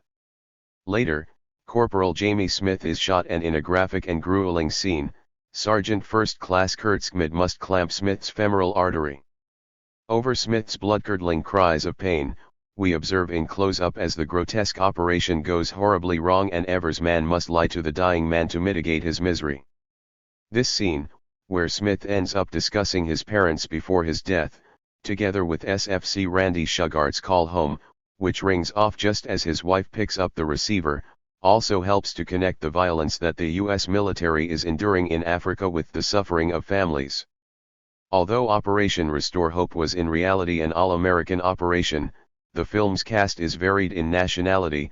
McGregor is Scottish, Bana is Australian, Isaacs is English, which subtly renders the struggle a multilateral one. By this reading, the film is not just a U.S. military disaster but a tragedy for Western civilization itself. By the end, the idealistic Evers man has become influenced by Hoot's attitude, that no one back home understands the motivations of military men, which are based around camaraderie only, political values being unimportant in battle. Eversman's transformation. 50. Then, further elevates the military above both the enemy and even Western civilians. The soldiers' rather less edifying attributes, such as parading around naked, using blow-up plastic sex dolls and masturbating in a parachute as depicted in the book *Registered, are conveniently excised for the silver screen. More traditional pastimes are depicted. Similarly, at the Pentagon's direct request, the filmmakers toned down its depiction of the military hunting a wild boar by helicopter, though it had been filmed and discussed in the book Registered. Black Hawk Down provides a depiction of American suffering and innocence that is extreme even by Hollywood standards, juxtaposed with an evil or otherwise worthless enemy population. Film historian Lawrence Seward argues that the film is by no stretch of the imagination an argument to get back into Somalia. If anything, it's the exact opposite. Seward's point is right in a narrow sense, namely that the film shows some of the dangers of U.S. intervention for Americans. Still, Black Hawk Down implies that the U.S. military can literally do no wrong and that where the U.S. does choose to fight it must win at all costs, or else risk giving succor to the enemies of civilization. Seward's further comment, that the film shows for our efforts, we were slaughtered *registered again points to the inability of certain commentators to recognize what were, at best, serious moral ambiguities over U.S. intervention. Closing captions inform us that the U.S. withdrew from Somalia after the battle and, watching it in the immediate post-9/11 world, it is hard to avoid the reading that such a cut-and-run approach led to blowback against America *. The filmmakers, including Bowden, often emphasized how Black Hawk Down was not a political film. Such a claim is especially hard to take seriously from Bowden, since his own book presented a much more nuanced picture of the situation in Somalia. Indeed, Bowden reveals that the U.S. threatened Somalia with an enormous, dramatic attack, in the event that Durant not be released unharmed by his captors. He quotes U.S. Ambassador to Somalia Robert Oakley as sending a message to Aidid, that once the fighting starts again, all this pent-up anger is going to be released. This whole part of the city will be destroyed, men, women, children, camels, cats, dogs, goats, donkeys, everything. That really would be tragic for all of us, but that's what will happen. Another lesson to be drawn from Boden's book, though not his film, surely is about the capacity for ferocious violence by powerful nations when situations spiral out of their control, including during humanitarian missions. 51. Tears of the Sun. The Pentagon-backed Tears of the Sun took a similar line. While simultaneously claiming that the Navy SEALs are anonymous heroes and Little America protecting Big America, its director Antoine Fuqua repeatedly protested that he did not think his film was pro-war. Certainly, the film's sympathies leaned that way, as would have been rather more obvious had Fuqua run with any of its less poetic working titles, Man of War, Hostile Act, or Hostile Rescue. In the film, the U.S. sends a unit of Navy SEALs led by Lieutenant A.K. Waters to Nigeria to extract a U.S. citizen, Dr. Lenafi Ori Hendricks, who works in a Christian mission. Nigeria is undergoing civil unrest and Islamic Fulani troops are ethnically cleansing the Christian Igbo and killing any foreigners who get in the way. Hendricks refuses to leave without her patients, so Waters tricks her onto the helicopter. On their way out, they see the mission destroyed below and Waters makes the decision to turn around and help them all. Waters discovers that one of the Nigerians in the group, Arthur Ajika, is the sole survivor of the country's previous ruling family, hence making the group a high-value target. With Islamic troops in pursuit, Waters tries to obtain official help from his superior, Captain Bill Rhodes, but he refuses to sanction U.S. involvement in a civil war. Waters gives his men the choice of staying or leaving and they decide to stay. At the climax of the film, Waters reaches the Cameroonian border having incurred some losses and U.S. jets destroy the enemy with napalm. Initially, Tears of the Sun shows U.S. military authorities as unheroic, implying that they are not necessarily informed by values and principles. Waters' first appearance, emerging from a helicopter on a battleship, is notable for its lack of heroic signifiers. The music is downbeat, haunting, uninspiring. Waters then appears as a hostile presence in Africa, emerging without warning behind a missionary and clasping his hand around her mouth. Even when Hendricks spits in his face, his demeanor remains unchanged, implacable, and resolute. However, Waters' unit comes to realize the moral importance of their engagement as Waters becomes increasingly uncomfortable with his assigned role, which seems to be pushing him towards a nervous breakdown. This is symbolized by the SEALs' facial transformations, from heavy black camouflage at the start to undisguised. 52. Faces at the end, exposing their individuality as the mission proceeds. Although there is one rhetorically dissenting voice, the SEALs decide to work together for the goal of the majority. Ellis Z. Pettigrew begins by warning Waters that he is deviating from his orders, but Waters' actions inspire Z to equate the struggle for black rights in the US with the struggle for black rights in Africa. This new imperialism, Tears of the Sun implies, is morally justified because contemporary America and its military are informed by deeply entrenched values of democracy and multiculturalism.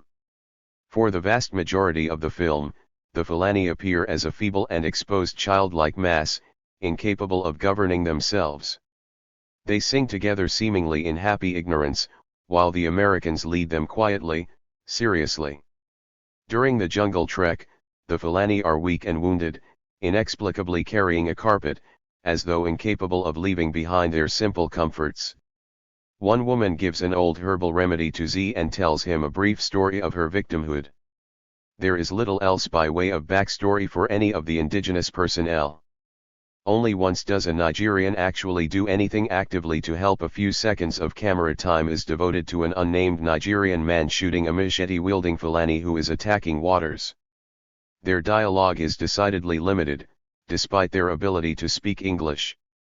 They remain totally dependent on the US and after the battle they gush praise and thanks to Waters despite his previous betrayal. Ultimately, Tears of the Sun excuses initial U.S. failures to help foreign victims by demonstrating the inherent difficulties and dangers of intervening militarily in a foreign country. However, This apparent need to curb the application of benevolent force is shown to be deeply upsetting to U.S. authorities, especially to those military figures closest to it. The film indicates that by intervening militarily the U.S. will suffer losses but will benefit spiritually by living up to its inherently good values. As in Wind Talkers, by the end of the film this intervention is associated with the Almighty himself, which builds on earlier religious references, the mission, the murder of the priest, and the spiritual score. Awe-inspiring jet fighters soar into battle, accompanied by rising music and religious chanting. Kendricks literally breathes "Oh God," as though having a religious experience, and, at the flick of a switch, they engulf the enemy below in a sea of hellish fire. At the climax, having emerged triumphant. 53.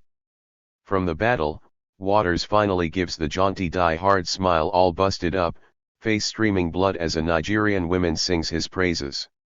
He is relaxed, assured, his spirit purged. He has found the role for which he, and by extension the U.S., were made, applying righteous force. Fuqua explains that he was prompted to make the movie by two documentaries, Cry Freetown about Sierra Leone, and Delta Force about Nigeria.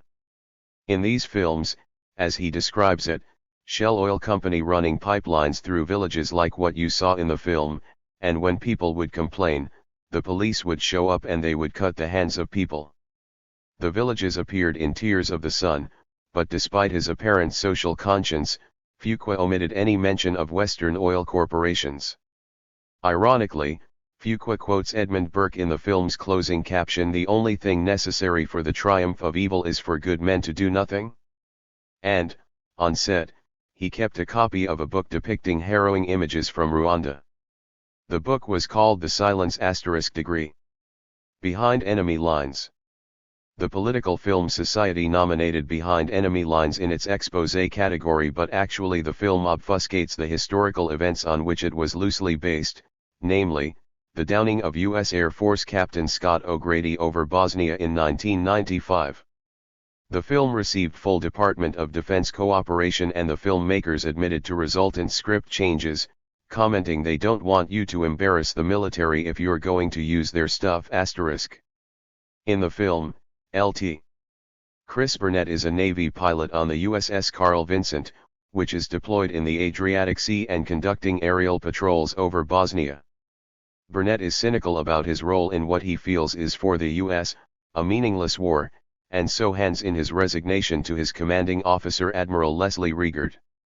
In one of his final flights over the supposedly demilitarized zone, Burnett diverts from his flight plan to take some photographs. Concerned that the Americans might discover their hiding mass graves in the area, the Serb army, led by Miroslav Loker, shoots down Burnett's plane. Loker then orders his brutal assassin, Sasha, to execute Burnett's co-pilot Stackhouse and pursue Burnett through Bosnia.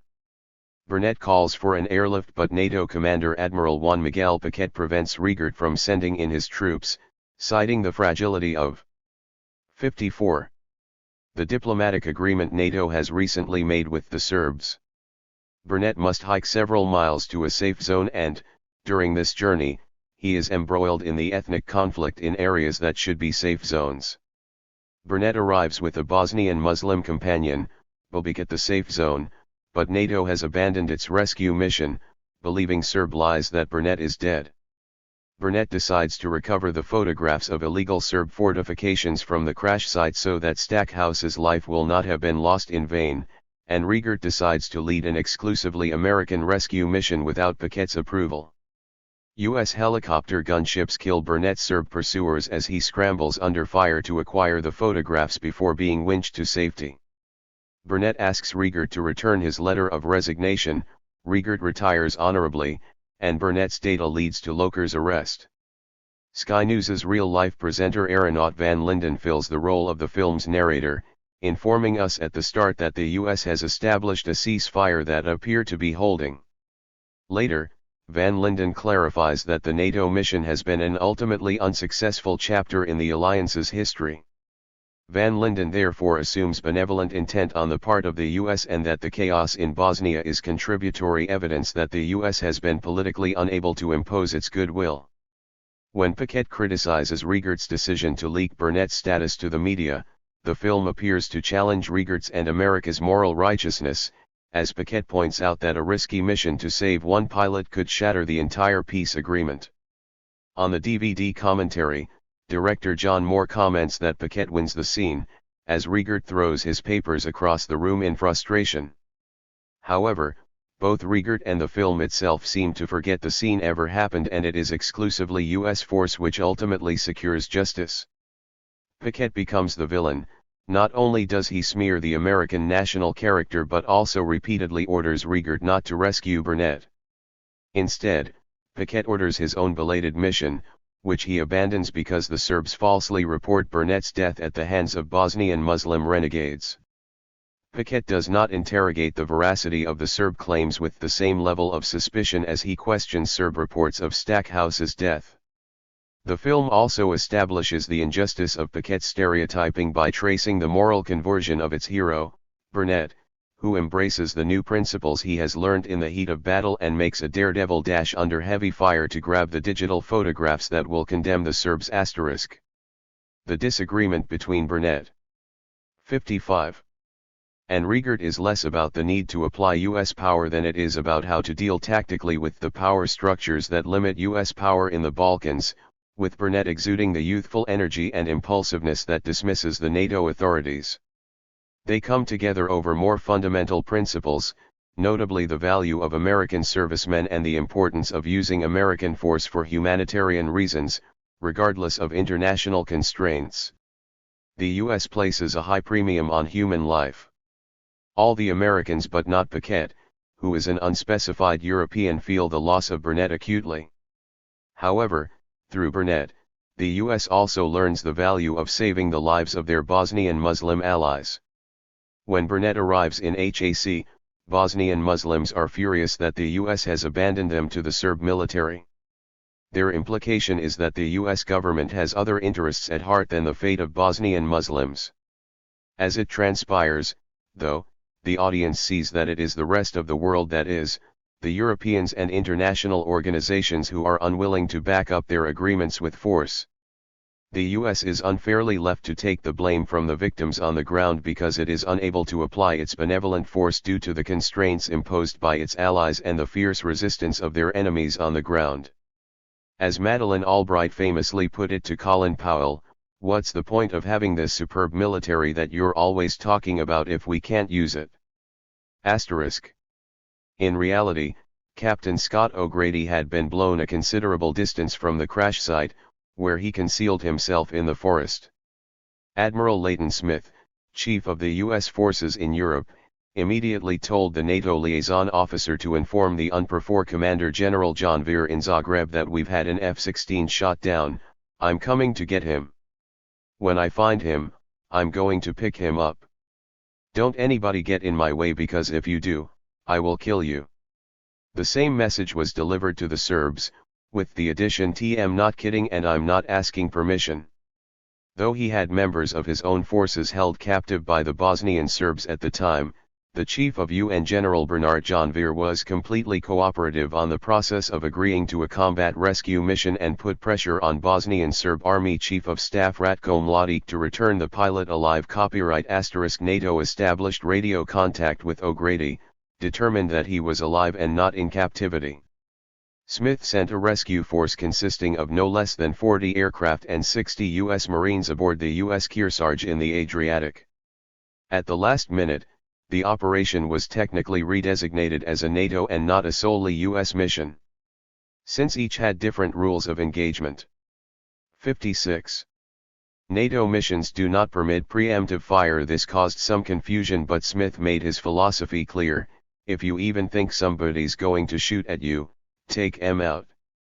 The filmmakers maintain that behind enemy lines was pure fiction, but O'Grady, at least, took exception and sued regardless. The film was a peculiar rendering of the U.S. role in the Balkans, as throughout the 1990s it had been characterized by the relative invulnerability of its aircraft and considerably less international constraints than the film suggests. Even during NATO's most intense military campaign, the 79-day mass bombardment of Serbia during the Kosovo campaign in 1999, losses were extremely low. After September 11, 20th Century Fox brought forward the release date of Behind Enemy Lines, using a promotional poster featuring Burnett charging forward, furiously firing a pistol against a background of two towers of light surrounded by clouds of smoke. The promise is thus made to the viewer: the superpower will be shown roused and angry, a therapeutic response to the destruction wrought by Al-Qaeda's 9/11 attack. Moore said that working on Behind Enemy Lines gave us the chance to interact with the guys, the pilots, mechanics and technicians. I made the movie for them, he says. Them, of course, and their masters at the Department of Defense. Courage Under Fire. The Pentagon refused to provide full support to Courage Under Fire, as it was unhappy about the film's cynical portrayal of the military, but the film barely departs from the standard portrayal of the Gulf War as a good war fought against worthless Arabs. Courage Under Fire begins in Kuwait at the start of Operation Desert Storm. The U.S. advances and, in the chaos of an Iraqi ambush, Lt. Col. Nathaniel Sirling orders his tank to fire on another tank, which turns out to be American. The military authorities refuse to investigate the incident and assign Sirling to a desk job, where he must study the merits of a posthumous Medal of Honor nomination for medevac pilot Captain Karen Emma Walden. In flashback, we see several versions of Walden's final hours. It first appears that she made a spectacular rescue of a downed helicopter crew, then held her own crew together to fight off the Iraqis after her helicopter crashed. The U.S. government is pushing for a positive outcome to Sirling's review in order to reap the political benefits of having their first female recipient of the 57 award. However, Sirling finds some inconsistencies in the soldiers' testimonies, which leads him to question what really happened.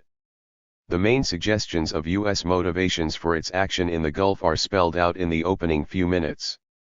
Over stock news footage of U.S. jets taking off and the Iraqis shooting anti-aircraft fire, we hear President George H.W.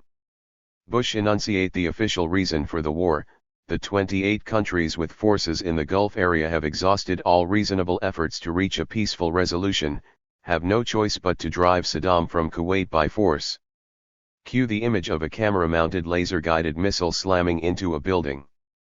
U.S. force is thereby associated with humanitarian methods and accuracy, even though it has since emerged that the vast majority of U.S. weapons used in the war were not in fact laser-guided. We then cut to unchallenged images of chanting Iraqis with guns and fade into an image of Saddam Hussein, accompanied by a sinister downturn in the musical score. Whilst Bush aims for the rational liberation of Kuwait, we hear Saddam offer the apocalyptic promise of the mother of all battles. Iraqis are all faceless enemy combatants. The Allies are nowhere to be seen, even though it was the British who sustained the largest friendly fire toll during Desert Storm *. The Americans are the innocent victims. The Iraqis fire first on the U.S. soldiers, ambushing them as they advance. In response, U.S. soldiers do return fire on Iraqis but enact a swift ceasefire, after which they take large numbers of prisoners alive despite the real-life reports of Turkey shoots against retreating Iraqi soldiers and civilians. Later, another Iraqi creeps up on Walden's unit, causing the confusion that results in Walden's shooting again, excusing American action due to the hostility of the other. Much of this positive impression of U.S. forces comes from the centrality of Denzel Washington, a black man known for playing sympathetic roles, who here exudes a sense of responsibility, from his guilt over the death of his friend to the fact that he speaks perfect Arabic when ordering the Iraqis to surrender. One U.S. soldier, recounting his story, checks himself guiltily when he calls the Iraqis fuckers. Sirling smirks at the inappropriate tone, as if it was unusual, but ultimately signals his approval of the term. The benevolence Sirling demonstrates throughout the film is therefore rendered an ingrained American trait or habit, but that does not mean we should infer that the lives of Iraqi victims have any intrinsic worth. Indeed, Washington begins his battlefield advance with the cry, "Let's kill 'em all, let's eat 'em up." 58. American suffering continues after the war is over. One of the soldiers runs away and turns to heroin, another commits suicide. Serling himself temporarily loses his family and his alcoholism spirals out of control. There is little indication of the information, provided in Three Kings for example, that Iraqi troops were sometimes buried alive in their trenches by US tanks registered. In fact, the tank battle is shown to be quite evenly matched, resulting in the orderly capture of prisoners of war, with the chaos of the situation only having a shockingly negative impact upon Americans, not Iraqis. To conclude, Courage Under Fire presents America as the unique significant victim of the Persian Gulf War. The film does criticize government manipulation of the war for public relations, ultimately suggesting that honesty is the best policy, but this is not the same as interrogating the mythical benevolence of US power. The heroes of the film are American military men who are comfortable with their role in the war, aside from specific unsound judgments that led to American deaths. Walden herself is awarded the Medal of Honor posthumously for being a truly militaristic hero, living up to the Marines' credo "Leave no man behind." In all this, U.S. motivations for deploying force are reduced to the simplistic value-laden idea that the U.S. was opposing Iraqi aggression and depletes the malign effects of that deployment to a few friendly fire victims, ignoring the wider massacre of tens of thousands of Iraqi soldiers and civilians. Jarhead. Jarhead is an adaptation of the autobiography of U.S. Marine and Gulf War veteran Anthony Swofford, a Jarhead Gulf War veteran. The film follows Swoff's journey, starting from brutal Marine Corps boot camp and Camp Pendleton. Staff Sergeant Sykes invites Swoff to his sniper course. Iraq then invades Kuwait and Swoff's unit is sent to the Gulf in 1990. The film follows his sexually and professionally frustrating experiences and those of his colleagues, and takes in a march through the grim geography of the conflict. Swoff and Troy are finally given a combat mission, but another team of Marines appears and calls in an airstrike, causing Troy to break down with despair. Wandering around in a daze, Swoff and Troy discover a Marine victory party and they finally get a chance to fire their weapons, but only in celebration. 59. Jarhead is another example of a film showing the various miseries of warfare for an invading force, with scant attention paid to foreign victims or the real reasons for the campaign, despite its general air of cynicism. Rather, it concerns the miseries of the Marines who are not permitted to claim their first kill. In this sense, Jarhead is akin to Behind Enemy Lines, though the former does not resolve this narrative problem with such violence. Director Sam Mendes said, "This is not about giving myself the opportunity to say, Sam Mendes thinks George Bush should get out of Iraq. A movie should dredge up something deeper in you than just opinion." Mendes complained about others on the set promoting the film as apolitical. The very act of making this film in this climate is political. I'm sort of amazed that people can't see that. Degree in Total Film, Jamie Graham's insightful review effectively rebuts Mendes' point, explaining that the film should have been sharper, smarter, angrier, funnier. Graham observes that in the book Swoff cheers the chopper attack scene in Apocalypse Now and then admits he wants to rape, pillage and burn. In the film, he cheers the scene, but while the implication is there, the extent of his savagery is muted. Graham goes on to argue that Mendes was wrong to omit Swoff's commentary while his colleagues simulate sex with another Jarhead, Kuan. "We aren't field fucking Kuan," writes Swofford, "we're fucking the press pool colonel and the sorry, worthless MOPP suits and the goddamn gas masks and canteens with defective parts and President Bush and Dick Cheney and the generals and Saddam Hussein, and so on." This should have been Jarhead's defining soliloquy, its choose life chant, says Graham in a reference to the opening minutes of Trainspotting, but instead it is regrettably consigned to the waste paper basket, replaced by the nagging feeling that Hollywood didn't have the balls to be so overtly political given the current climate. The current climate was surely a factor in Mendes' tame rendering, though it should be added that such remolding comes as standard when politicist narratives pass through Hollywood's machinery. Body of Lies. When Ridley Scott released Body of Lies, Iraq and the Middle East were yet again fetishized as a land of violence, deception and torture, in contrast to the US, which is characterized as being incapable of secrecy because a democracy. The film is not 60. About the legitimacy of U.S. actions, which are taken as read, but rather about how we can make better use of foreigners to implement the war on terror more effectively. What we need to learn to get it right, as the film's writer David Ignatieff puts it.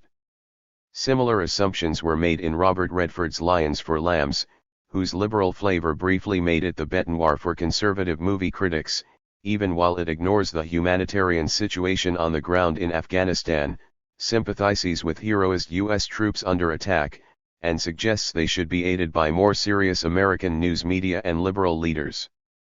Conclusion. It is perhaps predictable and appropriate that when making a war film, producers will encourage the audience to identify with American soldiers. More controversially, this has led to the framing of popular perceptions not just of the good war against fascism in the 1940s but also for more recent, more controversial U.S. actions like Somalia and Iraq. Major studio productions of critical, classic war films like Apocalypse Now, Full Metal Jacket and Casualties of War have dried up in favor of products like Tears of the Sun, Black Hawk Down and Behind Enemy Lines, all receiving heavy involvement from the Pentagon and all embellishing American suffering by championing the use of U.S. power for what are presented as humanitarian ends. Challenging war films do exist as in Redacted and In the Valley of Elah, but typically only by independents at lower budget levels, as we shall see later. Amongst the major productions, the limits of criticism are revealed in films like The Thin Red Line, Jarhead, and Courage Under Fire.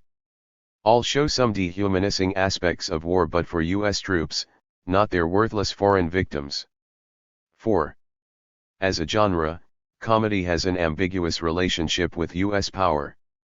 On the one hand, to maintain a humorous tone, the sympathetic portrayal of actual victims in comedy remains taboo and stereotypes are employed for comic effect, as with the backward Kazakhs in Sacha Baron Cohen's mischievous Borat, for instance. Indeed, some of the most radical films from previous eras are quite dismissive of other cultures and victims.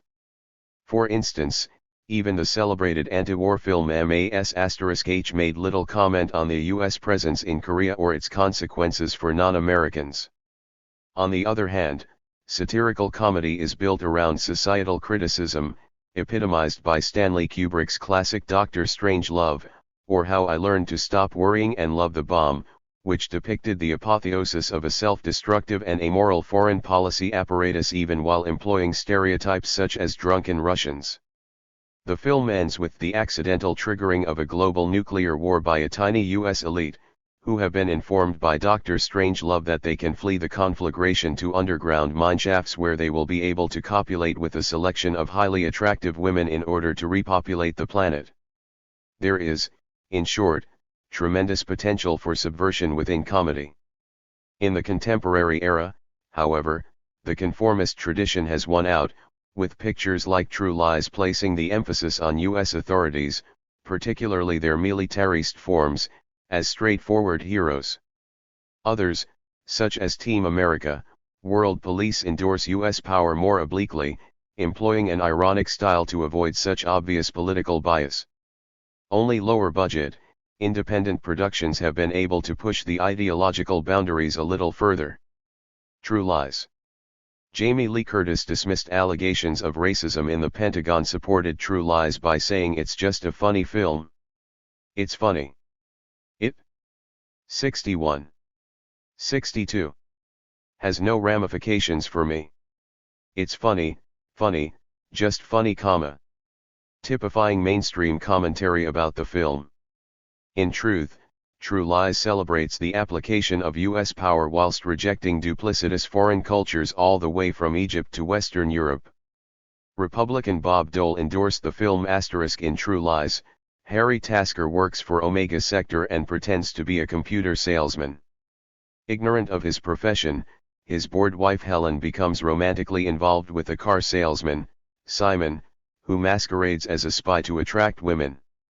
Just at the point Harry is about to reveal all to Helen, Islamist terrorists kidnap them and reveal a plan to destroy several U.S. cities with nuclear weapons. Harry and his colleague Gib are the heroes who save the world. Omega is an ultramodern, technologically advanced part of the U.S. national security apparatus, presented as the last line of defense in a country surrounded by anti-American bullies. It is led by Spencer Trilby, played by an eye-patch-wearing Charlton Heston, every inch the stalwart warrior who insists upon high standards of intelligence and professionalism. In contrast, Salim Abu Aziz is the real psycho leader of a particularly nasty splinter group called Crimson Jihad. Salim's language is unimaginative, rude, and peppered with banal rhetoric, in contrast with the inventive language used by the wisecracking Schwarzenegger and his comedian co-star. Although Crimson Jihad is the principal enemy in the film, it is merely the spearhead of a more wide-ranging other that threatens to engulf the United States. Its missiles are smuggled out of Kazakhstan and imported from all over the Middle East, including Iran, Iraq, and Syria. As everybody knows, the suggestion is that state sponsorship of global terrorists with genocidal intent and multiple, deliverable nuclear-tipped missiles is a plausible scenario, which was not the case when the film was made and remains fantasy well over a decade later. True Lies also denigrates European culture.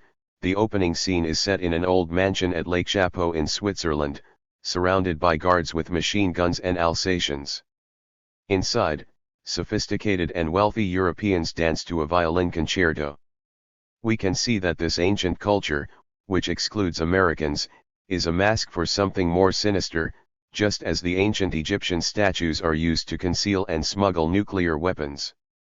The principal sympathetic victim of the film is Harry, a husband and father who is upset because he thinks his wife is cheating on 63 him, and who then must try to save his wife, daughter, and the world almost single-handedly.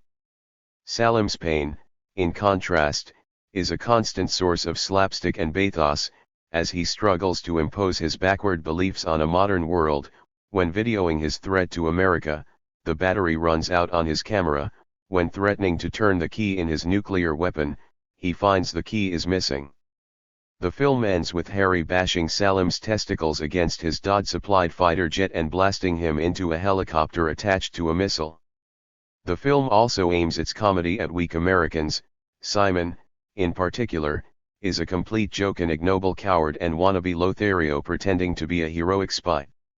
In this sense, the film is an equal opportunities offender, although viewers might note that ignoble cowards and wannabe Lotharios do not constitute a racial, ethnic, or religious group.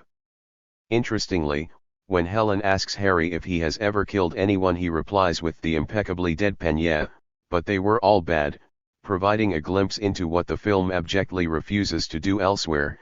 Consider the sympathetic treatment of anyone outside of the militarist American establishment. True Lies exalts U.S. violence, showing that it is highly effective in creating a better world and exposing the true face of foreigners. The macho sex fantasy works so well for Harry and Helen that they continue to indulge in it after the terrorists have been defeated. The final scene shows them on a joint mission in a European embassy, similar to the film's first scene but with a curious difference: the Arabs are now conspicuously absent and the Americans are, triumphantly, safe and in full view.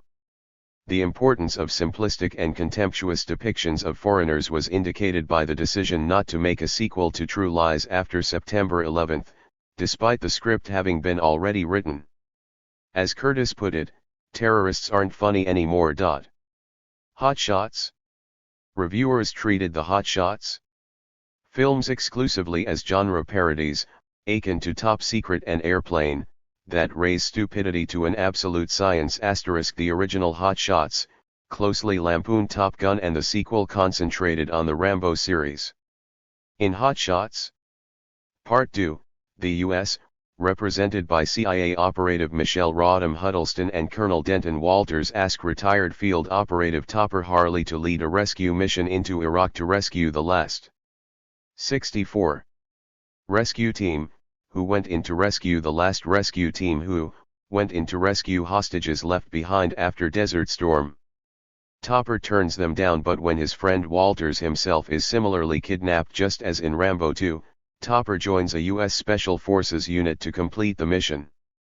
The original Hot Shots does allude to the Machiavellian behavior of the arms industry in that two American arms dealers attempt to sabotage the Air Force's planes so that the president will use their company instead. On discovering their duplicity, Benson punches him in the face and says, "You dare call yourself an American? It's scum like you that put a taint on our military," which is literally his only line in the film that is not part of a joke. The system works. Having shown that he is a likable fool who can swing a fist, Benson reappears in the sequel as the U.S. president, drawing on popular images of Ronald Reagan and George H.W. Bush. Nor does his bumbling incompetence stand in the way of success, as he is still able to target and personally defeat Saddam in a lightsaber battle without creating collateral damage, in a way that was duplicated by the idiotic Commander Lassard, who duels with the Russian mafia kingpin in Police Academy, Mission to Moscow. Iraqi civilians are simply absent, their military men are cannon fodder for our heroes, and Saddam himself is characterized as a prissy, lisping transvestite. By the end of Part 2, Saddam has turned into a half-man, half-dog, and is killed by a falling piano as our heroes fly off into the sunset with the rescued hostages. Although the people of the Middle East are supposedly under threat from Saddam in the film, Hot Shots? Part 2 focuses exclusively on the victimhood of the American military. Topper is a depressive dropout whose girlfriend has left him, while Commander Arvid Harbinger is breaking down because he can no longer kill a problem that Topper ultimately helps resolve. Topper and Arvid then embark on a killing spree that the film claims makes it the bloodiest movie ever, a tongue-in-cheek reference to the ever-escalating violence in action-adventure pictures. Although a direct parody of Rambo, there is little indication that Hot Shots is trying to break down its chauvinistic viewpoint and, as Jeff King observes when discussing Hot Shots, parodies can exist quite happily alongside their straight cousins, profitably spoofing the originals without threatening their existence. 65. Overall, the narrative of the Hot Shots series is pretty ghoulish, particularly with hindsight, as the US killed thousands of people, including retreating forces that were militarily irrelevant according to a senior army source registered in the Persian Gulf War that occurred just before the release of the first film and only 2 years after the release of the second. Hot Shots uses this backdrop for a string of gags that rely on poking affectionate fun at some of the most nationalistic films of recent times. One can only imagine the American reaction to a light-hearted comedy in which the US endures a series of devastating attacks and where the president is depicted as a cross-dressing nutcase. South Park. South Park, bigger, longer and uncut, was a successful spin-off from the popular cartoon TV series, starring 4 boys: Cartman, Stan, Kyle, and Kenny, all voiced by the creators Trey Parker and Matt Stone. In the film, parents in the town of South Park, led by Sheila Broflovsky, protest against a scatological film Asses of Fire, whose stars are Canadian comedians Terrence and Phillip. Broflovsky has a public argument with the Canadian Minister for Movies, using racial slurs. Canada's protests at the UN are rebuffed by the US representative. Canada bombs the US, killing the Baldwin family. President Clinton retaliates, is usurped by his new Minister for War, Broflovsky, and the situation deteriorates into all-out war. The US organizes a military show during which Terrence and Phillip will be executed. Kenny discovers that when the blood of Terrence and Phillip hits American soil, Satan allied with Saddam Hussein will be able to rule Earth. Can the boys stop the execution in time? The plot was a reworking of Michael Moore's low-budget Canadian Bacon, considered here by way of comparison, in which the US president and his advisors decide to start a new Cold War to stimulate the economy and distract Americans from problems at home. In the absence of genuine enemies, the US finally decides to demonize Canada, following a televised brawl between rival Canadian and American fans at an ice hockey match. Niagara's Sheriff Bud B. Boomer buys into the propaganda and leads various sorties into Canada. Meanwhile, American arms dealer R.J. Hacker blackmails the president for $1 trillion to prevent his hacker hailstorm from firing all the US missiles at Russia. 66. South Park, bigger, longer, and uncut presents the military as racist at an institutional level, suggests that U.S. military power is disproportionate and ignores peaceful solutions.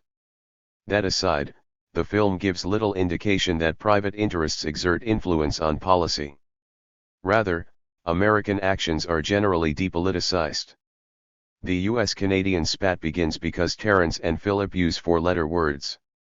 This escalates because Broflovsky says Canadians are all the same with their slitty eyes and flapping heads.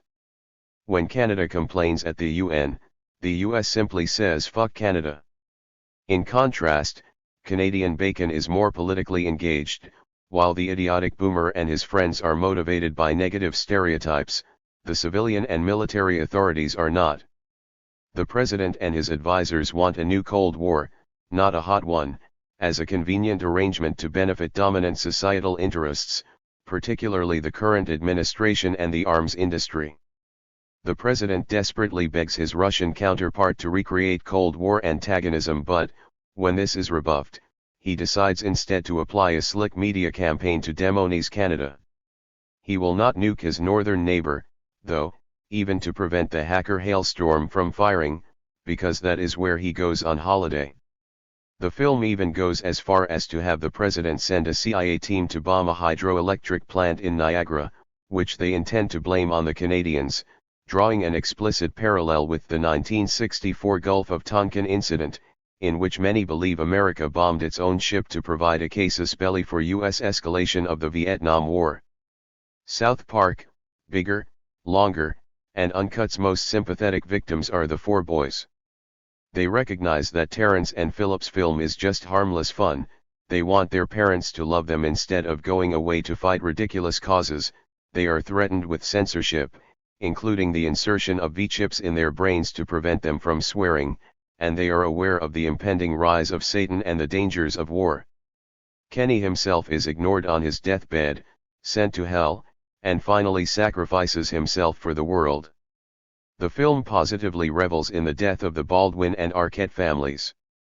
The film is, in short, a repudiation of nationalism and a call for people to identify instead with the values of justice and toleration. Yet, the existence of bigger, long and uncut's primary enemy, Saddam Hussein, creates a confused sense of dissent. On one hand, 67. By using this real-life villain, the film to some degree legitimates the need for U.S. power.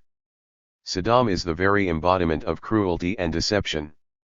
He is literally, worse than Satan, exalting in the use of torture and seeking global power for its own end. Throughout, Saddam insists I can change and even sings a song to this effect, which uses Arabic imagery and musical styles. Saddam's threat actually brings the U.S., including the military, to its senses. "What have we done?" cries the colonel, as though emerging from a trance. Tim John Semmerling comments that the film makes us reflect on our overuse, to the point of silliness, of the evil Arabs in order to produce fear. Nevertheless, Semmerling concedes that the film also pushes the idea that the Arab can only be destroyed by extreme measures, in this case by harnessing the power of Cartman's profanity, which finally results in a fully harmonious community. Registered Canadian Bacon goes considerably further in interrogating U.S. power. The most vilified character in the film is Hacker, a key part of the American elite. The Canadians, ostensibly the film's external enemies, are portrayed as comically civilized people. Their authorities write love letters to their prisoners, get caught up in a discussion about politeness when trying to arrest Boomer, and insist Boomer rewrites his anti-Canadian graffiti to include French translations. Bigger, Longer, and Uncut is a film that challenges various assumptions in mainstream political discussion, particularly the need to control freedom of speech to protect children. Its approach to U.S. power, though, is much more ambiguous. It certainly criticizes the propensity of American institutions towards violence and suggests that the American military is overzealous and racist, but it hints that evil threats to America, albeit exaggerated, do exist out there. Team America, World Police. Trey Parker and Matt Stone's political ideology was thrown into sharper focus by their all-marionette production Team America, World Police. In this film, the super-secret Team America tracks down a group of Islamist terrorists who are coordinated by the evil North Korean dictator Kim Jong-un and allied with a group of Hollywood celebrity anti-war activists including Tim Robbins, Sean Penn, Samuel L. Jackson, Matt Damon, and the giant socialist weasel Michael Moore. Team America insults caricatured indigenous populations and 68. Destroys much of Paris and Cairo in its efforts to avert a huge terrorist attack. The team ends up killing the celebrities and forces Kim, who turns out to be an alien bug-like creature, to flee to outer space. The film brilliantly parodied American nationalist cultural products, such as the Thunderbirds franchise and the output of Jerry Bruckheimer and Michael Bay. Songs include the bombastic America, Fuck Yeah, and Pearl Harbor Sucked, and I Miss You. As such, the film established a cynical and knowing tone, but ultimately revealed itself to be highly conservative. Perhaps this could have been offset a little had Parker and Stone turned their guns on the political establishment as well, but an earlier draft of the script which depicted George Bush and John Kerry was abandoned because they didn't think it worked on an emotional level. According to Stone, nobody should listen to our views on foreign policy, because we don't know what the hell we are talking about. Rather, the film was about what it feels like to be an American for the past 2 years and for the past 30 years for that matter. We are in this weird position: are we proud to be American or not? Whatever the intentions of the filmmakers, A.O. Scott observed in the New York Times, when Team America blows things up in other countries, they do it by accident, in the course of their sloppy but zealous fight against the people who want to do it on purpose. This is not a trivial moral distinction, and it is one the film hangs onto in impressive earnest. Scott comments that Team America may be hyperbolic, but it is not sarcastic and is indeed one of the more cogent and, dare I say it, more nuanced defenses of American military power that I have heard recently. According to Megan Lehman, writing in Rupert Murdoch's New York Post, Team America ultimately offers up a remarkably sensible, even optimistic, worldview that lets some air out of the inflated state of the current political climate. Indeed, although Parker and Stone may not think they know what they are talking about with regards to foreign policy, the film's message also reflects a fundamental assumption of many international relations scholars.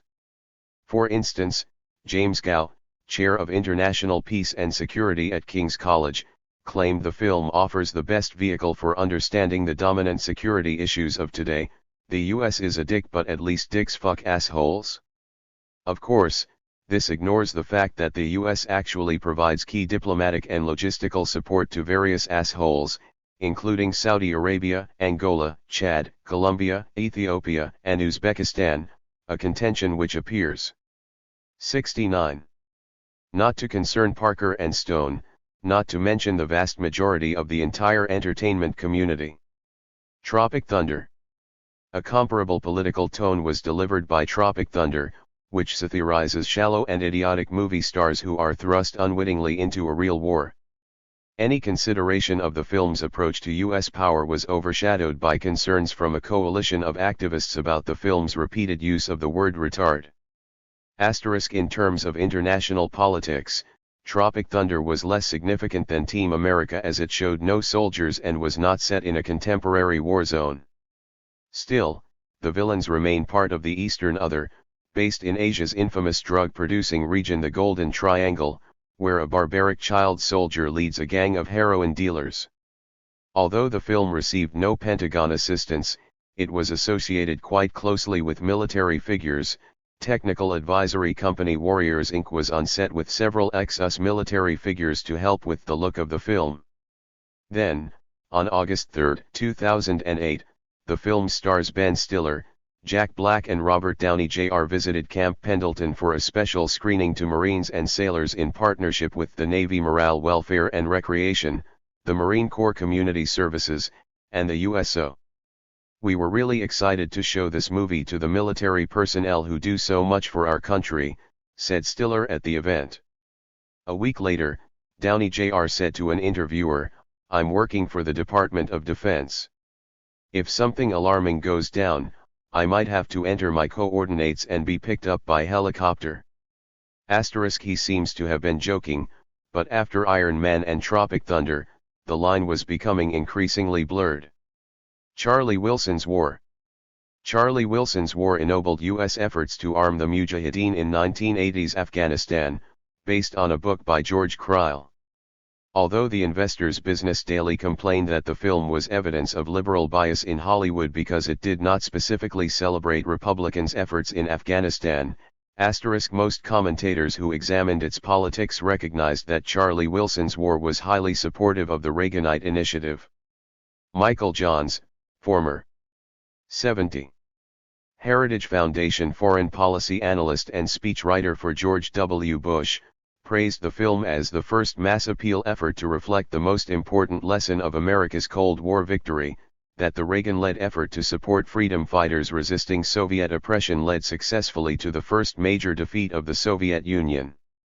The CIA's Hollywood liaison Paul Berry called it a genuinely positive portrayal of CIA accomplishment. An earlier, substantially different draft of the script suggests that the filmmakers originally had significantly more radical intentions, but these were unacceptable to powerful forces which ensured the film was sanitized for their own ends. Pakistan's former honorary consul to the U.S. Joanne Herring hired legal legend Houston attorney Dick DeGuerin to rattle NBC Universal, successfully ensuring changes, including her previously smutty dialogue. Perhaps more significantly, though, it was the real-life CIA itself, in the form of on-set advisor Milt Bearden, former CIA case officer and chief of station in Pakistan, that galvanized the most crucial changes. In the film, Maverick Congressman Charlie Wilson meets the aforementioned Joanne Herring, who persuades him to visit the Pakistani leadership and support the Afghan struggle against the Soviet Union. Visiting an Afghan refugee camp, Wilson is deeply moved but frustrated by the CIA's low-key approach. Wilson befriends Maverick CIA operative Gust Avrakotos and his understaffed Afghanistan group to develop a different strategy, notably by supplying the Afghan Mujahideen with Stinger missiles to counter the Soviet helicopter gunships. The CIA's anti-communist budget grows from $5 million to over $500 million and the Soviets are repelled. The film is bookended with Wilson receiving a major commendation from the CIA, but we realize at the end that his pride is tempered by his fears for the future, as the crazies have started rolling in, and Charlie has found little congressional support for rebuilding Afghanistan. The film represents the U.S. winning a key military victory against the Soviet Union, which prefigured its collapse. Wilson, Herring, and Avrakotos are the pioneers that work around the existing softly U.S. strategy, characterized by having the Afghans walking into machine gun fire till the Russians run out of bullets. Wilson and co. are all American heroes without whom the world would be hugely and sadly different. But when Charlie tries to maintain U.S. commitment to Afghanistan, he is given the cold shoulder. No one gives a shit about a school in Pakistan, a 71. Congressman tells him, and, when Charlie corrects him, he receives the response, Afghanistan. Is that still going on? Meanwhile, the Russians are portrayed as brutal imperialists, gunning down hopeless Afghans whilst discussing marital infidelity. The Mujahideen are pitiful victims of what the Russians call the killing season, although, as they receive greater American support, they begin to resemble the gun-toting warriors familiar from contemporary news coverage of Islamist terrorists. The final draft of Charlie Wilson's War suggests that U.S. support for the Mujahideen went only to the faction led by Ahmad Shah Massoud, the moderate Afghan leader who was assassinated on September 9, 2001. However, according to Bearden, who actually delivered some of the weapons himself in the 1980s, only a tiny fraction of the available money went to Massoud, while huge sums were delivered by the CIA via its ally in Pakistan, the ISI, to a vicious fundamentalist called Gulbuddin Hekmatyar. Indeed, Ed McWilliams, the former U.S. Special Envoy to Afghanistan, confirmed the widespread assumption that the U.S. itself gave Hekmatyar, subsequently specially designated by the U.S. as a global terrorist, allied with bin Laden the bulk of its aid, and that Bearden tried, with some success, to prevent warnings of the coming maelstrom from reaching Washington. Degree as Hekmatyar did appear in the earlier version along with a pointed reference to Al-Qaeda, It seems likely that when Bearden said that the film would put aside the notion that because we did that we had 9/11, he was tacitly referring to such cuts. The original script also emphasized other complexities in U.S. foreign policy. As we can see from the following extracts. Charlie angrily chastises Israelis for their war on Lebanon in 1982. Charlie, Sabra and Shatila, I just saw it. I thought the press accounts had to be blowing it out of proportion, so I went to see it myself. Oh my god, Zvi, what the fuck happened? Zvi, exactly what you've been told happened. Lebanese Christians came in and began slaughtering the Palestinians. Charlie, this was supposed to be a surgical strike against the PLO. There are mass graves back there, the place is still on fire. They just told me the body counts up to 900, it's 3 days and they're still pulling bodies out. 900 civilians. After being stonewalled by the Israelis, Charlie points out your sentries let the Lebanese soldiers in. Didn't they? They. 72. Watched while it happened. Zvi eventually tells him I don't lose much sleep over dead Palestinians. Gust reveals he has developed serious concerns about his actions in Afghanistan. He translates for Charlie the latest speech by a fictionalist cleric named Mohammed Harun Hamid, who claims the day will come when we will rule America, the day will come when we will rule Britain and the entire world. *degree Gust complains, this guy's 2 son-in-laws are the leaders of the Al-Qonar arm of the Mujahideen. We gave them 44 million in weapons and supplies and I oversaw their training myself. We might want to be a little more careful about that. He adds that the president of Pakistan has been skimming quite a bit of American taxpayer money for an Islamic bomb. Gust also breaks down the idea that the Soviets were simply genocidal invaders. Gust, this is a 2-year-old report. It's from the Red Cross. They were gathering statements from Afghan refugees regarding Soviet atrocities in their village. This woman said the Russian soldiers came in, gathered them in a semicircle and you know what they did? Charlie, what? Gust, the Russians forced them to learn how to read and write *registered. Gust wryly notes, I'm not worried, though, cause I know if Islamic fanaticism ever gets out of hand, Joanne Herring and her friends will rise up to meet it with Christian fanaticism and then we've got ourselves a ball game. And I wouldn't be concerned except we've just sent enough weapons over there to kill everyone on both sides. These kind of comments, whispered backstage at the CIA awards ceremony in Charlie's honor, disrupt the more simplistic triumphalism that characterizes the awards in the final version.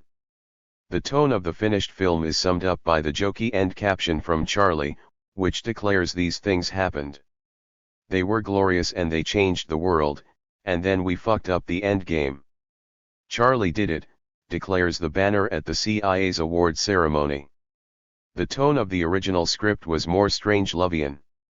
Similar to Kryle's book, it ends with Wilson hearing a teeth-jarring explosion at the Pentagon on September 11, a chilling scene in which the link is firmly established between U.S. policy and its consequences but which was also excised. 73. Director Mike Nichols intimated that the scenes discussed above had been filmed but that he had left to them to curl up on the floor and die *degree. The DVD contained no deleted material. No draft of the script acknowledged the US part in deliberately provoking the Soviet invasion. In a 1998 interview with French news magazine Le Nouvel Observateur, former National Security Advisor Zbigniew Brzezinski revealed he had no regrets about the US having provided secret aid to the opponents of the pro-Soviet regime in Kabul to encourage Moscow's intervention through a secret operation in an effort to give the Soviet Union its own Vietnam War in an Afghan trap *. No one raised the issue that a 1982 Congressional Financial Disclosures document suggests Charlie Wilson actually had several $100,000 worth of holdings in petroleum companies, whilst the film explicitly has him declare a modest salary. And, despite the revelatory behind-the-scenes impression given by the film, the whole CIA operation in Afghanistan remains largely classified. You don't mess with the Zohan. In You Don't Mess with the Zohan, Israeli Army Commando Zohan Dver quits his job to follow his dream of hairdressing in New York. His Palestinian terrorist enemies catch up with him while property developers are trying to depopulate the Arabs and Israelis from Zohan's part of town. As a result, he must fight for his life, his new Palestinian girlfriend and his hair salon.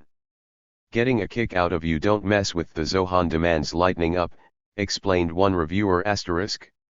Rob Schneider, an Californian actor who plays a Palestinian terrorist, says we're an equal opportunities offender and that the film isn't mean-spirited. Screenwriter Robert Smigel claimed, "We tried to be equally offensive to all sides degree, but that some people, whether your intention is pure or not, are going to find something to be angry about." Daniel Treyeman, who wondered if Adam Sandler might just be our greatest Jewish mind, reassured those worrying that Sandler is tarnishing Israel's image abroad, "Fear not, the film's Arab characters don't come off any better. So it's a tie." Degree in the film, the Palestinians' hero Zohan's arch-enemy is Phantom, a crazy, egotistical terrorist played by John Turturro, well known for his depictions of crack-brained characters. Phantom is comically maligned in the most extreme ways, including when he claims Mariah Carey's singing is beautiful like a Scud missile. 74. Soaring to its target, and when, in a parody of Rocky, he eats live chicks and punches a cow. Phantom appears to be completely uninterested in actually helping his community. He excuses himself stealing a boat from one of his people by saying sorry, it's for the cause, and, as he achieves greater celebrity status, he buys wives and plasters images of himself all over his expanding restaurant chain. The film never specifies what Israel's quarrel is with Phantom, and in this sense it seems to dub him a terrorist simply by virtue of his being on the wrong side. Salim is a Palestinian cab driver, stressed out by trying to hold down another job as a catalog salesman. When an American woman gets into his taxi, she appears to be an archetypal paranoid old white lady who admonishes her co-passenger, "Be quiet.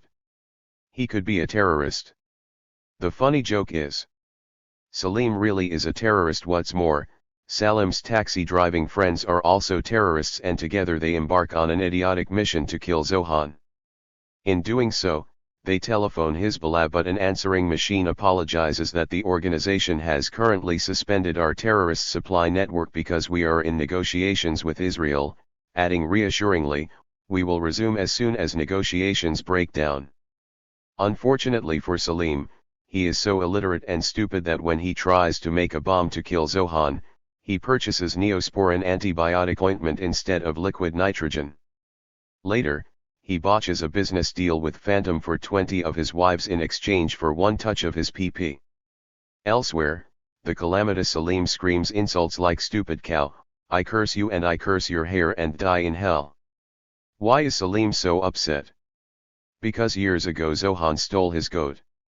In stark contrast, Zohan is a brilliant commando who even the terrorists think is very cool. In the film, Israel tries to avoid collateral damage, hence Zohan's one-man mission to the Lebanese border to try to recapture Phantom. In fact, the worst thing an Israeli has done, according to the film, is steal the aforementioned pet goat. A young Israeli counter-terrorist meets Zohan at a nightclub and tries to convince him to return to the fight. Zohan explains, "I couldn't take all the fighting anymore." "What's it all for?" To which the kid replies, "Are you crazy? If I could blow a terrorist inside out like you, this is all I would do." In the original script, the kid enthuses, "The way you made Malami Benazir eat his own shit in Degree 97? I can't believe I'm meeting you, man." Too strong for the final take, it seems. 75. As we follow Zohan's story, we are invited to feel sorry for this man who is hounded by his vengeful enemies when all he wants to do is make hair silky smooth. Ultimately, Zohan becomes an almost Christ-like figure, who decides to turn the other cheek even as Phantom hits him repeatedly and says fight back. Zohan has risen above violence, so, while Phantom pleads with the crowd where's the hate, Zohan works on bringing the communities together. He is also specifically Westernist like the Israelis in Munich, fitting into American society and even shown conducting a community night watch, rather like the kind of homefront activity Karl Rove requested be promoted in the Bush administration's meetings with Hollywood in 2001. Zohan also shows a general antipathy towards greedy big business. Grant Wallbridge wants to get rid of all the foreign people in the area to build a giant shopping mall and roller coaster. He hires white trash thugs who hate Israelis, Palestinians, and puppies to use violence to clear out the residents.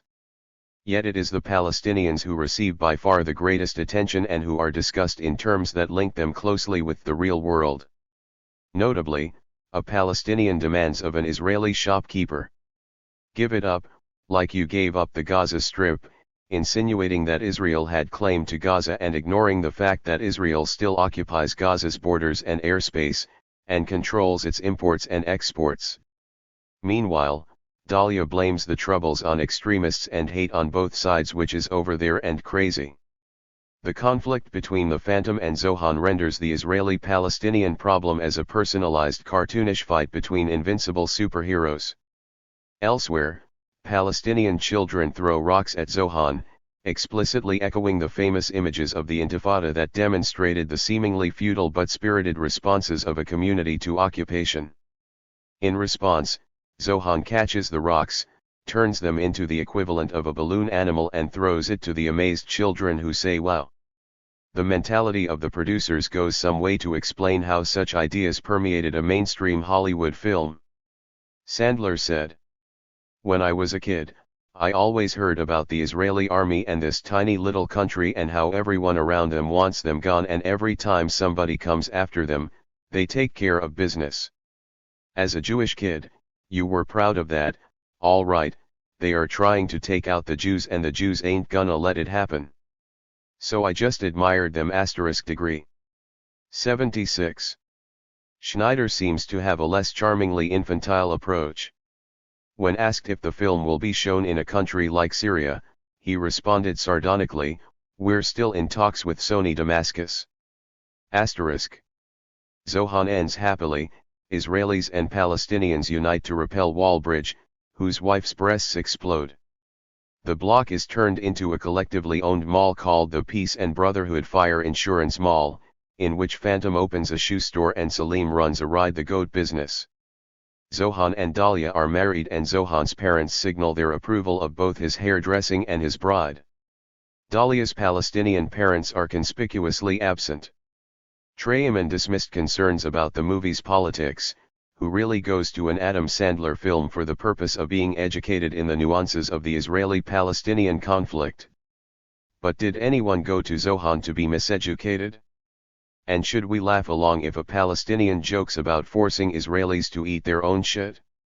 Early in the film, "You don't mess with the Zohan" reveals its politics in a nutshell.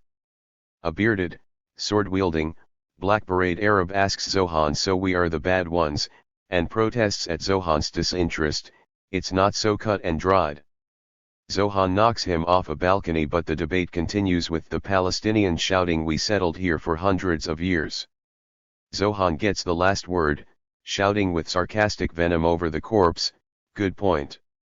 None of my ancestors ever stepped foot in this land." No, you're right. The not-so-pure intentions of the filmmakers are, for a moment, unable to remain concealed behind the levity. Air America. Do any major comedies challenge U.S. power at more fundamental levels? Air America certainly makes the attempt, on a pretty thin budget of $30 million. The film shows that despite President Nixon's public denials, the CIA was constantly flying planes around Laos during the war in Indochina. Moreover, this is part of a cynical venture not to win the war but to profit from it by selling heroin and guns, as historians have indeed demonstrated was the case. Billy Covington joins the U.S. side as Gene Riak is attempting to skim off some cash from his cargo. Senator Davenport goes to Laos to investigate these tales of corruption, but the army makes him realize that his political career will be over if he reveals the truth, namely that the CIA is buying in the illicit goods from the Laotian military, so he attempts instead to scapegoat the rotten apple Robert. 77. Downey Jr. As Gibson departs, he cheers up those he is leaving behind by reassuring them, "There will be another war coming to a theater near you soon, meaning there will be more opportunities for profiteering. The film ends on an uplifting note, as Riak jettisons his nest egg cargo in favor of saving a group of refugees. Three Kings. Three Kings used a narrative device similar to Air America's to satirize the Persian Gulf War. The New York Times said Three Kings conveyed the immorality and chaos of the situation with strong implicit criticism of the Bush administration's wartime policy. McCriskin and Pepper explained that the film undermines the popular view that the Persian Gulf War was fought like a bloodless video game. It raises questions about what the war actually achieved, and rejects the simple racism of films like Black Hawk Down. The filmmakers did not request Pentagon assistance and actually called upon the advice of Jack Shaheen, who has written extensively about Orientalism in Hollywood film, to help reduce stereotypes. Hala Mascode, president of the American Arab Anti-Discrimination Committee, said of the film, "We're happy that for once we are not stereotyped by Hollywood. It shows the Arab and Muslim in their complexity, with feelings and normal aspirations." During the production of the film, director David O. Russell apparently experienced institutional indifference at Warner Brothers, aside from his lone source of support, production chief Lorenzo de Bonaventura. Sharon Waxman reports that at one stage Three Kings was adapted to suit the studio, including giving clothes to some depicted Iraqi prisoners and toning down a rape scene. Often the filmmakers would be told that the project was weird. "You people are all weird," prior to its completion and subsequent critical acclaim. This ambivalence was also reflected in Warner's decision to fund Soldiers Pay. Russell's follow-up documentary about the poor treatment of U.S. troops in the Iraq War, only then to ditch it as an accompaniment to the re-release of Three Kings just before the election. Three Kings is set in Iraq just after the 1991 U.S. invasion and during the failed Shia-led uprising against Iraqi President Saddam Hussein's Sunni Muslim-led government. 4 U.S. soldiers: Major Archie Gates, PFC. Conrad Vig, SFC. Troy Barlow, SGT. Chief Elgin Finde. 78. Map leading to Saddam's hidden gold in a village near Karbala in northern Iraq. During their search for the gold, Gates' unit becomes embroiled in the uprising. They rescue several prisoners and break the US-Iraq ceasefire. Barlow is captured by Iraqi forces and Captain Said subjects him to torture and interrogation. An Iraqi resistance leader, Amir Abdullah, whom Gates's unit rescues and whose wife is executed by Iraqi soldiers, realizes that Gates's unit is not officially working for the U.S. military and so negotiates a deal with Gates in which they will work together to rescue Barlow, split the gold, and get the Iraqis over the border into Iran. They successfully rescue Barlow, but at the border, U.S. military authorities headed by Colonel Ron Horn and Captain Doug Van Meter prevent the Iraqis from escaping, which will likely mean their imminent execution by Iraqi soldiers. Gates's unit decides to give the stolen gold to his superiors to return to Kuwait, who, in exchange, lead the civilians past the border guards. The film implies that U.S. actions are informed by narrow interests, not values. Gates lectures his unit on the significance of necessity in determining human actions. We see the bloody results of the U.S. betraying the Iraqi revolution. Gates is only successful in rescuing the Shia when he offers Horn the stolen gold. Nevertheless, although the heroes also begin their quest with purely selfish interests, stealing the gold, the closer they get to real Iraqis and the actual battle, the more they become heroic, benevolent, and less self-interested. Furthermore, the reasons given for the U.S. betrayal of the Iraqi uprising are vague and could be construed as at least partially laudable, with Colonel Horn silencing Gates's protest by raising the specter of a new Vietnam. The film does not establish facts which would disrupt the idea of U.S. benevolence more seriously. Isolated newspaper articles reported Iraqi initiatives offering various forms of compromise, such as leasing out control over 2 uninhabited mudflats assigned to Kuwait by Britain, and the resolution of a dispute over an oil field that extended 2 miles into Kuwait over an unsettled border.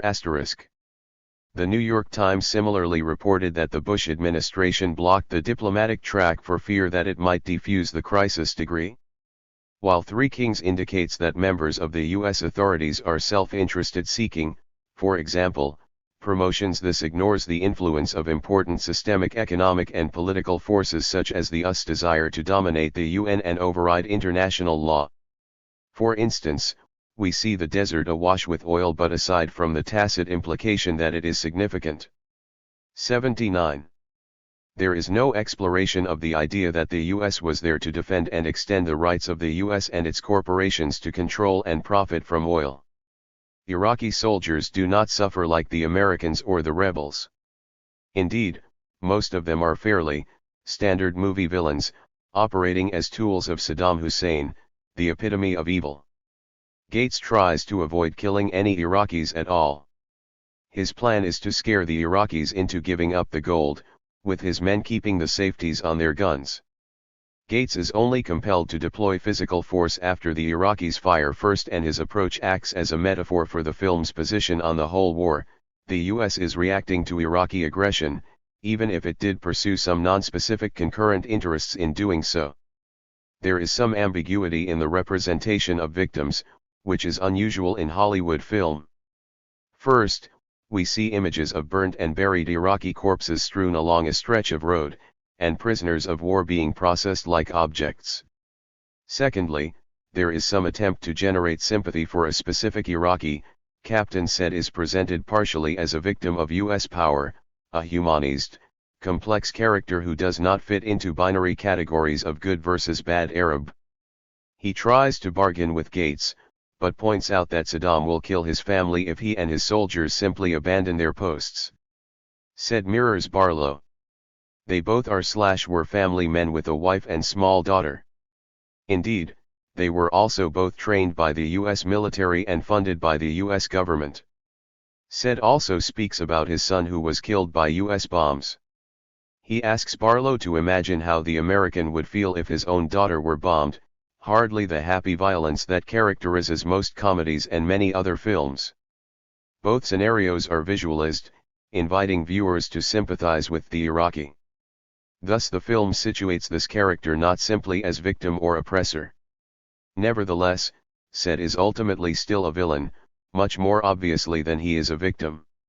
He does torture Iraqis, and Barlow, quite graphically, for example, forcing him to drink crude oil. Said is also directly associated with the disturbing images of prisoners tied to metal bed frames. Ultimately, the film suggests the US has done the right thing in opposing Iraqi aggression. Barlow even has the last word on the matter, claiming that too much bombing is crazy but not saving Kuwait. The objection raised is that the US has adopted inappropriate tactics to achieve this commendable end, namely not taking the fight all the way to Baghdad. 80. The Iraqi Shia are more humanist figures. Family man Amir Abdullah says that they just want to make business without the threat from Saddam. In one scene, two men have a discussion with Vig, Elgin, and Abdullah. Gates does not even appear here, it is the Iraqis who are foreground. They somewhat humorously lead Vig into saying he was trained to kill all Arabs, and then they laughingly tell him he has a terrible haircut. The Iraqi Shia are truly, if briefly, humanist figures. That said, aside from such moments, they are generally passive, unable to help themselves, and dependent on the Americans to lead them. The Americans receive the greatest sympathy in Three Kings. Vig represents the frustration of US soldiers in an emotionally unsatisfying war. He wants to wear night goggles and blow up footballs because he did not see any action during the war. He imagines an Iraqi victim's head being blown off in a cartoon-like manner. Vig is later shot dead. The Shia embalm and wrap his body and agree to carry the body to an Islamic shrine in Iran, therefore giving the American heightened status. The audience is encouraged to feel most sympathy for Barlow, who goes through a particularly grueling change. He is the everyman figure, an office worker and family man who is reluctant to put himself in harm's way. He is shot several times, then captured and horrifically tortured. Later, Iraqis shoot Barlow yet again, and he has an operation which will keep him alive for a few hours. We suffer with Barlow, too, when he is a perpetrator of violence. In the opening scene, Barlow, confused by the rules of engagement, decides to shoot an unarmed Iraqi. The bullet tears through the Iraqi's neck, where normally one would expect a clean cinematic kill. In this scene, the Iraqi seems to be a victim, but the film dwells on Barlow himself, who looks distressed for what he felt he had to do. The American soldier remains the victim even when he stands over the body of a dying Iraqi, who is treated essentially as a comic foil. Three Kings is an unusual ideological product in Hollywood terms, which begins to break down the official history of the Gulf War. Nevertheless, the film presents the U.S. military as the victim of the government's implementation of inconclusive policies in Iraq, notably the early termination of military force. The film does not discuss the impact of dominant U.S. interests, while implying that the U.S. was operating on principle in its reaction to Iraqi aggression. These limitations have significant implications because, as it stands, the film suggests that the problems of Iraq can be solved, and only solved, by the application of U.S. force. In 2002-03, the 81 Bush administration was able to use such humanitarian rhetoric to support an assault on Iraq which was based on the same powerful interests and assumptions of benevolence that informed U.S. actions in 1990-91, creating more of the same victims.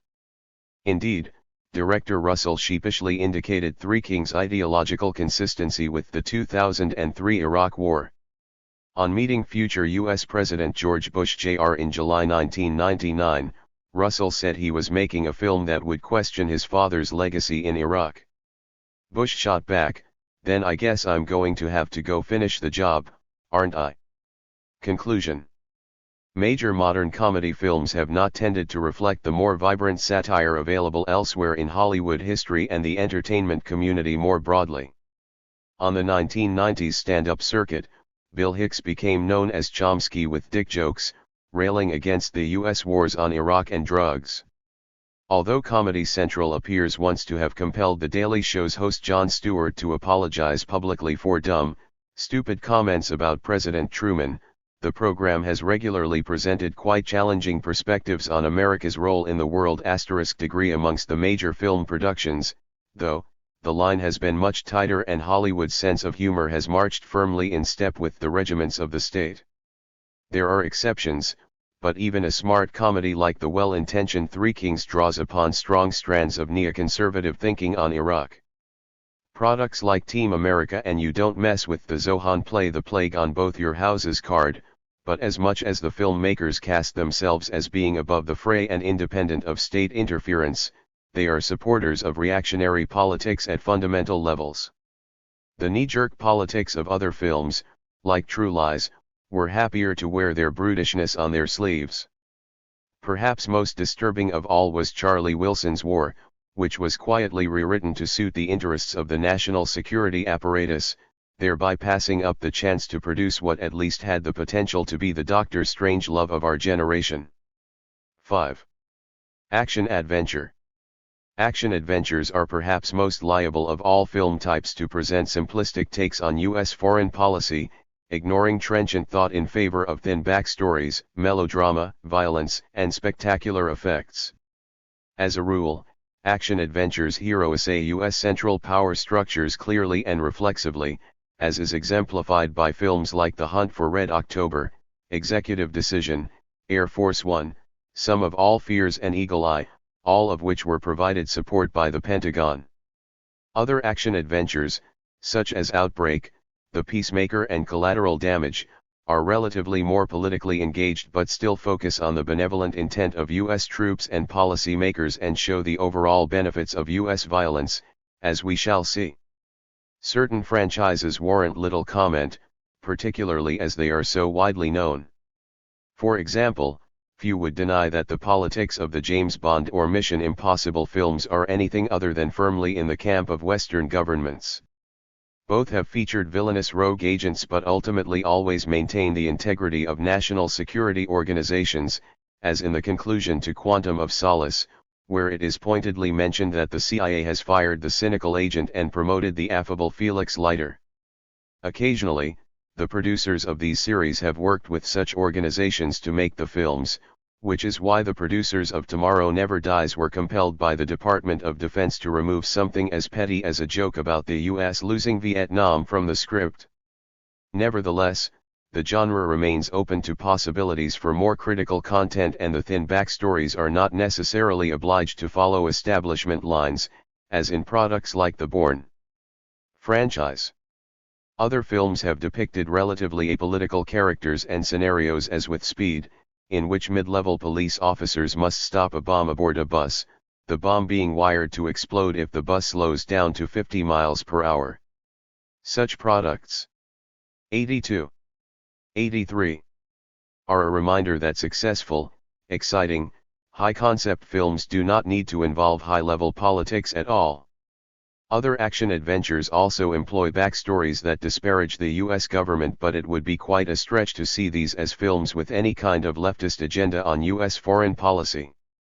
The Long Kiss Goodnight involves a group of CIA operatives who plan to frame a Muslim for the detonation of a chemical weapon on US soil, in order to guarantee increased defense budgets. In Under Siege 2, an American-made superweapon blasts away thousands of Chinese people. The shooter discusses the massacring by the US of villagers in Ethiopia for corporate gain.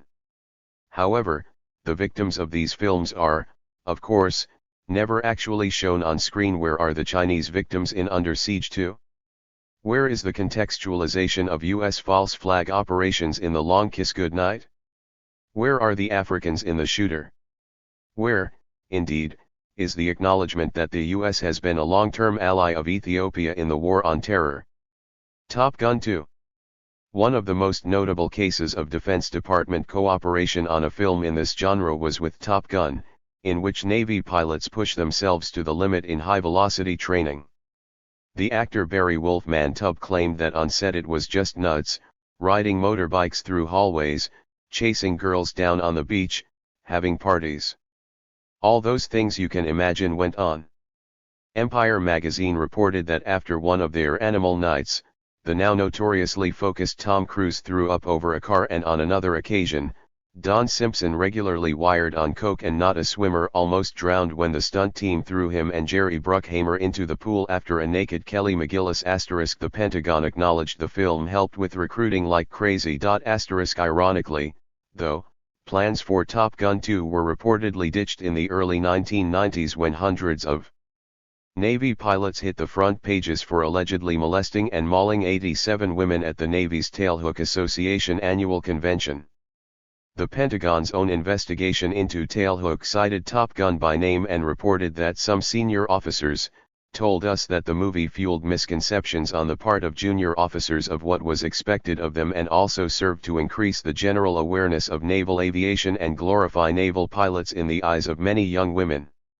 84. Consequently, the Navy's response to the script for Top Gun was "Get the hell out of here." 6. A proposal too rich even for the Pentagon's blood. Air Force One. Despite the obvious tendencies for the genre to present highly aggressive narratives, let's examine some major Pentagon-backed movie presentations to see exactly how they do so. In Air Force One, Russian terrorists led by Edgar Korshunov take over the presidential plane, Air Force One. President Marshall remains undetected on board and fights to rescue his family and the hostages. Whilst Korshunov executes prisoners, the White House must decide whether or not Vice President Catherine Bennett should assume the presidency. Korshunov captures Marshall and threatens to kill his wife and daughter unless Marshall prevails upon the Russian government to release Kazakhstan's ultranationalist General Radek from jail. Many of the U.S. leadership figures in Air Force One are truly heroic, and the president himself is adulated as an action hero, resuscitating the image of the Vietnam vet in the process. Marshall castigates himself and his country for not acting earlier to halt the genocide caused by Radek's previous rule in Kazakhstan. When Marshall improvises his speech in Moscow, "Never again will I allow our political self-interest to deter us from doing what we know to be morally right," he is not saying that existing U.S. policy is non-benevolent. Rather, he is implying that U.S. deployment of military force is by definition always benevolent, but that, regrettably, force is not used enough because political will is lacking until more tangible U.S. interests are in jeopardy. This is the film's criticism of U.S. foreign policy, as far as it goes. Even Defense Secretary Walter Dean, whom the film shows advocating the wrong tactical decisions, is trying to promote common values. He qualifies his statements about destroying the plane in contrast to the callous Russian Petrov, and he is driven by the desire to prevent an even worse outcome for ordinary people. At the climax, Marshall's noble intent is put to the ultimate test, with only time enough remaining for one more person to leave Air Force One before it crashes. Marshall must decide whether to crash into the sea with Caldwell or save his own skin. Without there 85 being any realistic choice, the narrative problem is immediately and conveniently resolved as the traitorous Secret Service agent Biggs shoots Caldwell dead. Meanwhile, Biggs himself is the only American bad guy, and the film assiduously refuses to offer any explanation for his treachery, thereby making opposition to the president appear all the more unfathomable. Sympathetic attention in the film is directed almost exclusively at the U.S. military and civilian authorities. Marshall makes brief mention of refugee camps and how 200,000 Kazakhs were killed under Radek's regime, but this all remains off-screen. The film also alludes very briefly to some problems facing Russia, which Korshunov claims has been turned over to gangsters and prostitutes. In the film, though we do not actually see any Russian people other than the terrorists, we are not positioned to trust anything Korshunov says, and our only images of Russia's stunning shots of Red Square are of considerable opulence, delegitimating the notion that post-communist Russia had become the basket case Korshunov describes. Rather, the spread of U.S. power and capitalist values seems to have worked out for the common good. The U.S. executive branch is particularly sympathetically portrayed. The camera dwells on Marshall's pained reactions to Deputy Press Secretary Mitchell's killing. He feels for Doherty when he learns of his death. We stay with Marshall throughout his agonizing attempts to stand up to Korshunov. Furthermore, Air Force One shows us that the victimization of the U.S. executive leads to the victimization of literally the whole world, as the consensus is that relations with Russia and its satellite states are one step away from being plunged back into a warlike mentality, epitomized by Korshunov and Radek. Curiously, although American leadership figures are portrayed as possessing the highest values and being morally above reproach, some military men are simultaneously disposable. Caldwell is quite matter-of-fact that Marshall should live, instead of him, simply because Marshall is president. Likewise, at least 2 Special Forces men have plummeted to their deaths in the presidential plane. The film traverses this potentially deflating ending by pushing the case that the military are incredibly noble and important people, but, simultaneously, unquestionably much less important than the president, which further dignifies his office and demonstrates the film's extreme devotion to traditional established U.S. authorities. The Department of Defense provided full cooperation for the film, but did not have much to change in the script. Instead, the Air 86 Force spent some time making changes to ensure the other armed services were removed almost entirely from the product. In conclusion, Air Force One does not just assume and depict U.S. exceptionalism, it positively advocates acting on it as policy. There are even several references to a bellicose Saddam Hussein, who the president is admirably dealing with by deploying battleships. The film questions U.S. power only in that it is not applied frequently or forcefully enough, and it shows the U.S. repeatedly interfering in the affairs of sovereign nations, including breaching other nations' airspace and ordering the assassinations of their would-be leaders. Ironically, this behavior is shown to be absolutely necessary to protect common values and democratization, as Eastern democracies are so fragile, underdeveloped, and dependent on U.S. kind-heartedness. Executive Decision. When the Pentagon-supported executive decision was released, it seemed to fit the political zeitgeist of the mid-1990s, which gave us the clash of civilizations paradigm registered in this film. Islamist terrorists hijack a commercial airliner. While the initial consensus at the Pentagon is that the terrorists, led by Naghi Hassan, are exerting pressure on the U.S. to release their ostensible leader, El-Sayed Jaffa, intelligence consultant David Grant convinces them that the hijacking is more likely an attempt to crash the plane, packed with nerve gas, into Washington.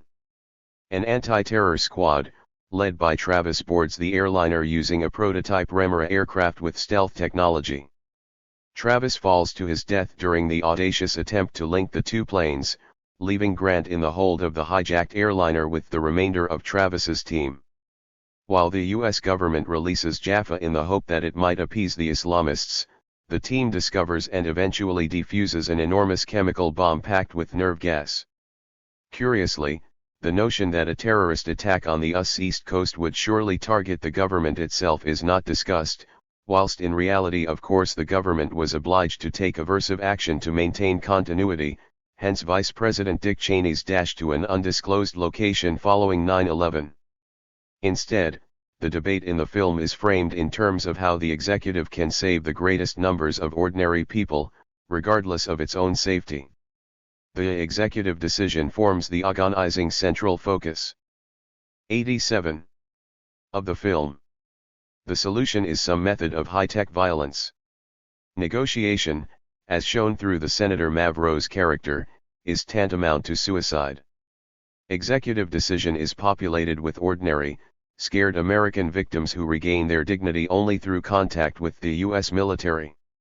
For example, both pilots make gaffes which suggest the anti-terrorist squad might be boarding, notably by failing to cover up the alarm light when the team attaches the Aurora to the airliner.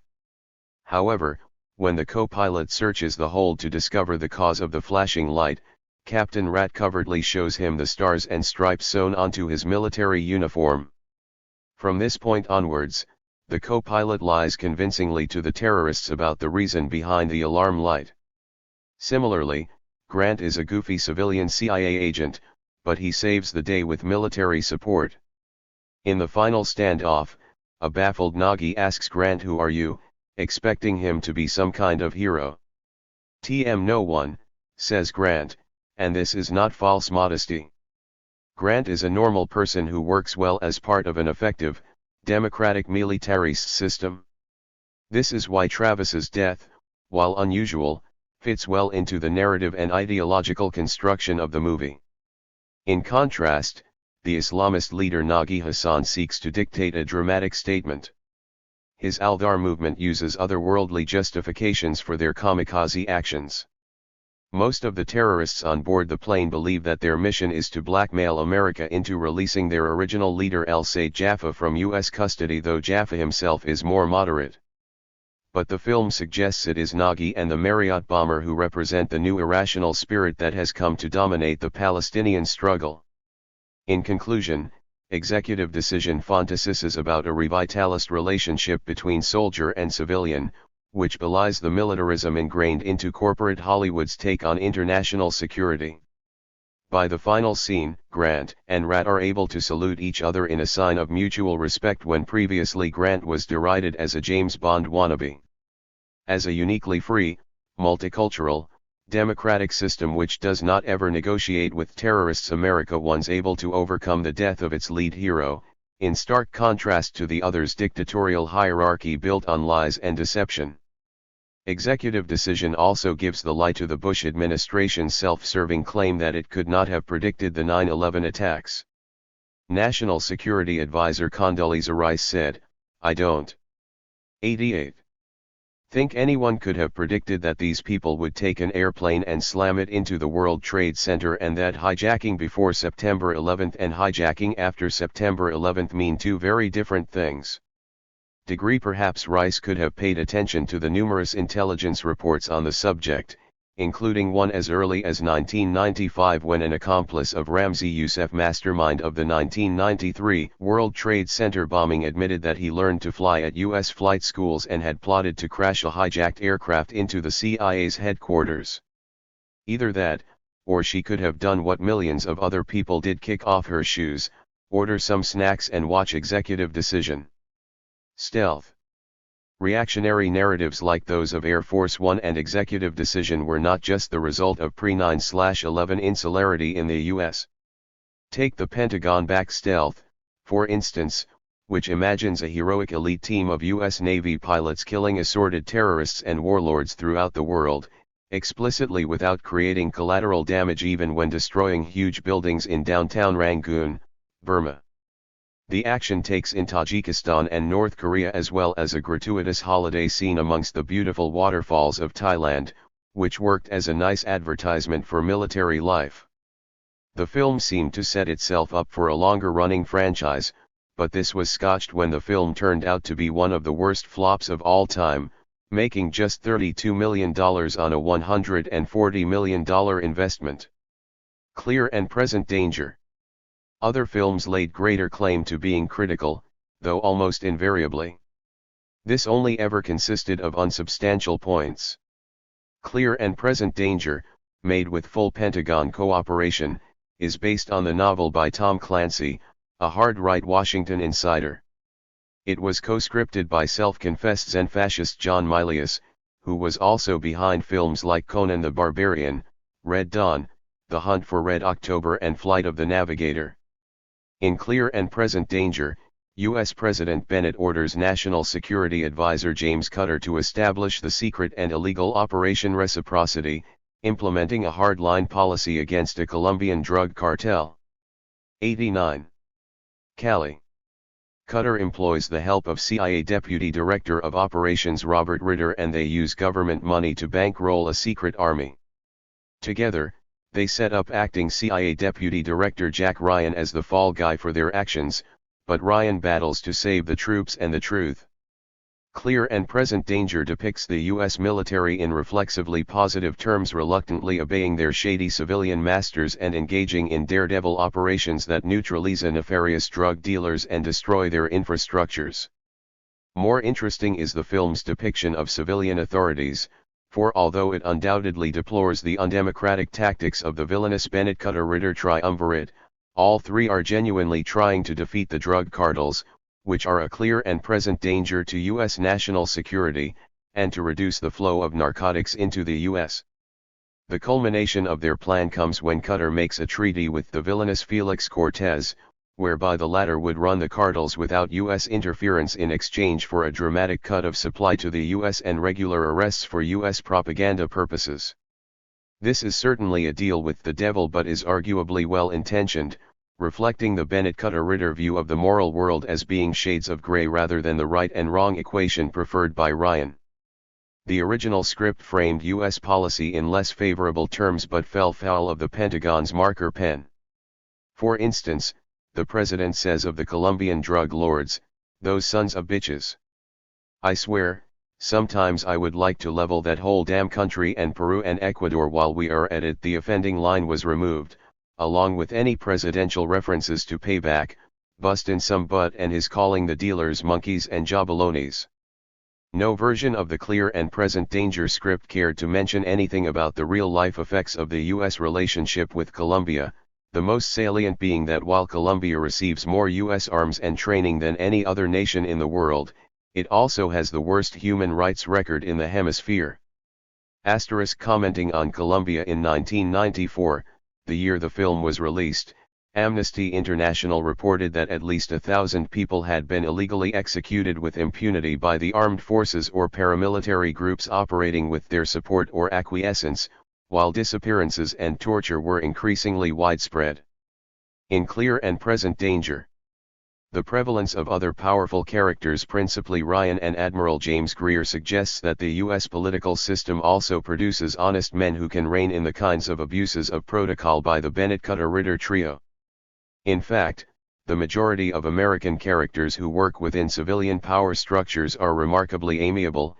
FBI Director Jacobs even gives his secretary Moira Wolfson 2 days off just because she is in love. On his deathbed, outgoing CIA Deputy Director Greer emphasizes the importance of the oath of allegiance public officials take to the American people, which Ryan dramatically sees through by shouting down the president in the Oval Office. Bennett, Cutter, and Ritter are therefore the exceptions, not the rule. What is more, they know it. Although they talk tough, they are under constant threat from the benign system, embodied by Ryan and Greer and symbolized by Congress. At the climax, we see close-ups of Bennett, Ritter, and Cutter, all with blood-drained faces, desperately calling after Ryan, who, with patriotic musical strains playing, solemnly swears to tell the truth in front of a congressional hearing. While the outcome is left open, Bennett Cutter-Ritter's panicky manipulation suggests that they know Ryan will emerge triumphant. Power is only abused by minority elements, and these are forced to act in secret, perpetually fearful of the system's all-pervading decency. The principal victims of the film are Americans, especially the military and the majority of the civilian government. Ryan is shown under constant stress, trying to do the right thing while dodging political intrigue. At another stage, he and his government companions are ambushed from above by machine gun-wielding terrorists. The terminally ill Greer struggles heroically to maintain the good name of the CIA. In a key scene, director Philip Noyce intercuts Greer's somber state funeral with images of the military coming under heavy fire from drug barons in the jungle. As Bennett mouths formal platitudes, the enemy soldiers kill U.S. troops to the tune of "America the Beautiful," traumatizing the sole survivor, the patriotic Latino-American Domingo Chavez, and thus resuscitating the stab-in-the-back myth from the Vietnam War. It is a narrative straight out of Missing in Action and Rambo. At one point in clear and present danger, U.S. bombs kill some children who are family members of the drug dealers. Even here, the film makes a point of showing that the U.S. military has not noticed the children. At the last minute, Clark sees them and hesitates in shock, implying that he would not have authorized the attack had he known they were present, but the missile is already on its way. 91. One of the unidentified boy's teddy bears shows up in the rubble on the television news later that day, prompting a visibly distressed Cutter to terminate the military mission. And so, ironically, this scene in which the U.S. kills children actually serves to demonstrate compassion amongst America's leadership. Following this, we might ask some reasonable questions. Where is this abundance of sensitivity from the U.S. national security apparatus towards the people of Latin America in the real world? Did an operative's tears smudge the ink of the Pentagon's Special Forces Counterinsurgency Manual, which states that establishing death squads in places like El Salvador and Nicaragua is particularly effective because it forces the insurgents to cross a critical threshold, that of attacking and killing the very class of people they are supposed to be liberating? Did U.S. leaders visibly crumple with the shame of sponsoring these death squads? As a priest in El Salvador described, people are not just killed, they are decapitated, and then their heads are placed on pikes and used to dot the landscape. Men are not just disemboweled, their severed genitalia are stuffed into their mouths. Women are not just raped, their wombs are cut from their bodies and used to cover their faces. It is not enough to kill children, they are dragged over barbed wire until the flesh falls from their bones, while parents are forced to watch. Registered? The answers are all too obvious, except to a Hollywood hooked on schmaltz, willfully ignorant of reality and enthralled to power. The Sum of All Fears. In another Tom Clancy adaptation, The Sum of All Fears, the Russian president suddenly dies and is succeeded by Nemerov, a man whose politics are virtually unknown. The change in leaders sparks concern among U.S. officials, so CIA Director Bill Cabot recruits a young analyst, Jack Ryan, to supply insight and advice on the situation. Meanwhile, a worldwide cabal of neo-Nazis steal a nuclear weapon that was accidentally discarded by Israel during the 1973 war with Egypt and Syria. In an attempt to trigger hostilities between Russia and the U.S., they smuggle the bomb into Baltimore and detonate it during a football game. On Air Force One, the president prepares to retaliate. 92. Against Russia, but Ryan contacts Nemerov and encourages him to back down. As an institution, the CIA is shown to have a purely de-escalatory influence, implementing the Strategic Arms Reduction Treaty and finding information to facilitate conflict resolution with Russia. When the president and his advisors do apply force, it is with heavy hearts and purely as a way of demonstrating deterrence, in the hope that this will encourage the Russians to back down. They never apply excessive violence and are ultimately successful with Ryan's help in avoiding nuclear warfare. Not surprisingly, the members of the neo-Nazi cabal are afforded no sympathy in their deaths. What is more striking though is that they are all mercilessly executed by the CIA and Russian secret police, without collateral damage, and the executions are intercut as part of an uplifting opera-backed climax where Russia and America sign peace accords. Far from questioning these presumably illegal assassinations, the film invites us to see their direct perpetrators, a CIA agent and a former KGB officer, as friends of our hero Ryan. The KGB officer actually coyly congratulates Ryan on his engagement of marriage despite seemingly having no way of knowing it had happened. In sum, the film celebrates and makes light of the enormous covert powers of a globally operating U.S. national security state and its allies endorsing its methods, dismissing its victims. In contrast, Cabot dies a tragic and heroic death whispering significant final words, the president emerges from the nuclear blast and gets straight back to running the country. Ryan himself is the most implausible and comforting figure of all, the idealistic CIA agent who shrugs off a nuclear blast and then unravels an international criminal conspiracy before hacking into the Russian president's private communication line and persuading him to stand down his nuclear forces all in an afternoon's work. Far from belonging in the Political Film Society's 2003 peace category, the Pentagon-assisted Sum of All Fears provides blanket endorsement for the legitimacy of U.S. power. Emphasizing the difficulties of applying force in a world without perfect intelligence further excuses the executive for what would be had Ryan not saved the day at the last minute: the destruction of millions of people in a nuclear war. It is U.S. leadership itself, not even the nuke citizens of Baltimore, that suffer most obviously in a world of genocidal enemies, and it is only they, the dignified and heroic 93 leaders of the free world, who are ultimately able to stave off disaster and pave the way for peace and stability. In this context, it is notable that CIA Director George Tenet gave the filmmakers a personal tour of the Langley HQ. The film star, Ben Affleck, also consulted with agency analysts, and Chase Brandon served as on-set advisor. Affleck is now married to Jennifer Garner, who worked with the CIA on her TV series Alias and who even made an unpaid recruitment ad for the agency. 8. Whether the CIA secured script changes is, as usual, hard to know. It was reported though that the Pentagon secured a script change to show that a U.S. aircraft carrier under attack was not destroyed but rather just damaged, in line with the organization's reluctance to appear vulnerable. Such tampering was barely noticed, in part because the press made a hubbub about the identity of the film's villains.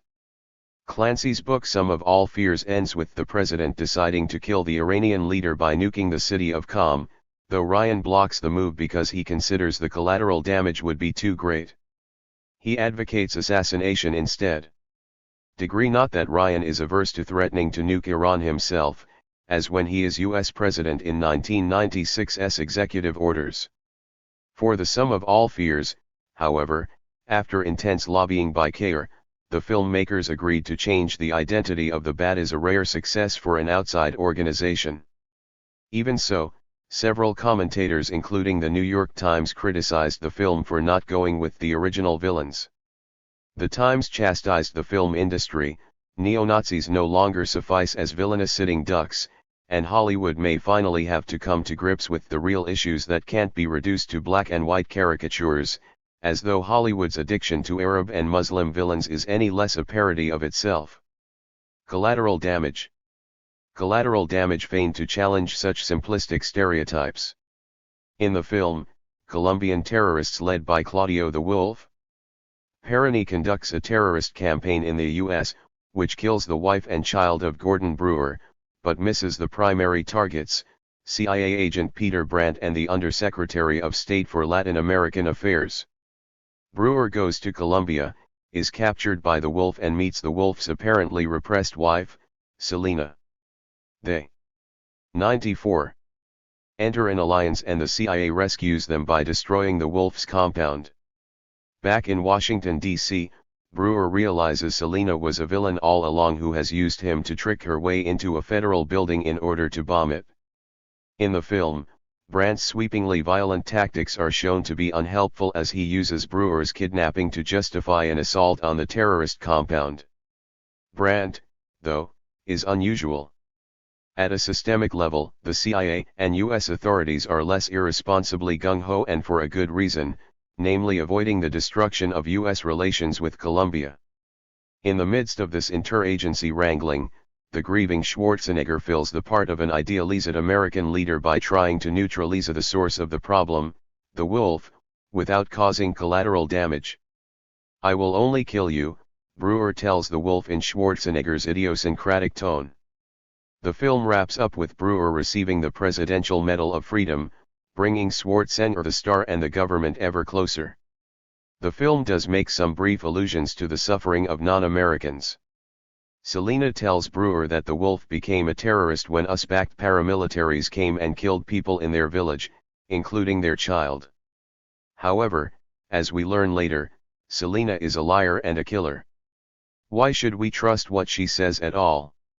Curiously, there is also a Canadian involved, Sean Armstrong, played by actor John Turturro, who was actually born in New York.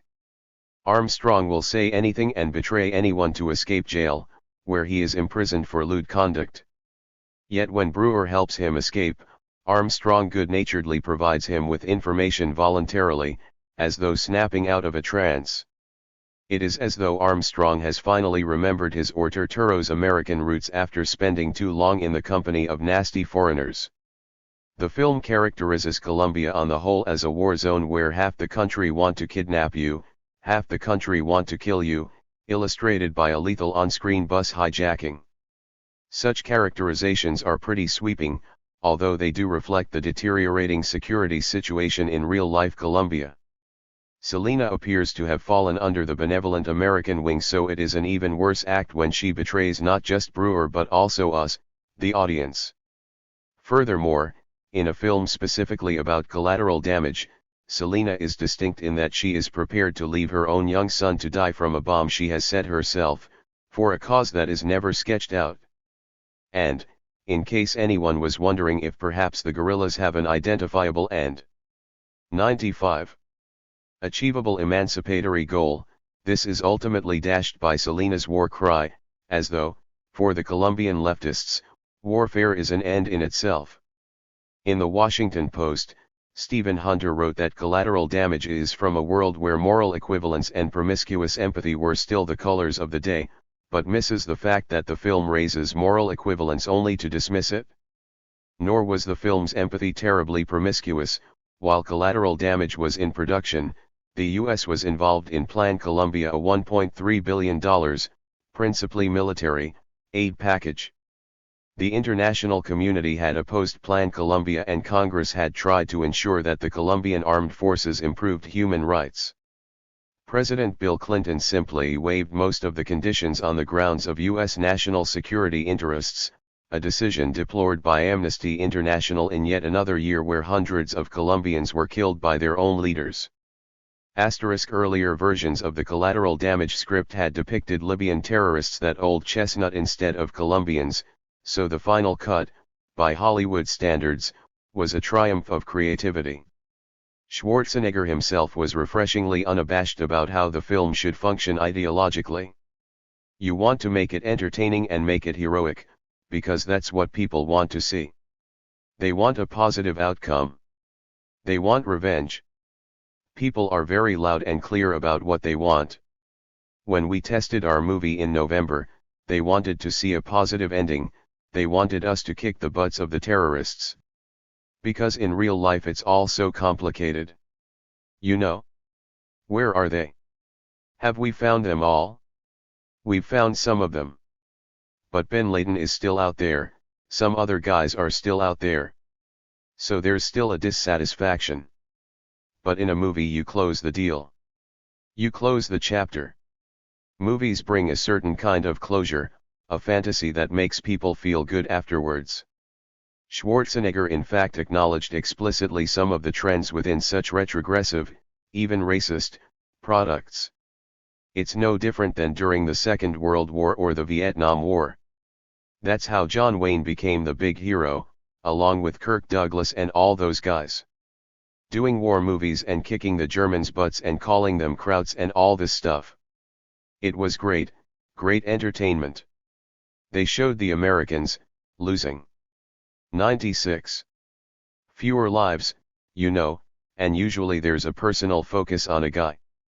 People like to see those things under those circumstances. The Peacemaker. The Peacemaker was promoted as a cerebral action adventure that considered the nature of U.S. power in a new security environment. The film was the first to be released by DreamWorks SKG and is based on the book, 1 Point Save, by journalists Andrew and Leslie Coburn.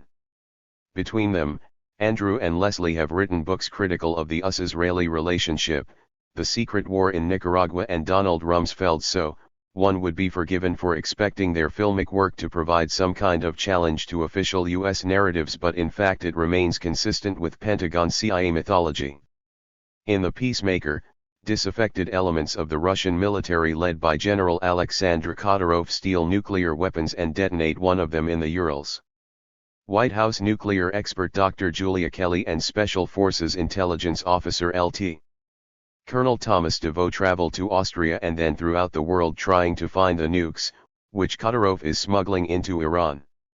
However, Bosnian Serb radical Vlado Miric escapes with the final bomb, which he delivers to his half-brother, Dusan Gavric, a disillusioned Bosnian politician, who intends to detonate it at UN headquarters in New York. Kelly and DeVoe track him down, but their SWAT team is unable to take him out. Kelly and DeVoe find Gavric and confront him. He commits suicide and Kelly defuses the bomb. The US places a high premium on human life in the movie. As terrorists transport a nuclear weapon into Iran, DeVoe warns his own assault team, whatever you do not shoot any civilians, and then literally points out who can be killed. As the film reaches its climax, the US's insistence on careful targeting is put to the test. DeVoe's marksman will not take a shot at Gavric because a little boy is dangerously close to his sights. The marksman, wailing "Oh God," emphasizes just how deeply entrenched these common values of human rights within U.S. power systems are, even when DeVoe repeats an explicit order in an effort to prevent a nuclear explosion on U.S. soil. The authorities do not ultimately risk the life of a child. DeVoe can be brutal, of course, but only against the usual villains. Under these circumstances, his violence is endorsed with relish. 97. George Clooney explained that in the original script, his character lets an unarmed villain pick up a gun so that they can do battle on even terms. Clooney recalls telling the director, "I think this guy dies. You water it down if I arm him again. He just killed my best friend in front of me, I'm playing a military expert. So he dies, and I wanted it to be execution style, this isn't Die Hard." Gissotes also revealed that he based his favors on Jack Nicholson's abusive general from A Few Good Men. The left-wing activist's major script input, then, was not to add even a line that questioned U.S. policy, but rather to show his character's brutality in a heroic and sympathetic light. Victims of U.S. enemies are subject to much greater support than those of the U.S. and, naturally, the enemies are demonized. In the case of The Peacemaker, this is particularly interesting because it was received and promoted as a film that created a more realistic and sympathetic enemy than is the norm. Producer Walter Parks noted, "We knew that if we could show that our villain has a moral imperative, even if what he's doing is utterly horrific, we'd be approaching what might otherwise have been a traditional action movie in a fresh way that would set it apart from the genre." However, the tragic depiction of Gavric amounts to little more than a series of brief cliched scenes beside his wife's graveside in the pouring rain, screaming in the street like a comic book villain, portraying the tortured pianist. Ultimately, Gavric is a take on the traditional Bond villain, complete with the threatening TV address, the twisted ideological desire for apocalyptic violence, and the elaborate master plan. In contrast, overwhelming sympathetic attention is directed towards centers of U.S. power, embodied by the hounded DeVoe and Kelly, who are shown to be under constant threat and stress. It is New York itself, though the hub of U.S. and UN power, that is the ultimate sympathetic victim. Civilian and military authorities keep reminding us that the device could destroy 10 blocks, cause 500,000 deaths, destroy half of downtown Manhattan. The city is depicted on a map as a huge target, colored red to mark the expected nuclear fallout should the bomb explode. Time literally stands still during the search for Gavric. he sets the nuke at 10 minutes, but the film takes a full 20 minutes for the countdown, thereby prolonging the viewer's agony on behalf of the New Yorkers. For a painfully long time, no one, including the supposedly empathetic Kelly, had even figured out that New York was the 98th terrorists' target. New York is emblematic of American benevolence, we are invited to believe, so why would anyone possibly want to destroy it? Surely the 44th parallel target they discover refers to Sarajevo or some other city that is actually part of the malign outside world, deadly cities where opulent Russian mafia front companies send their goons out into the streets with guns blazing and where the police appear to have taken a permanent holiday. Cities like Vienna. Quite apart from this inanity, the film ignores parts of 1 Point Safe, not to mention the broader debate about nuclear proliferation. Although 1 Point Safe largely concerns a small group of U.S. policymakers fighting bureaucracy to prevent nuclear proliferation, it does provide some criticism of U.S. nuclear weapons policies. For instance, the Coburns refer to the impact of corporate forces on U.S. behavior, reporting that a deal between the U.S. and Russia for the U.S. to buy 500 tons of highly enriched uranium from Russian nuclear warheads was stalled at the U.S. end because the U.S. Enrichment Corporation found it more economically beneficial to enrich uranium for sale to the power industry itself rather than buying the Russian warheads. Other commentators draw attention to the Pentagon's Space Commission, which is in charge of coordinating U.S. space military operations. Its major document, Vision for 2020, sets out plans for the deployment of offensive weapons in space, including nuclear weapons. Vision for 2020 speaks directly to its government sponsors, saying its aim is dominating the space dimension of military operations, to achieve full-spectrum dominance over the planet for the benefit of U.S. commercial, civil, international, and military interests and investments. Another Pentagon report resuscitates Nixon's madman theory by advocating that Washington present a national persona which is irrational and vindictive when U.S. vital interests are attacked, because it hurts to portray ourselves as too fully rational and cool-headed. The provisos about U.S. benevolence are discarded when elites talk amongst themselves, in these cases at least, but when the same information is filtered through the Hollywood system, anything unsavory is removed and an image of impartial U.S. benevolence remains. To conclude, The Peacemaker shows the U.S. to be well within its rights as benevolent global leader to apply military force wherever it sees fit, as it is the only country with the means, good nature, and competence to do so. This is quite at odds with the political views of a very large range of analysts, seemingly including those 99 who produced the film. It is a testament to the strength of the Hollywood ideological machine that even where a film is produced from left-wing sources and is promoted as a thoughtful new form of action-adventure film with sympathetic enemies, it still manages to present an exceptional America juxtaposed with intransigent enemies that must be destroyed for the good of the planet.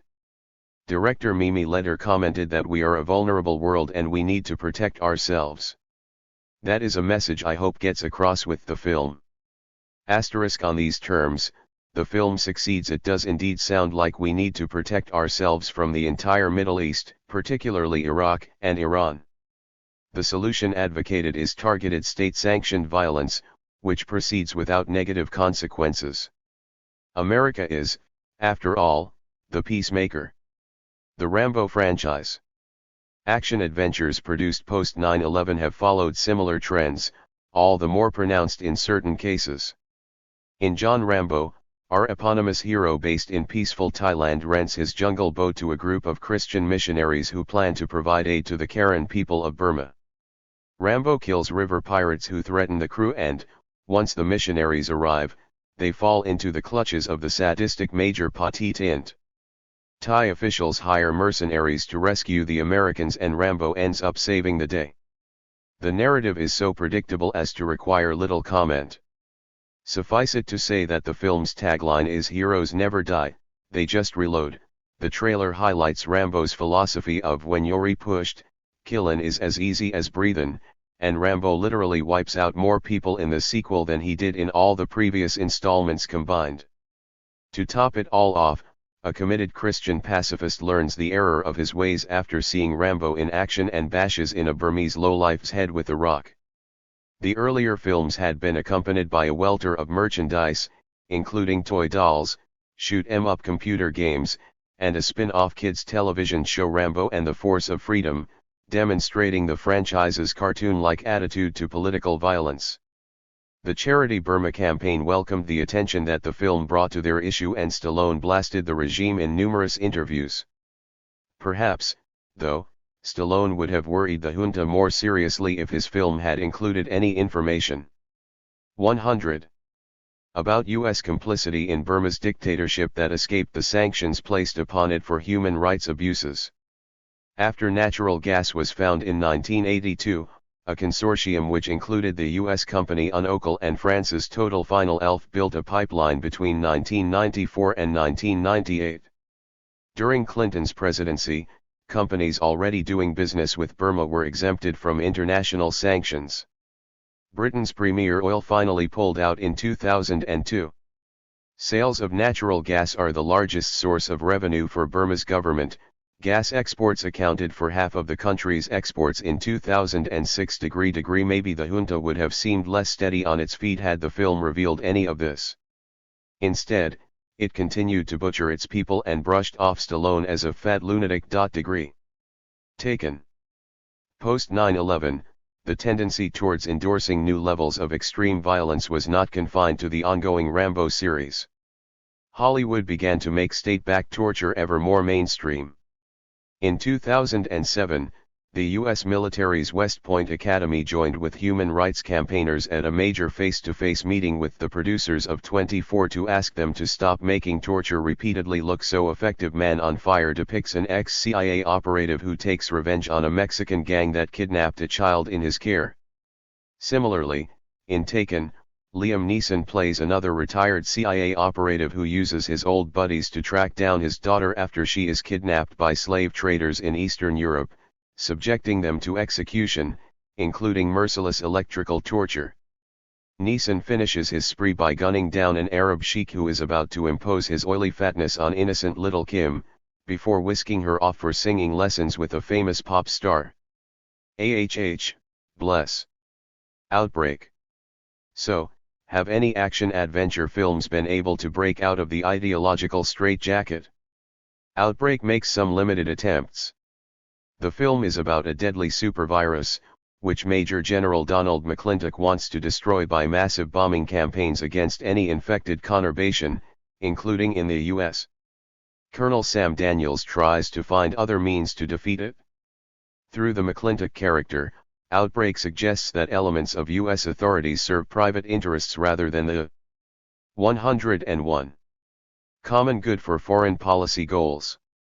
McClintock comments contemptuously how revisionist historians are questioning the legitimacy of the U.S. nuclear attacks on Japan in 1945. His point, although briefly stated, is accurate. Information has emerged that now interrogates the necessity of using nuclear weapons on Japan, including the apparent fact that Japan's leaders were prepared to surrender before Hiroshima was attacked. The scene where Daniels convinces the pilots not to bomb the town therefore becomes a revisionist fantasy, albeit a metaphorical one for averting Hiroshima.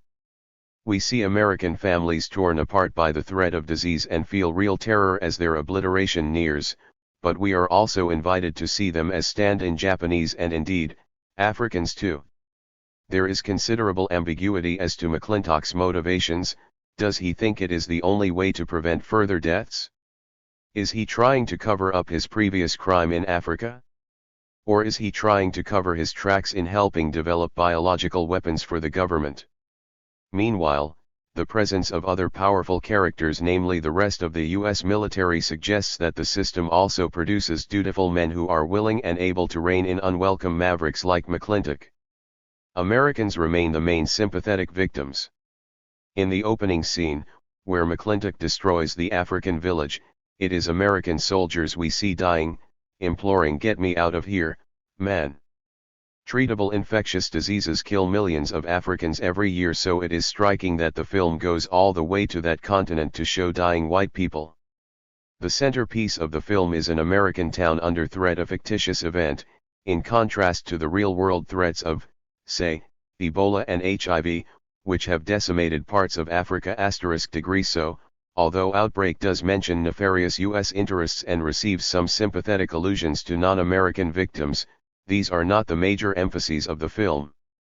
The focus, in fact, is that the U.S. military heroically saves thousands of people after a virus gets out of control, and that although elements within it may adopt brutal tactics that may or may not be intended to benefit private interests as an institution, the military is able to root out such regrettable aberrations itself and correct its mistakes.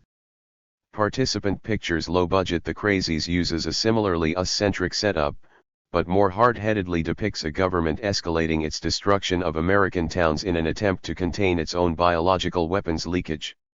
102.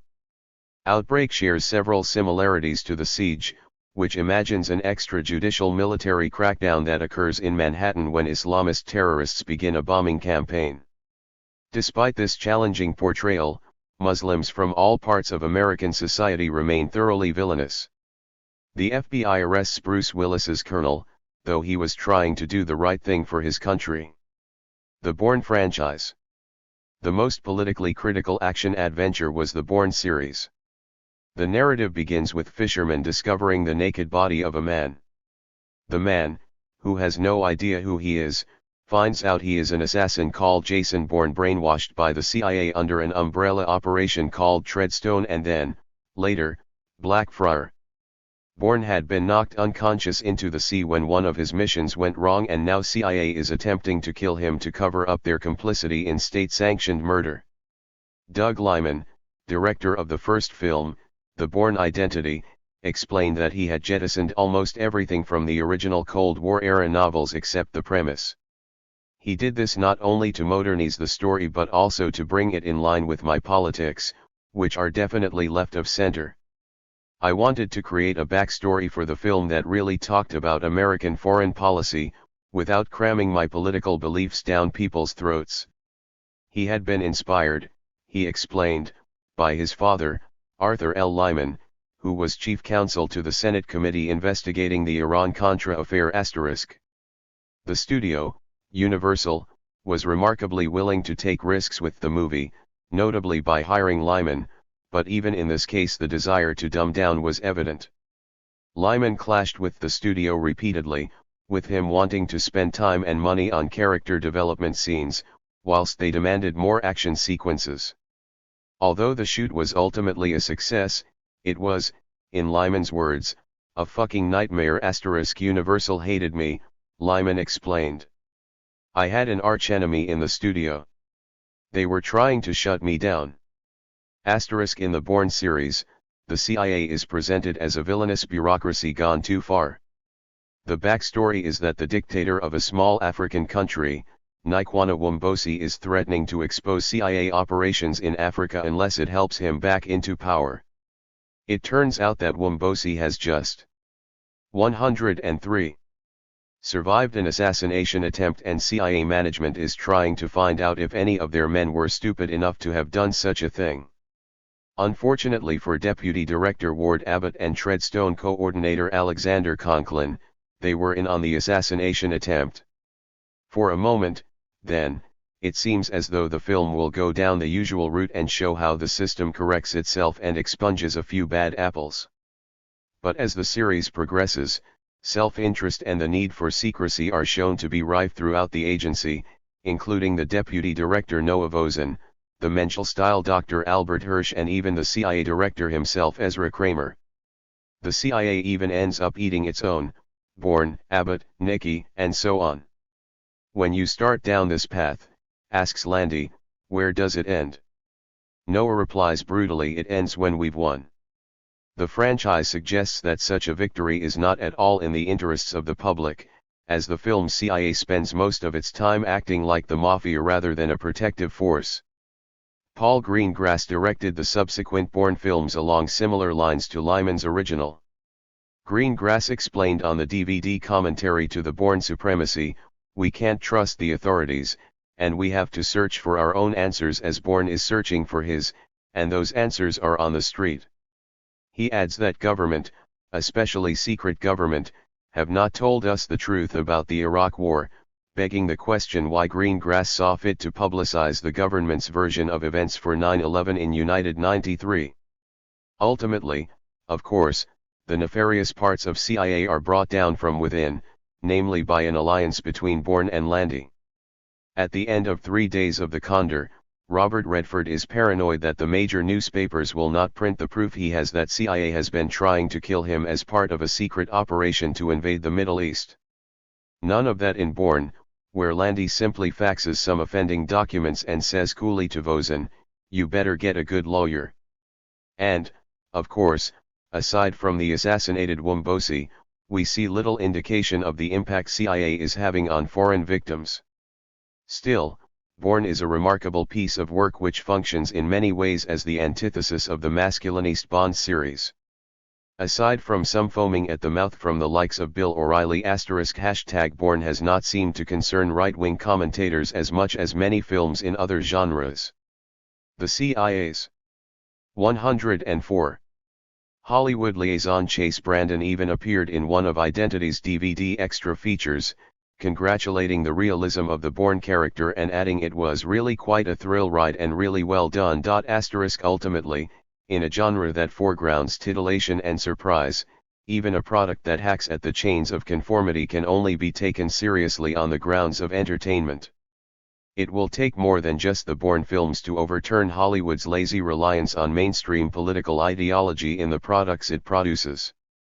The CIA's official chief historian also alluded to its relative unimportance when comparing it to The Good Shepherd, which warrants attention because markets itself as the hidden history of CIA, whereas products like Spy Game and Bourne are transparently total fiction. Conclusion.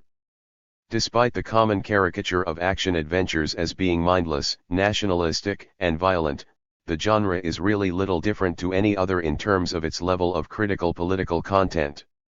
Films like Outbreak, The Shooter, and The Long Kiss Goodnight presented critical viewpoints on U.S. power, although playing up the hyperbolic escapism helped them to avoid controversy. Bourne, it must be said, dipped its toe into political controversy. Traditional depictions of U.S. power as in executive decision, Air Force One, clear and present danger, sum of all fears and stealth continued to dominate the genre.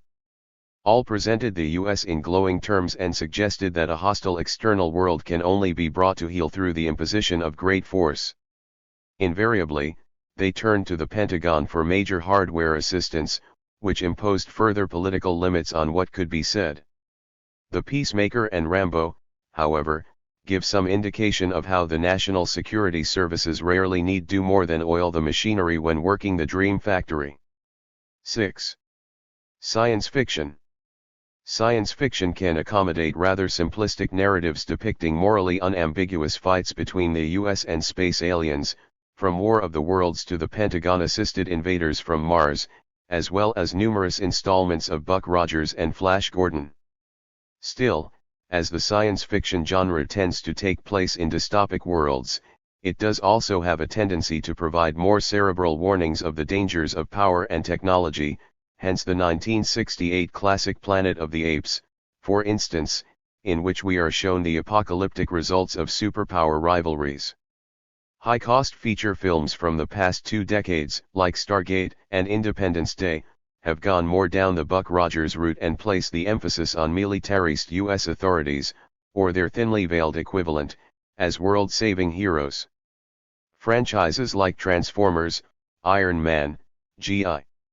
Joe and ultimately even the initially independent Terminator did likewise with Pentagon backing and oversight. It is striking that even relatively critical science fiction films from Hollywood history have been radicalist during the remake process. Tim Burton's reimagination of Planet of the Apes removed some of the more radical commentary on U.S. power. In the more recent film, the ape planet is not actually revealed to be the irradiated Earth but rather more straightforwardly a distant globe where U.S. astronauts and their monkeys crashed thousands of years previously. Similarly, in the remake of Godzilla, the Japanese monster is created by a genetic mutation following French nuclear tests and then destroyed by the U.S. armed forces. Bearing in mind that the original film suggested that it was US military testing that triggered the rise of the beast and that Godzilla this time attacks the US, it is all the more peculiar a setup to absolve US responsibility for the irradiated beast's rampage. Still, let's focus on those films which depict US power most directly. 105. 106. Independence Day. In Independence Day, the U.S. military and President Thomas J. Whitman discover that several city-sized alien spaceships are heading towards Earth. The aliens obliterate New York, Los Angeles, and Washington, and U.S. deployment of nuclear weapons fails to penetrate the alien ships' defenses. Whitmore, scientist David Levinson and U.S. Marine Corps Captain Stephen Hiller go to Area 51 and devise a successful counterattack using a computer virus and the aliens' own technology, with the president himself heading a US-led world coalition. The New York Times opined that Independence Day has a genial it's-only-a-movie attitude that sets it apart, quite emphatically, from other blockbuster action movies and means it scarcely has any social relevance. The Pentagon certainly disagreed, as it engaged in lengthy negotiations with the producers over the script. Following Department of Defense criticisms, producer Dean Devlin told them he was willing to undertake revisions to ensure that the film will make Star Wars and Top Gun look like paper airplanes. If this doesn't make every boy in the country want to fly a fighter jet, he declared, I will eat this script. For the Department of Defense, though, sticking points had remained, including the film's characterizations of a weak U.S. military as well as its depiction of Area 51, a secret military testing ground rumored to use extraterrestrial technology gathered from the 1947 Roswell incident. The Pentagon suggested, apparently with a straight face, that the filmmakers eliminate any government connection to Roswell and Area 51 and instead have a grassroots civilian group, protecting the alien ship on an abandoned base * in a vain attempt to skirt around one of America's most enduring modern myths. Independence Day frames the US deployment of force as being informed by common values, articulated by the President in his pre-battle address as being freedom for mankind, not from tyranny, oppression, or persecution, but from annihilation. Prior to this realization, the US tries everything to prevent war and collateral damage. The President encourages his people to reserve judgment about the intentions of the aliens and resists the advice of the Defense Secretary to attack the alien craft. Even in the face of the alien destruction of Earth, in the President's mind lingers the possibility that the bad behavior of the aliens is not due to 107. Their being intrinsically evil. The President does order a defensive, conventional attack but holds off from using nuclear weapons until he is positive that the aliens are beyond moral redemption. When the aliens explicitly repudiate peace, the President is finally able to say, guiltlessly in line with common values, and with macho venom the words the film has encouraged the audience to think from the beginning, Nuke 'em. The Independence Day aliens are vanquished through the wonder of US exceptionalism, about which we are reminded from the opening shot of the US flag on the moon to the final images of 4th of July celebrations. Two British soldiers enthusiastically receive the American message of a counterattack, speaking in the quintessentially English accent associated with the previous good war, the Second World War. The unity of Arabs and Israelis is made possible by US leadership. While the US insists that its own domestic boundaries remain intact, its president decides that its values, ideals, and even Independence Day itself will be extended globally, thereby erasing what Gregory J. calls the post-colonial condition and returning the happy primitives to their place in the world. Registered Michael Rajan points out the deep-set misogyny that accompanies American actions. The three female career professionals are resubordinated to their husbands. Power-suited Connie is in khakis and flannels, demoted, remarried, and jumping into Levinson's arms like a besotted cheerleader as he chomps on a cigar, while Whitmore's First Lady was killed in the alien attack on Los Angeles, a consequence of disregarding her husband's request that she leave immediately once the threat became apparent, and Jasmine has been married off into a higher economic stratum. Indeed, if one is prepared to consider a popular metaphorical reading of the film for a moment, there is a somewhat Freudian tone to the film when the sexually abused pilot flies a suicide mission into the mothership's suggestively open undercarriage. This was surely cinema's first faintly metaphorical world-saving revenge rape assault, though remarkably it was not the last. 5 years later, the heroes of evolution recycled the idea and destroyed an alien invader by pumping gallons of product-placed Head and Shoulders shampoo up its fundament. Republican presidential candidate Bob Dole summed up Independence Day's prevailing ideology in terms that reflected his own sophisticated instincts: "We won. The end. Leadership. America. Good over evil. It's a good movie. Bring your family, too." 108. Stargate. Dean Devlin and director Roland Emmerich made a previous feature, Stargate, which legitimates the use of American power in similar terms to Independence Day. The film fantasizes about a masculinist U.S., specifically projected onto the U.S. military. It violently rejects a demonized other, but places even greater emphasis than Independence Day on the U.S. role in leading oppressed nations to freedom, specifically by invoking images and narratives of the Persian Gulf War. In Stargate, the U.S. military takes Egyptologist Daniel Jackson to an underground military base where he is shown a secret alien device called the Stargate. He joins a team led by the suicidal Air Force Colonel Jack O'Neill through the Stargate portal and across the universe to a planet remarkably akin to popular Western images of ancient Egypt, including deserts, pyramids and slavery. On arrival, they find a pacified tribe called the Negadan, ostensibly led by Kashub but cruelly dictated to by Ra, who pretends to be a sun god. Ra captures the team and intends to destroy Earth by sending Onal's hydrogen bomb back through the Stargate. Jackson and O'Neill escape, encourage the Negadan people to rise up against their rulers, and detonate the weapon in Ra's spaceship. The U.S. military travels through the portal for two apparent reasons: to further scientific discovery and to neutralize any potential threat from the other side. Yet when the Americans meet the Negadan, they instinctively alter their mission to humanitarian intervention, specifically by encouraging the overthrow of Ra's regime. Nor is this through any controversial use of U.S. force, it is Ra who strikes first, thereby bringing the innocent Americans into a fight not of their choosing. The ancient Egyptian leaders are brutes and can therefore be dispatched by the Americans with quips like "Give my regards to King Tut, asshole."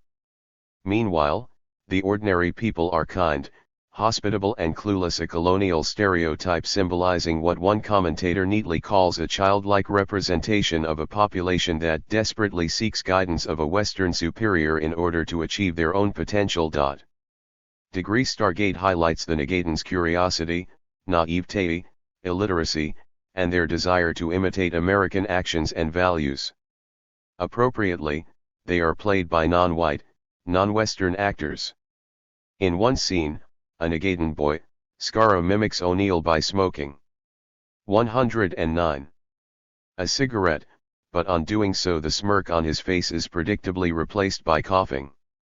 Floyd Chung argues that the humor in the scene is associated not only with Skara's young age but also with his society's inexperience. The situation is similar with regard to the submissive concubine, Shayuri. Whilst Jackson is able to learn her language, she cannot reciprocate and offers herself sexually instead. In the Journal of Popular Culture, Margaret Malamud sees the Negadan as a metaphor for a cliched Islamic world which shows a static culture forever mired in the past, awaiting American redemption. This is certainly persuasive. The city's inhabitants perform bodily movements associated with Islamic prayer rituals, the people dress like Bedouins, the town's architecture resembles a nomadic tent city, women are covered by clothes and subordinate to men, and the desert landscape is populated by camels. Ra himself wears the regalia of a goddess rather than a god, inhabits the body of a boy and wears a corset associated with sadomasochistic imagery. Malamud draws the parallel with one of the ways the Western media demonized Saddam Hussein in the run-up to the Persian Gulf War, namely by dwelling on his purported sexual perversity and excesses, and his use of children as human shields. The Americans inspire Kashub, a jittery weakling who refuses to fight for his rights, finally to head the cavalry in a violent insurrection against Ra. The natives dress themselves in US uniforms and carry us supplied guns, one of them putting on a helmet while smoking a cigar. They are members of another denigrated subrace that is the lucky benefactor of US power. The film climaxes with the US obliterating Ra's spaceship with its hydrogen bomb, successfully avoiding the creation of any collateral damage by first having it teleported into outer space, in line with the myth of the laser-guided 1991 Gulf War bombing campaign. Indeed, if Stargate is to be understood as a metaphor for the Gulf War, it would have been more accurate for the Americans to encourage Khashoggi and the Nagadan to rise up, then refuse to help them whilst allowing the defeated RA to use weapons they could easily have banned to crush the rebellion and ensure their old ally, RA, remained in charge. Genuine sympathetic attention is reserved for the US military and its scientific attachment.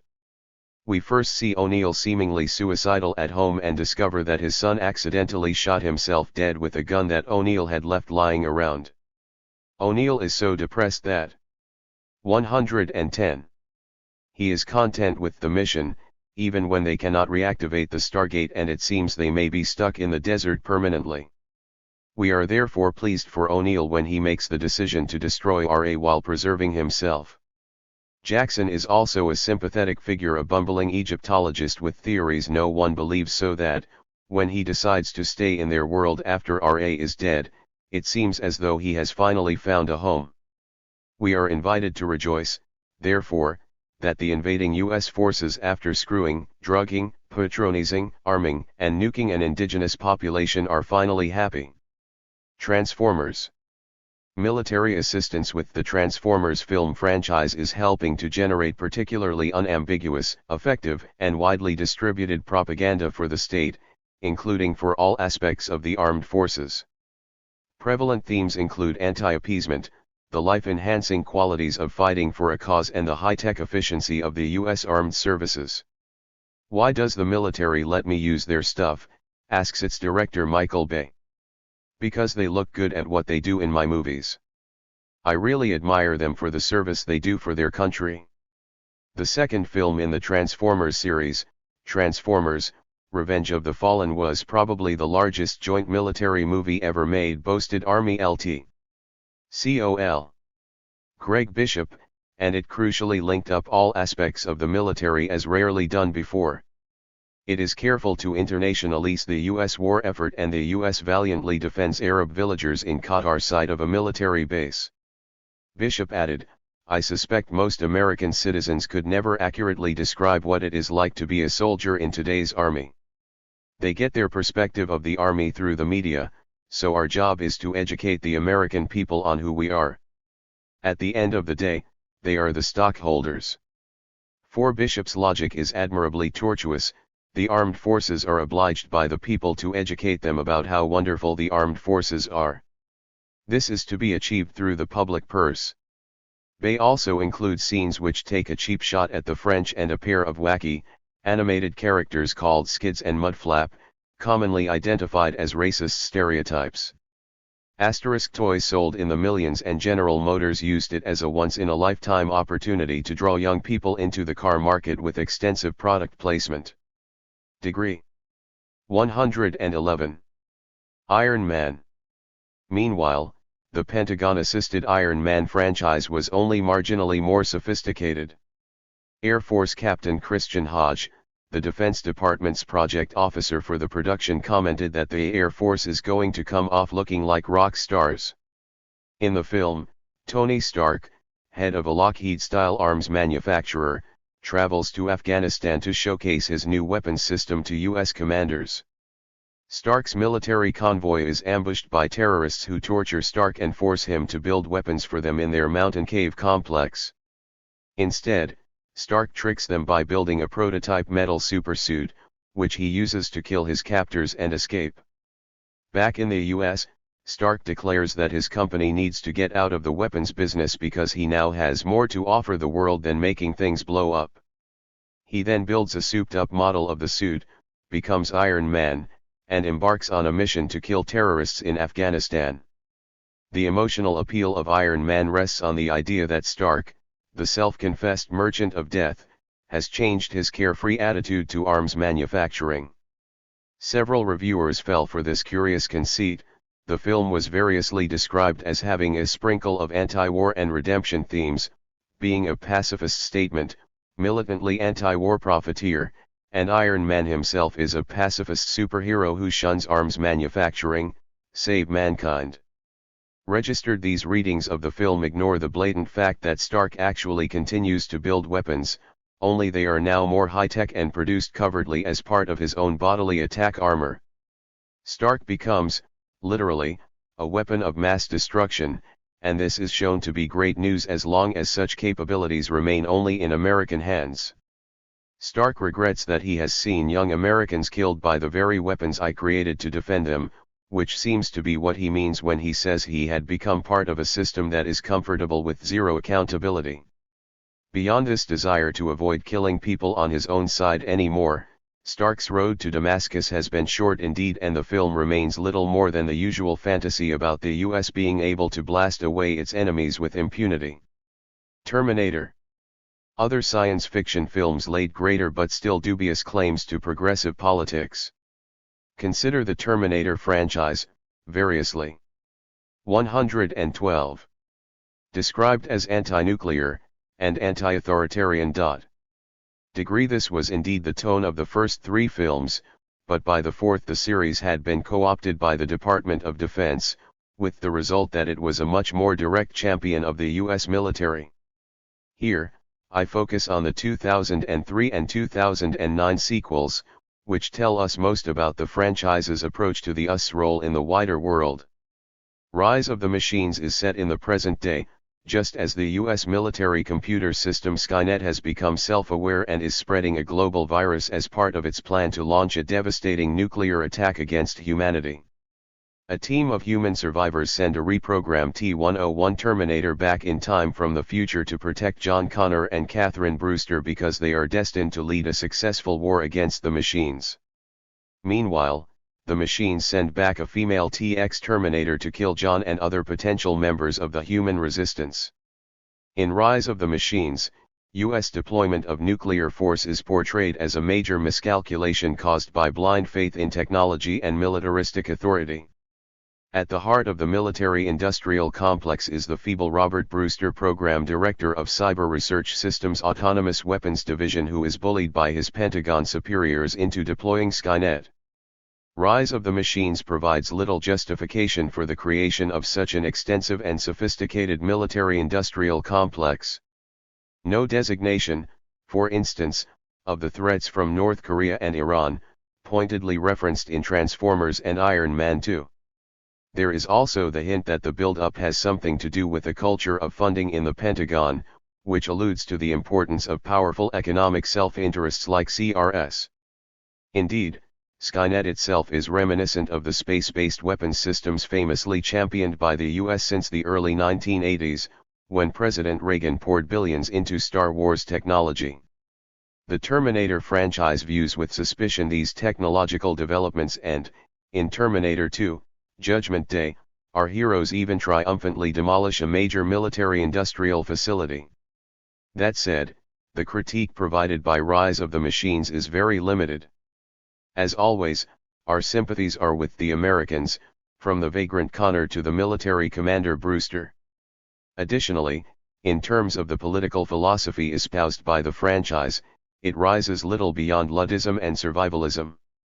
Nor is there any indication that in the real world, at the time of the film's production and release, the US was engaged in controversial hostilities in Afghanistan and 113.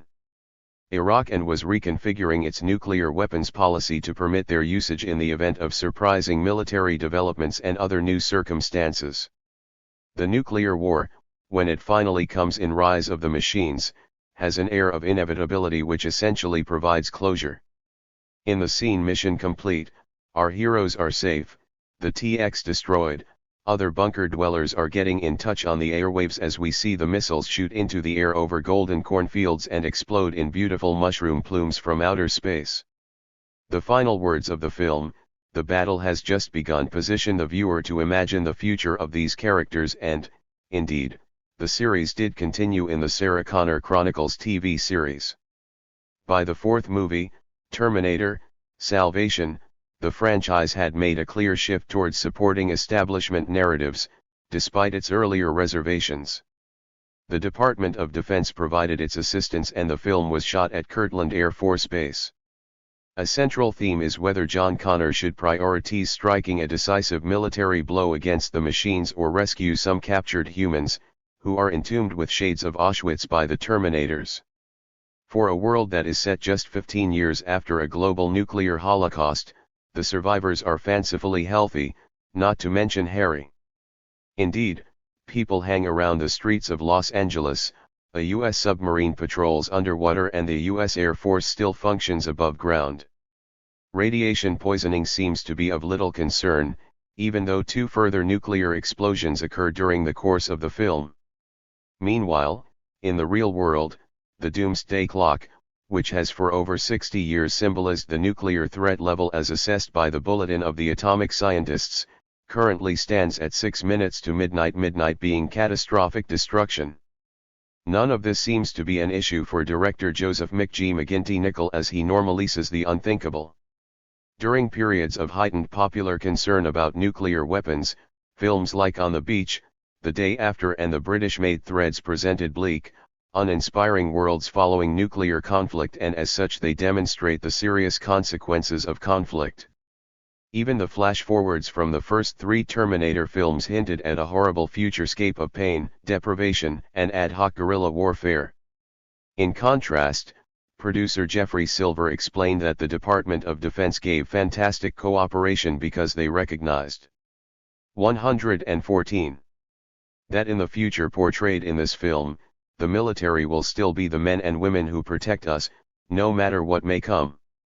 Salvation's sanitized depiction of nuclear war again indicates how filmmakers may omit politically disturbing material, even stretching narrative credibility beyond breaking point for the benefit of their institutional backers. Reign of Fire. In many ways, the template for Terminator, Salvation was Reign of Fire, which had imagined a human race threatened by dragons, of all things. As with Salvation, Christian Bale plays a resistance leader fighting for survival in a post-nuclear world. Although the film is set in northern England, a high-tech American military squadron of brave dragon killers turns up and convinces the hunkered-down Brits to fight to win, despite the risks of open warfare. Naturally, the US/UK use of force is successful and leads to a bright new tomorrow. Star Trek. The Star Trek series and spin-off movies are set hundreds of years in the future and recount the adventures of the USS Enterprise, a starship that is part of Starfleet, the military service of the United Federation of Planets.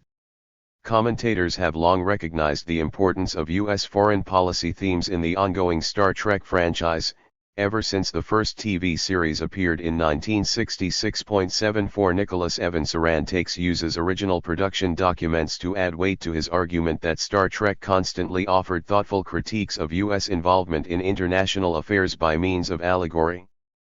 The most overtly political of the Star Trek movie franchise was the 1991 installment, Star Trek VI, The Undiscovered Country, which has obvious parallels with the end of the Cold War, widely recognized by reviewers, and, indeed, the film's writer and star Leonard Nimoy said he wanted to make the film about the Berlin Wall coming down in space. While the film is indeed a thoughtful critique of Cold War politics, it operates within narrow ideological parameters and only departs a fraction from what one commentator called Star Trek's reactionary nostalgia to change the world. 115. In the Undiscovered Country. The Klingons discover they have an estimated 50 years remaining before they will have completely depleted their ozone layer. Their only choice is to join the Federation, which will mean an end to 70 years of hostility. Admiral James T. Kirk and crew are called upon to help in the negotiations, but peace talks go badly. A mysterious attack on the Klingons appears to emanate from the Enterprise, killing Chancellor Gorkin of the High Council. In an attempt to prevent the situation escalating out of control, Kirk and Commander Leonard McCoy MD beam aboard the Klingons' attacked vessel, but are tried and convicted of assassination. They are sent to Rura Penthi, a freezing gulag, but manage to escape and discover that elements of both the Klingon and Federation societies led by Klingon General Chang had conspired to perpetuate war between the two races, using stealth technology to frame Kirk. Chang tries to lead a direct attack on the Enterprise but is destroyed, and the Klingons and humans unite at a peace conference. The American Federation is a collection of diverse worlds and cultures that respect, tolerate and celebrate their differences, and the USS Enterprise is a military ship on a peaceful mission to explore strange new worlds, to seek out new life and new civilizations. Although the crew of the Enterprise has strong negative feelings towards the other in the form of the Klingons, they do not act upon these. Indeed, Kirk and McCoy put themselves in grave danger by beaming aboard the Klingons' ship to try to save Gorkon's life.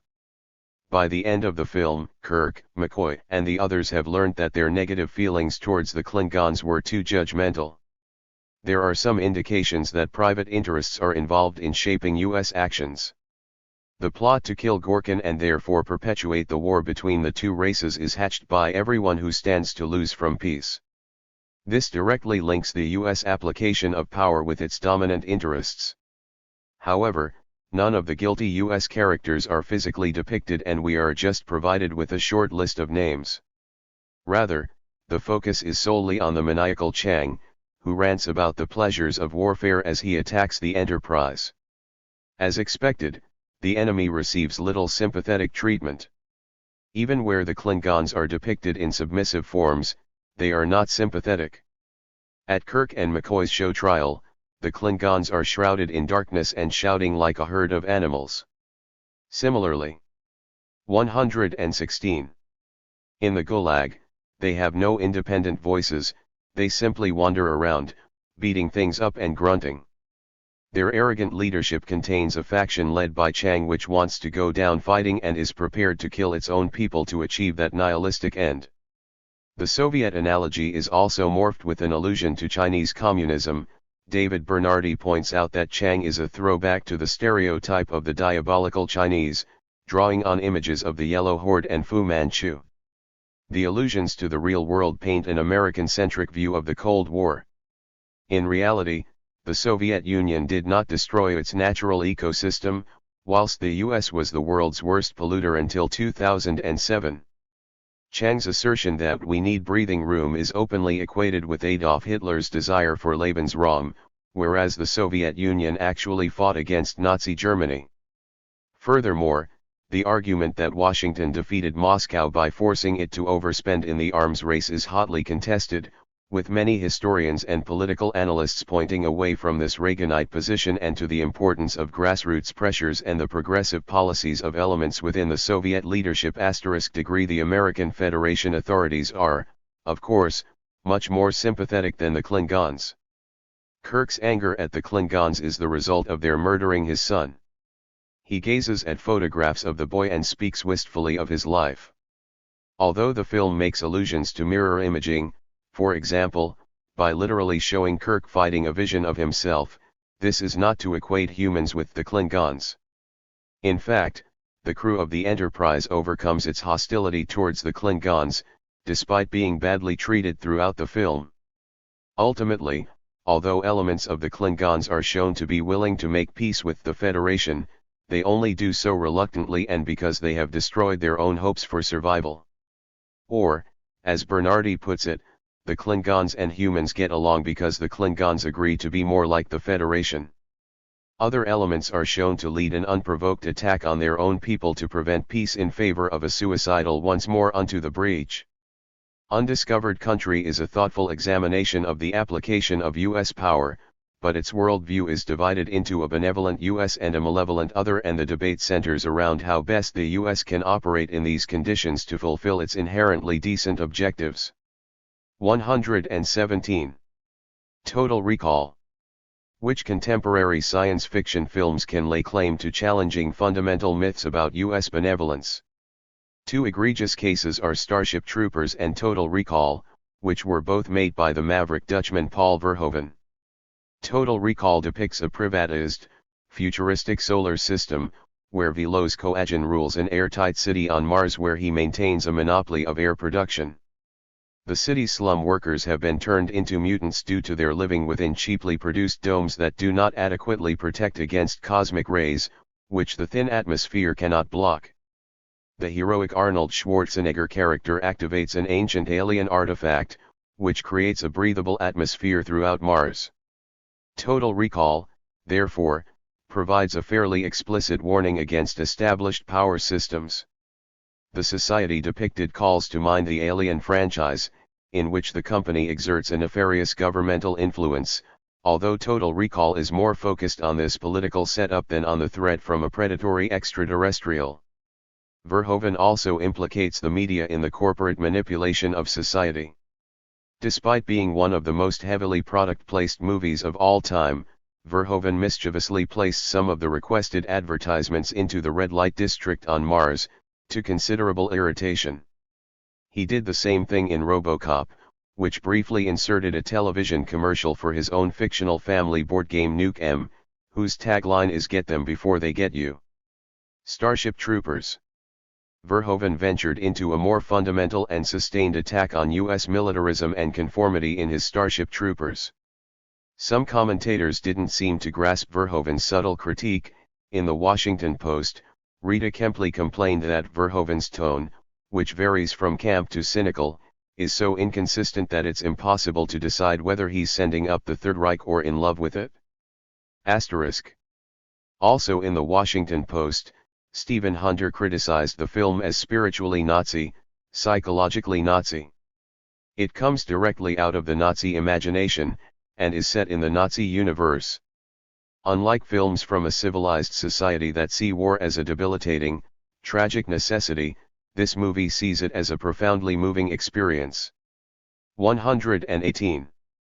On the DVD commentary, Edward Neumeier explains that he wrote the Starship Troopers screenplay with Noam Chomsky in mind, and director Verhoeven said the movie was a critique of post-Second World War U.S. foreign policy, with particular reference to the Persian Gulf War.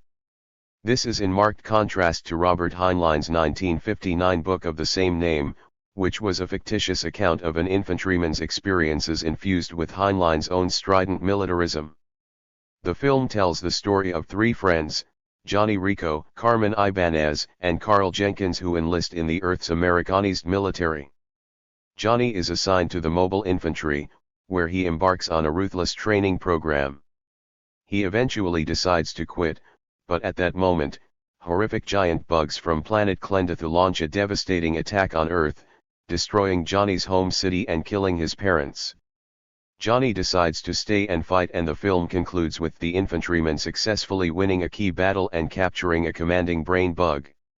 U.S. institutions in Starship Troopers are motivated by a desire for societal control and victory, and its military personnel seek only sex and glory. This is reflected in Verhoeven's casting of lead actors from Beverly Hills 90210 and Melrose Place, who were well known for their bland sex appeal.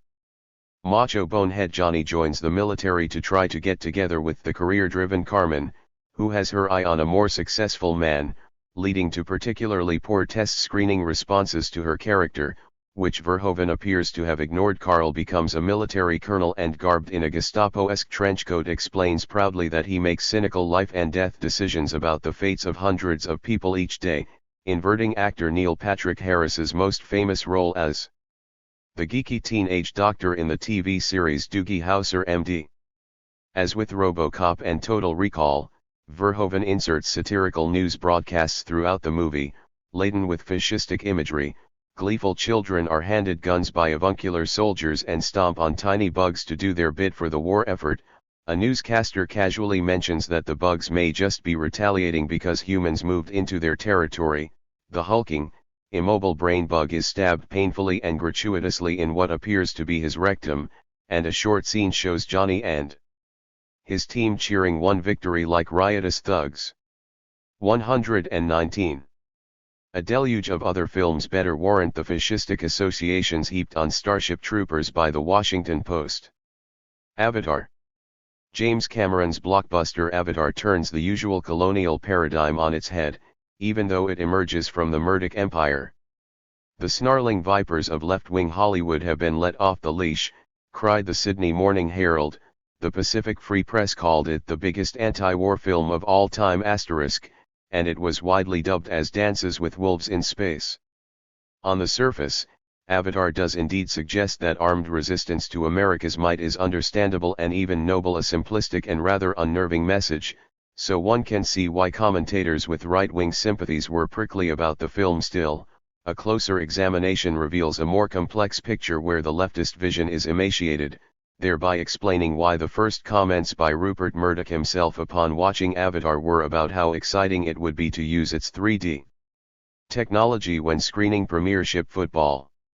In the film, set in 2154, the RDA Corporation is mining a distant moon, Pandora, using U.S. Marines for protection while the corporation hunts for a vital raw material called unobtainium. In an attempt to improve relations with the native Na6 and learn about the biology of Pandora, scientists grow Na6 bodies, that are controlled by genetically matched humans. A paraplegic former Marine, Jake Sully, becomes an avatar, meets a female Na6 Neytiri and becomes attached to her clan in Home Tree. Although Jake is supposed to be working for Dr. Grace Augustine, Colonel Miles Quaritch has enlisted him to gather intelligence for a military strike that will displace the Na6 and reveal the unobtainium that lies beneath their Tree of Souls. Jake eventually commits to the Na6 and works with their leadership to assemble a resistance coalition, which defeats the advancing corporation when Pandoran wildlife unexpectedly joins their ranks. The military personnel are expelled from Pandora, while Jake and the surviving scientists are allowed to remain. The Na6 use the Tree of Souls to transplant permanently Jake's consciousness into his Na6 avatar. The US government is certainly vilified, and phrases in the film like shock and awe, daisy cutters, preemptive war and fighting terror with terror tie the American aggressors quite closely to the real-world Bush administration. The leading bad guy is Colonel 120. Miles Quaritch, who wants to use a preemptive strike to defeat the Na6 and acquire their resources, despite the fact that it will destroy Home Tree. He is the muscle behind Parker Selfridge, the RDA administrator. And yet, despite all this, the film makes clear that the Marines are villainous corporate mercenaries, rather than tools of some future US government. Indeed, Jake makes it clear that although the Marines on Pandora are just hired guns, back on Earth they're fighting for freedom.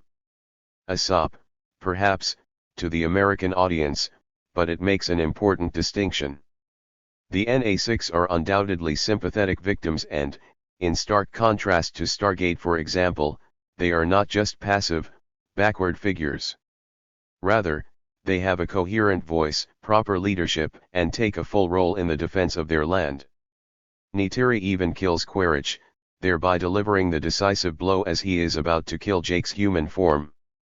Still, in a similar manner to Three Kings, key characters amongst the US invasion force are the leading figures in saving the day for the sake of the Na6, the heroic Jake who tames a ferocious dragon which only 5 Na6 have done before, the Marine Trudy Chacon who switches sides, and Dr. Augustine who earns her place in the Tree of Souls. Likewise, even though we are invited to respect the Na6, we are not required to identify with them. Our heroes remain the humans, and US Marines at that. Compare Avatar to, say, the low-budget South African sci-fi feature District 9, which explores similar themes but interrogates the South African power system in a more rigorous manner, notably by depicting the apartheid-style system with cold and brutal realism through the eyes of one of its seemingly unrepentant minions. In contrast, Avatar's central figure is Jake, a warrior who dreamed he could bring peace, but who develops through the Na6 his naturally strong heart and attractiveness to the forest's pure spirits. As with the other films in this chapter, Avatar hides its politics behind the veneer of science fiction, even more so since it used state-of-the-art special effects and positioned audiences to enjoy the 3D glasses much more than its political content. The film is definitely not anti-American, clarified Cameron to the New York Times. My perception of the film is that the Na6 represent that sort of aspirational part of ourselves that wants to be better, that wants to respect nature. And the humans in the movie represent the more venal versions of ourselves, the banality of evil that comes with corporate decisions that are made out of remove of. 121. The consequences.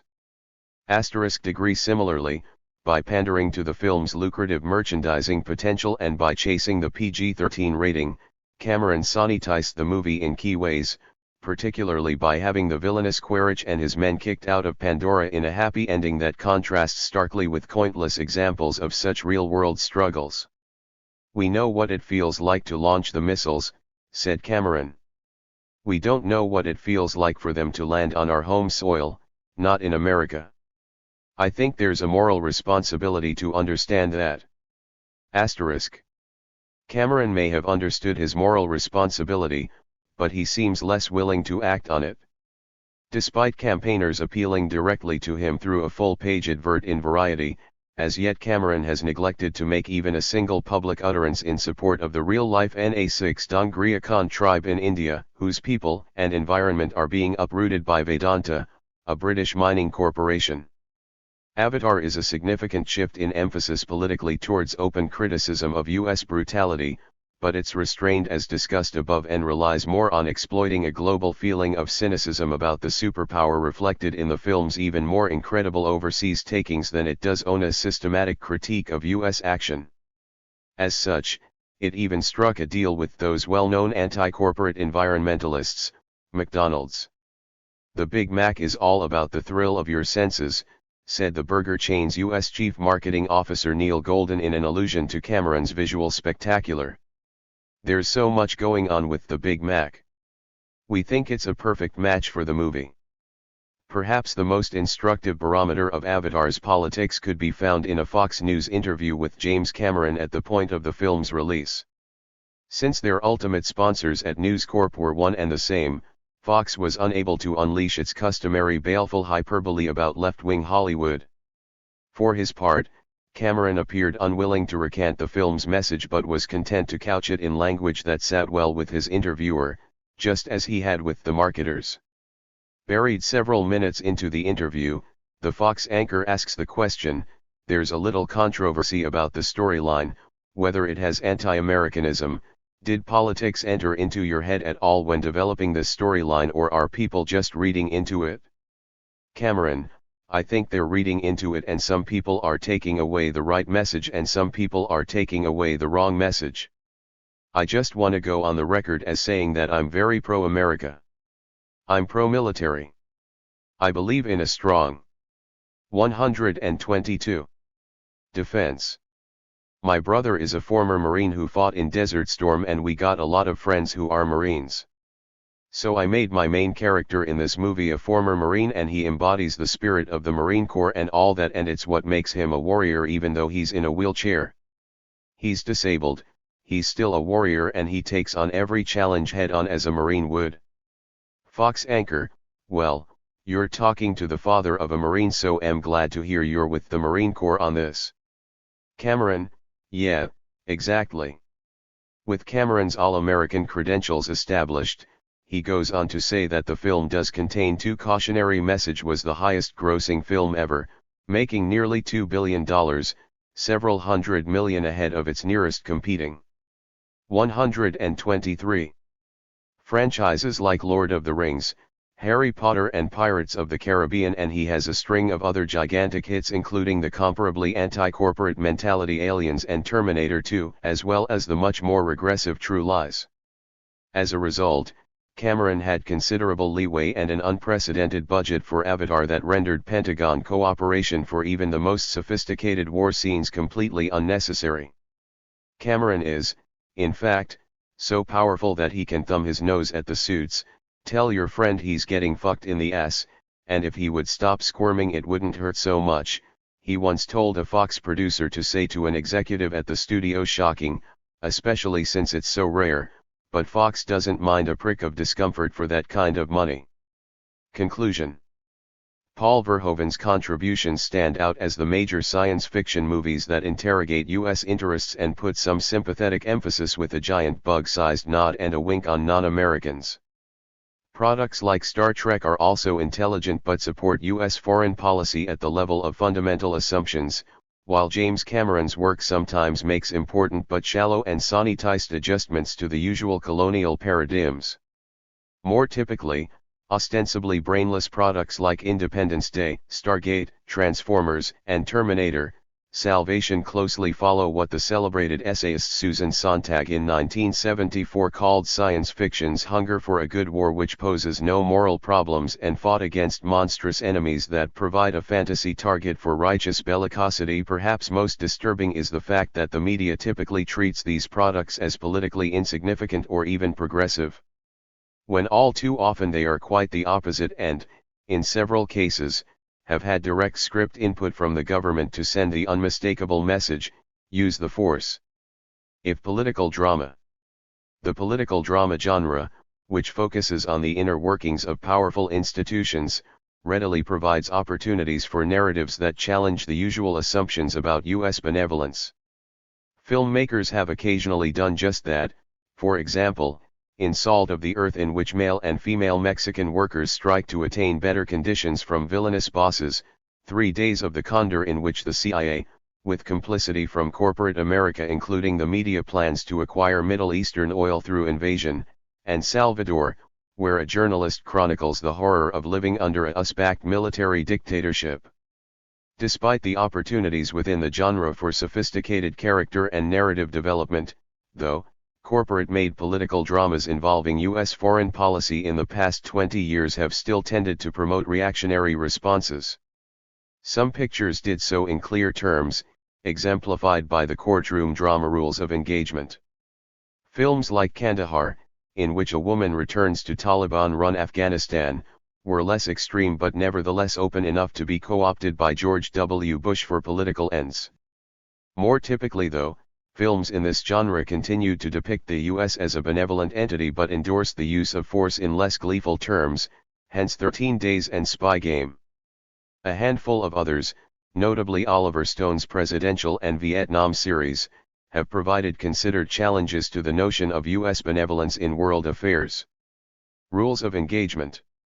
Let's first focus on Rules of Engagement, which the American Arab Anti-Discrimination Committee denounced as probably the most vicious anti-Arab racist film ever made by a major Hollywood studio.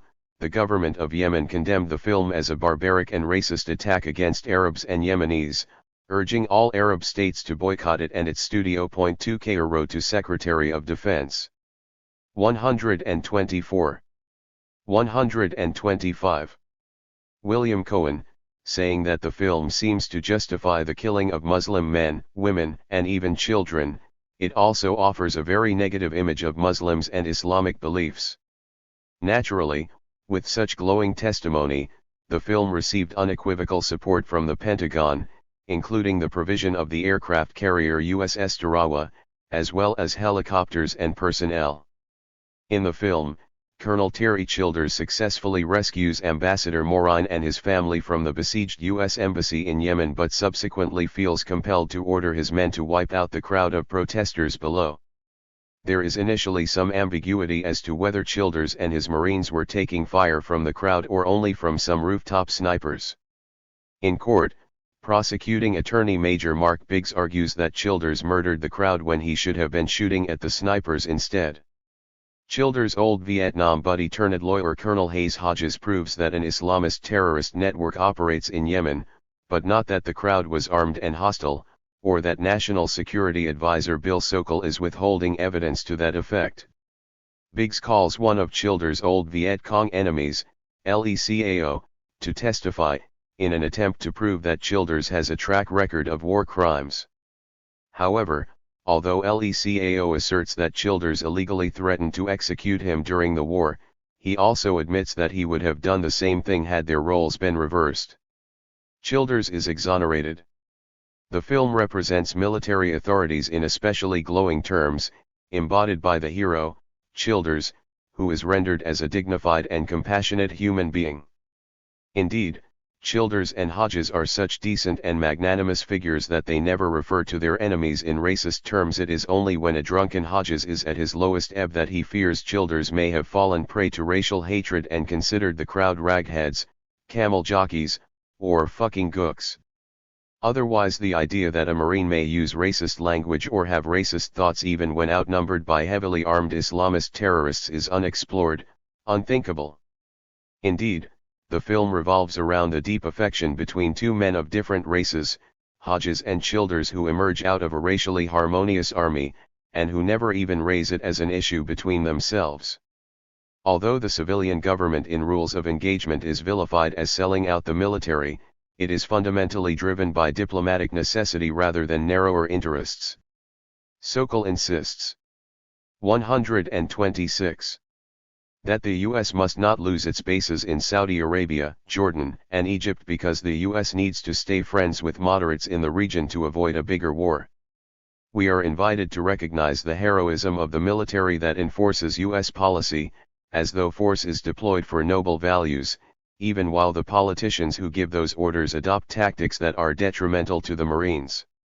Indeed, the government is presented as a restraining force, albeit an imperfect one, which holds to account any excesses by the military for the cause of world stability. No such ambiguities exist over the American civilian anti-war protesters in Rules of Engagement, who are viewed as an ignorant and unruly mob, one of whom starts an unnecessary fight with Childers.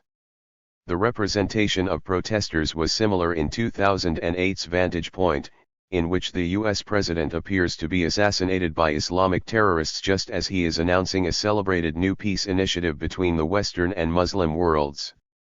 Strikingly, Vantage Point is told from no less than 8 different perspectives, not one of them from the throngs of protesters depicted on screen, who carry pictures of the president defaced with banal messages, even whilst we the audience are encouraged to think the president is really a pretty good guy. Still, in Rules of Engagement, as much as we are encouraged to sympathize with Childers' decision to waste the motherfuckers, for the first half of the film the implication is that his order in the field could well have been morally and legally wrong. An intriguing premise, but this ambiguity is dramatically trounced by a remarkable and pivotal scene. Sokol decides to watch the tape. We see CCTV footage of the incident, which shows very clearly that every member of the crowd was armed and hostile. Childers' subsequent separate flashback shows the same thing and even includes a little amputee girl, initially a pitiful sight, viciously firing an AK-47. The film implicates every strata of Yemeni society in the terrorist atrocity: government, police, ordinary men, women, and children.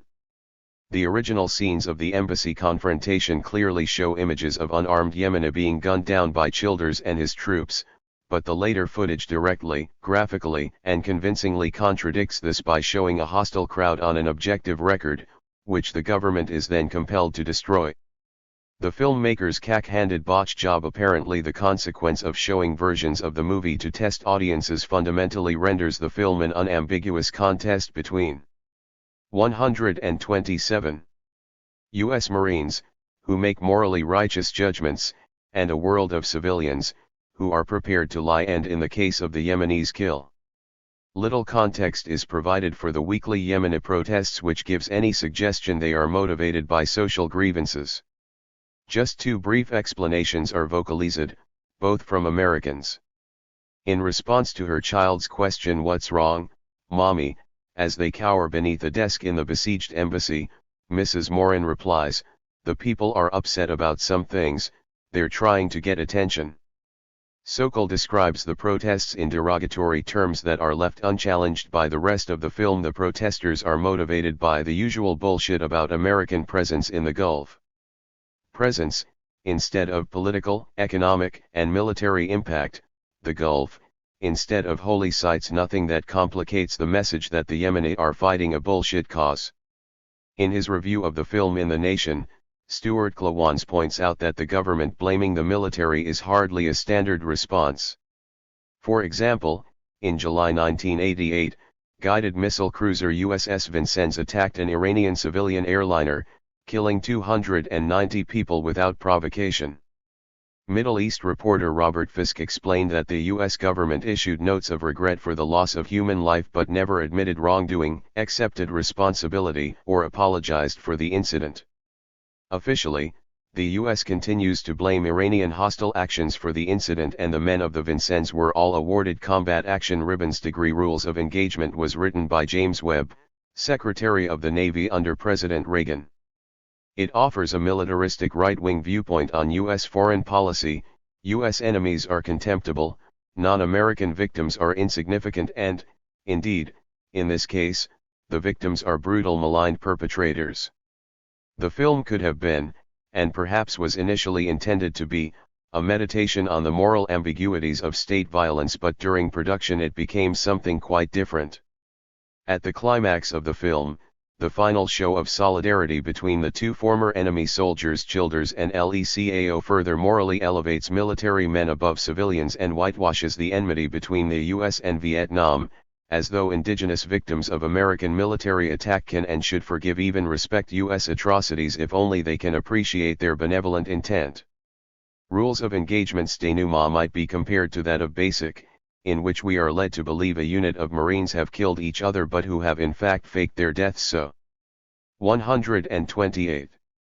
They can operate secretly in the war on drugs, an ending similarly prompted by test audiences. Hollywood's tendency to chase profit within an ideological system here had a profound effect on the ideology of a film and the original intent of its makers. Likewise, in Swordfish, a CIA renegade robs billions of dollars, which is eventually revealed to be for financing a private army to kill a bin Laden figure. Crimson Tide. In Crimson Tide, the rebellion in Chechnya has spread to neighboring ex-Soviet republics, prompting a massive Russian attack. The US has stopped providing aid and the Russian ultranationalist Vladimir Radchenko has denounced this as an act of war and seized a naval base. The US sends in the nuclear submarine USS Alabama, under the command of Captain Frank Ramsey and his new XOLT Commander Ron Hunter. The Pentagon sends a message ordering a nuclear strike on Russia, but the submarine is attacked and the radio systems knocked out. An emergency message received during the battle is only partially received. Ramsey wants to ignore the second message and nuke Russia immediately, while Hunter wants to wait for confirmation. The conflict escalates into mutiny as Ramsey and Hunter fight for control of the Alabama's missiles. The U.S. civilian government's actions are shown to be for the benefit of world peace. The president, specifically identified as Clinton, has suspended economic aid to Russia because he is appalled at the loss of human life. Although Radchenko threatens to use nuclear weapons on the U.S. and Japan, the U.S. does not retaliate immediately but instead sends in submarines as a defensive force and actually succeeds in not killing anyone at all. The fundamental goodness of U.S. behavior is thrown into still greater relief through the extreme demonization of the Russian enemy. Radchenko is shown fulminating at a party conference whose platform is akin to that of the real-life ultranationalist Vladimir Zhirinovsky, who gained a sizable percentage of the vote in parliamentary elections in the mid-1990s. In reality, though, whilst Zhirinovsky never gained executive office, Radchenko easily acquires power, access to nukes, and then declares that he will use these weapons on the US and Japan in the event that just one Russian citizen is killed. On the US side, while Ramsey is a capable and inspirational leader, he is liable to aggressive outbursts, takes too literal an interpretation. 129. Of the rulebook, and reveals a racist streak. Throughout the film, however, the idea of using force, even nuclear weapons, against Russia is never criticized. It merely suggests, through Hunter, that in this instance the Russians might already have been defeated by the conventional military. This is the internal debate for every man. Lt. Peter Weeps Ince, with whom the audience is encouraged to identify at the crucial point of the mutiny. Crimson Tide ends with a caption that explains in the real world, as of 1996, naval commanders no longer had the authority to launch nuclear weapons without the involvement of the president. The caption, in fact, ignores more fundamental criticisms of U.S. nuclear weapons policy, not least the fact that as independent military analyst Han Christensen discovered through national security documents declassified under the Freedom of Information Act that policy permits the first use of nuclear weapons in a wide range of new circumstances. These trends became even more pronounced following 9/11, when the Pentagon published its 2002 Nuclear Posture Review. As such, the film uses Hunter as an idealized naval officer to overcome what the narrative suggests is merely a curious technical defect in U.S. nuclear weapons systems. In conclusion, Crimson Tide shows that the U.S. uses its power to police the world, elements of which are willing and able to destroy the United States with nuclear weapons. The film considers no political solution to this problem and makes no indication that the U.S. is part of the problem or able to be part of a non-military solution. Even though the rebels are ensconced in a military base between the Chinese and North Korean borders, there is no suggestion that China, the major regional power, might be a complicating factor or that it might be able to help defuse the crisis. Instead, the U.S. places the nuclear option on the table from the outset, and the film shows that the good men of the U.S. Navy are rightly ready to push the button to save the potential American victims at the expense of the Russians. Somewhat implausibly, the 60,000 rabid Russian nationalists surrender as soon as they are faced with fighting their own countrymen, and, simply by threatening nuclear use, the U.S. is able to help bring the situation back from the brink and preserve peace. Crimson Tide is ultimately an optimistic story, in which the calmer, intellectual black man Commander Hunter is ascendant in a rational military. Hunter and his supporters win the argument, save the day, and Ramsey gracefully retires. In reality, military historian 130. Lawrence Seward notes, Hunter would probably have been jailed or, at the least, given a dishonorable discharge registered. Real life does not always offer the comforting solution of a morally sophisticated group of servicemen, but let's not let that stand in the way of a nice story. Spy Game. Spy Game supports U.S. power more subtly, with some limitations. It presents an institutionalist strain of self-interest in the CIA connected with corporate interests, though the rest of its depictions follow the standard lines about U.S. foreign policy. The CIA's Chase Brandon advised on the film for a while, but not surprisingly ultimately signaled his disapproval when the final rewrite showed our senior management in an insensitive light. Spy Game is set in 1991, just as the Cold War has ended. CIA agent Nathan Muir discovers that his former protege Tom Bishop has been arrested by China and is due for execution in 24 hours. A CIA task force headed by Director Cy Wilson and dominated by Charles Harker quizzes Muir about Bishop's career in an attempt to unearth information so that the agency can distance itself from him and avoid an embarrassing diplomatic incident during US-China trade talks. Muir recounts his history of Bishop from Vietnam in 1975 to Cold War Berlin and on to mid-1980s Beirut. He presents Bishop as an idealistic figure in stark contrast to himself, and it becomes apparent that the Chinese have captured Bishop trying to break out a girlfriend, who had blown up the Chinese embassy in London, from Suchow prison. Although estranged from Bishop, Muir breaks all of his own rules about becoming emotionally involved and covertly spends his retirement fund on privately financing a U.S. Special Forces rescue mission for Bishop and Hadley. The CIA's most senior players are shown willing to sell out their own men in order to secure economic agreements between the U.S. and China. Still, a strong strain of decency runs through the organization. Most obviously, this is represented by Bishop, played by that idealized model of modern masculinity, Brad Pitt.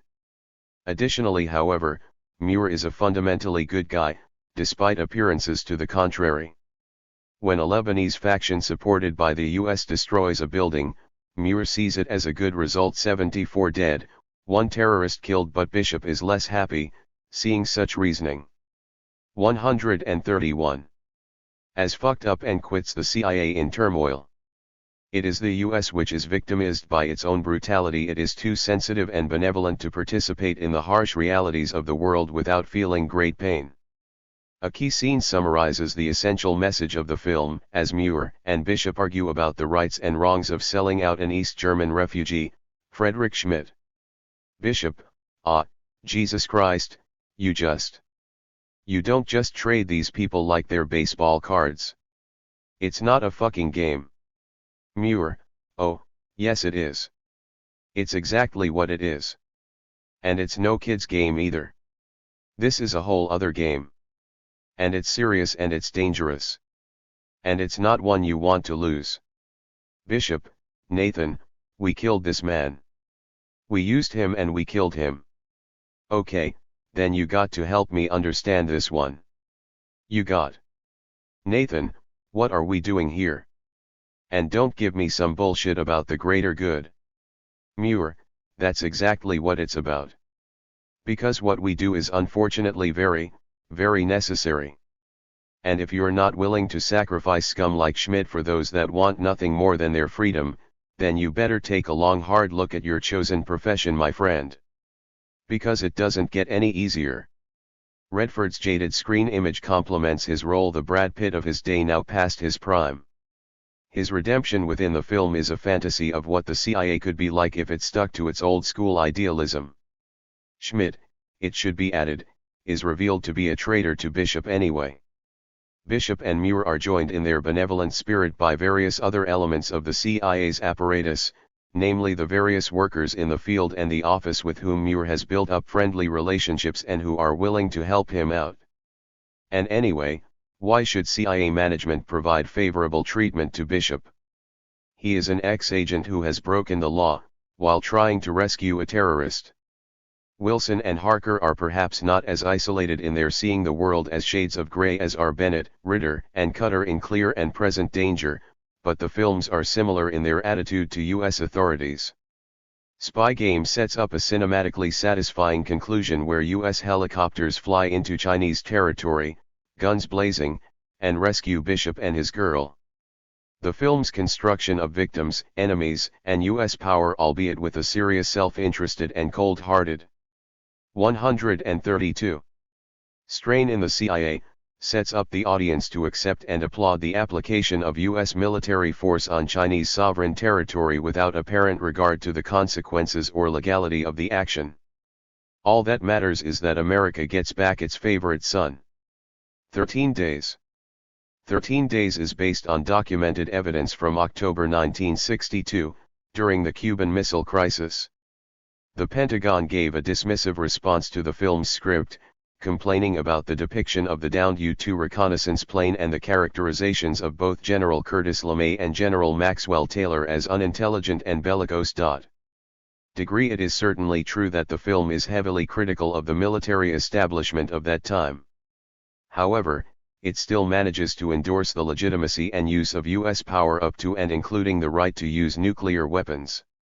Not surprisingly, the credits reveal it did have some cooperation with the Kennedy family. Most of the action in 13 Days is seen through the eyes of Kenny O'Donnell, special advisor to the president. American U-2 surveillance photos reveal that the Soviet Union is in the process of placing nuclear weapons in Cuba. Once operational, these weapons would give the USSR first strike capacity against U.S. territory. The Joint Chiefs of Staff under General Curtis LeMay advise military strikes against Cuba, which could lead the way to another invasion of the island, but President John F. Kennedy is reluctant to follow through because of the predictable retaliation from Moscow that could escalate to global nuclear war. Kennedy imposes quarantine on Cuba, which eventually is effective in repelling most Soviet ships approaching Cuba, but he is ultimately forced to withdraw U.S. nuclear weapons from Turkey and to guarantee not to invade Cuba in a secret deal that ends the standoff. The Joint Chiefs are portrayed as aggressive anti-communists, who see warfare as a legitimate, effective, and useful policy tool. O'Donnell says that they want a war to make up for the Bay of Pigs debacle, and the film makes it clear that such a stance would likely have apocalyptic consequences. LeMay is depicted as a _warmonger excited by the idea of attacking the big red dog that is digging in the US backyard, and showing an arrogant carelessness about the consequences.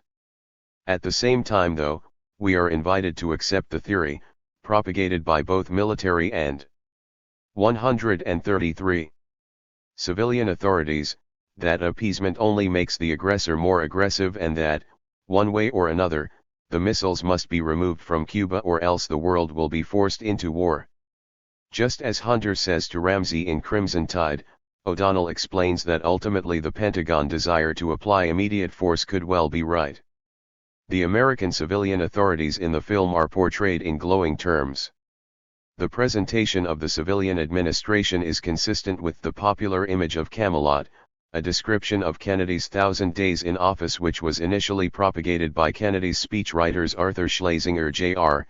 and Theodore Sorensen, and that still holds true in popular programming including the TV series R.E.K., the made-for-TV movie RFK, and the movie Bobby. Even Soviet Ambassador Anatoly Dobrynin in 13 Days says that John and Bobby are good men. O'Donnell functions as the everyman character, who allows us, the audience, to get an insider's view of the Kennedy brothers' partnership. Rather than being a secretive association, then, the Kennedys are shown bringing us/O'Donnell into their lives and therefore enhancing the myth of open government in this period. They are prepared to put the world and their nation above narrower interests, Bobby exclaiming, "I don't care if this administration ends up in the freaking toilet."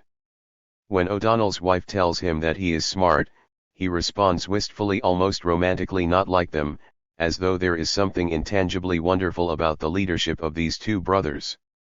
More broadly, the Kennedys represent something about America as a nation.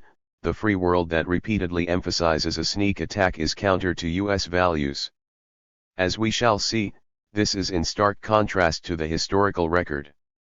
Americans, specifically the U.S. authorities themselves, are the principal victims in the film. The rest of the American population is largely ignored, not to mention the Russians, the Cubans, and the rest of the world. Every member of the executive is shown to be under tremendous strain. The president is taking painkillers, is unable to sleep, and repeatedly expresses a lack of enjoyment in holding presidential office at this time.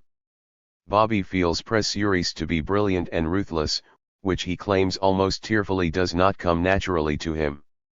The film closes with a respectful president paying tribute to the fallen airman overladen with respectful images of his coffin draped in the stars and stripes. 134.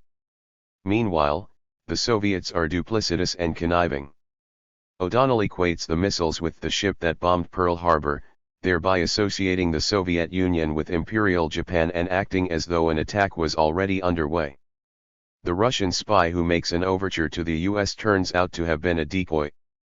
The Soviet embassy is framed in ominous terms shrouded in darkness, the iconic hammer and sickle fluttering in the breeze, smoke billowing from its chimney as it burns documents in preparation for war. Some historical perspective from leading historians on the 13 days in question reveals just how deferential the film's narrative is to the Kennedy administration. The film misleadingly presents the Cuban Missile Crisis as being unprovoked by the U.S. and solved exclusively by the Kennedys. In truth, following Fidel Castro's overthrow of the Cuban dictator General Fulgencio Batista in January 1959, in the winter of 1959-60, Morris Morley says there was a significant increase in CIA-supervised bombing and incendiary raids piloted by exiled Cubans based in the U.S. Robert Kennedy led the top-level interagency group that oversaw Operation Mongoose, a program of paramilitary operations, economic warfare, and sabotage launched in late 1961 to topple Castro, a program which was the centerpiece of American policy toward Cuba from late 1961 until the onset of the 1962 missile crisis, reports Mark White. Robert Kennedy informed the CIA that the Cuban problem carries the top priority in the United States government. All else is secondary. No time, no effort, or manpower is to be spared in the effort to overthrow the Castro regime. Registered the chief of Operation Mongoose, Edward Lansdale, provided a timetable leading to open revolt and overthrow of the communist regime in October 1962. The final definition of the program recognized that success will require decisive U.S. military intervention after terrorism and subversion had laid the basis. The implication is that U.S. military intervention would take place in October 1962, when the missile crisis erupted. Raymond Garthoff is slightly more circumspect, arguing that there was no political decision or intention to invade Cuba again before October 1962, but agrees that the Kennedy administration directed Mongoose and that it was not unreasonable for Castro and the Soviet government to be concerned over the possibility of intensified U.S. hostile action against Cuba in 1962. Famously, Kennedy had aborted at the last minute an earlier CIA-sponsored invasion, leaving thousands of exiled Cubans to be killed by Castro's 135. Forces at the Bay of Pigs in April 1961. If the military had to make up for the Bay of Pigs, as O'Donnell says, the civilian authorities were surely in the same boat. U.S. operations continued in Cuba during the most tense moments of the missile crisis. They were formally cancelled on October 30, several days after the agreement between Kennedy and the Russian Premier Khrushchev, but went on nonetheless. Garthoff writes that on November 8, a Cuban covert action sabotage team dispatched from the United States successfully blew up a Cuban industrial facility, and that the Soviets could only see U.S. actions as efforts to backpedal on what was, for them, the key question remaining: American assurances not to attack Cuba. Even after the crisis ended, Kennedy renewed the terrorist campaign, and 10 days before his assassination, he approved a CIA plan for destruction operations by U.S. proxy forces against a large oil refinery and storage facilities, a large electric plant, sugar refineries, railroad bridges, harbor facilities, and underwater demolition of docks and ships. The Political Film Society nominated 13 Days in its 2001 Expose category, but the film ignores and denies overwhelming evidence for repeated U.S. and US-sponsored sneak attacks on Cuba, known about by Kennedy, and thereby helping to provoke the 13 Days of Crisis. The film legitimizes U.S. civilian power in the Kennedy era and only criticizes those military leaders still mired in the Second World War paradigm. No wonder the Bush administration saw fit to screen 13 Days at the White House, even while the Air Force refused to show it. It is true that Kennedy handled the immediate 13 Days of Crisis with a cool head, in the sense that he did not follow the lunatic counsel of his Joint Chiefs. Still, who would ever know from Hollywood the part played by Vasily Arkhipov, the Russian submarine commander who prevailed on his fellow officers not to fire a nuclear torpedo, even though the first Soviet captain had given the order on October 27.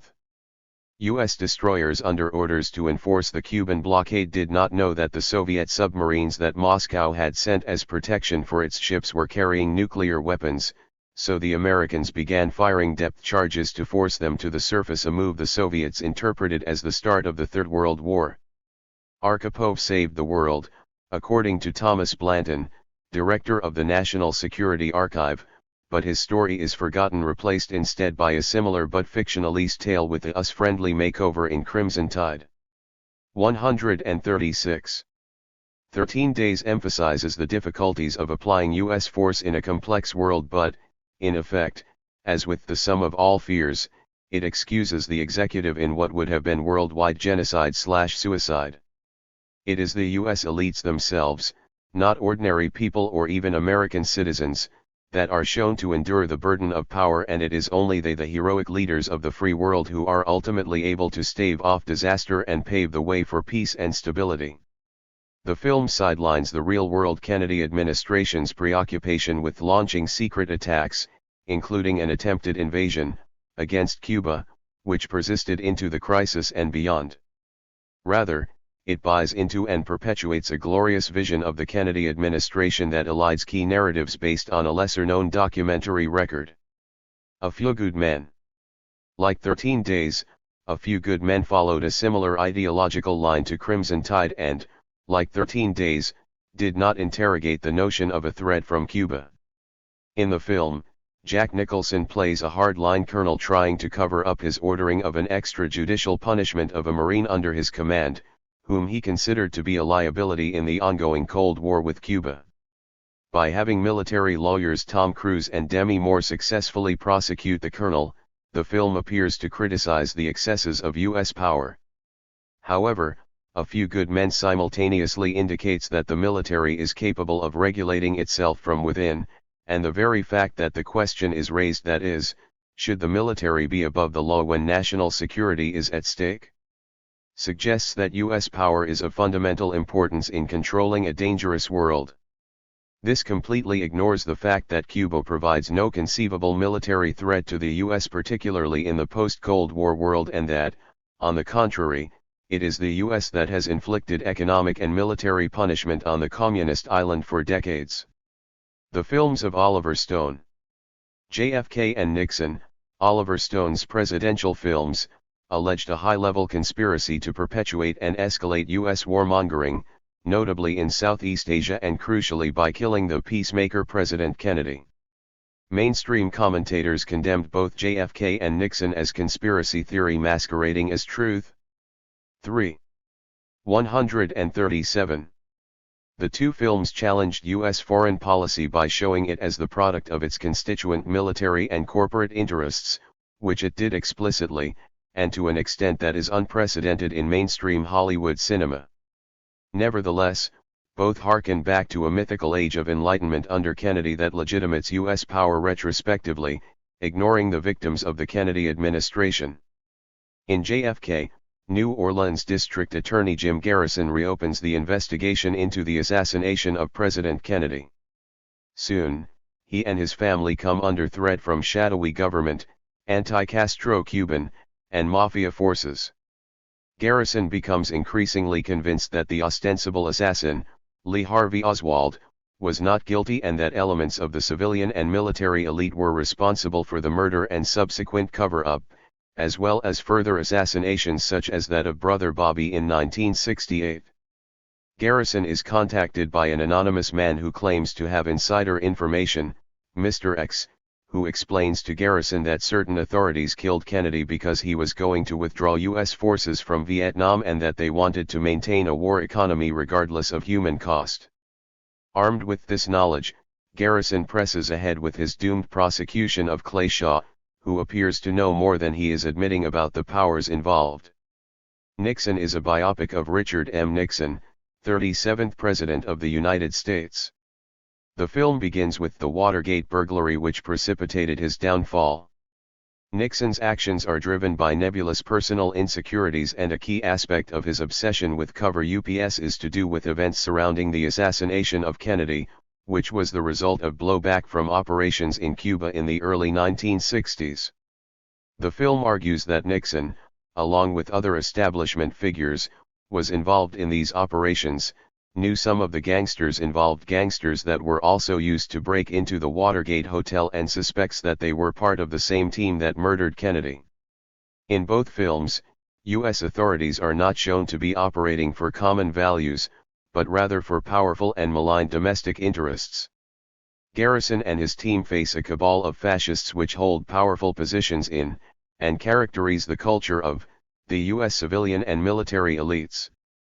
Mr. X outlines in detail how these forces hated the Kennedys for their progressive politics and arranged for his murder, cynically using Oswald as a patsy.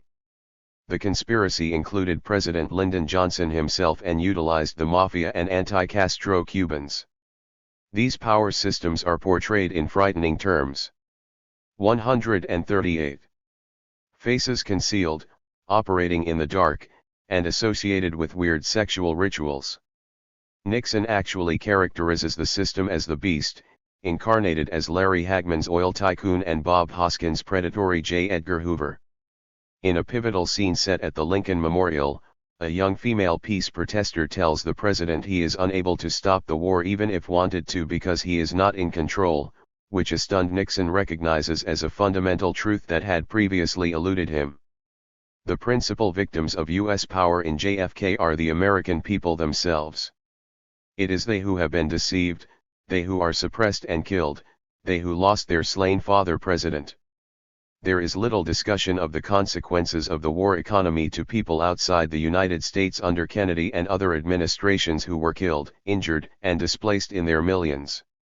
Nixon goes little further in addressing this issue. The principal victim of the film is Nixon himself, who comes across as a tragic figure who could have been great if only he had been loved in his childhood.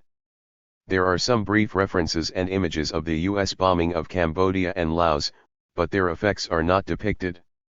Nixon perpetuates the idea that Kennedy was innocent and unaware of CIA efforts to assassinate Castro, when independent evidence and even Stone's own script footnotes admit that this was not the case.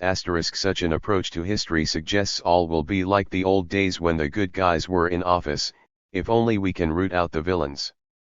Nixon depicts Kennedy as stealing the 1960 election, which avoids Stone's earlier idolization of Kennedy.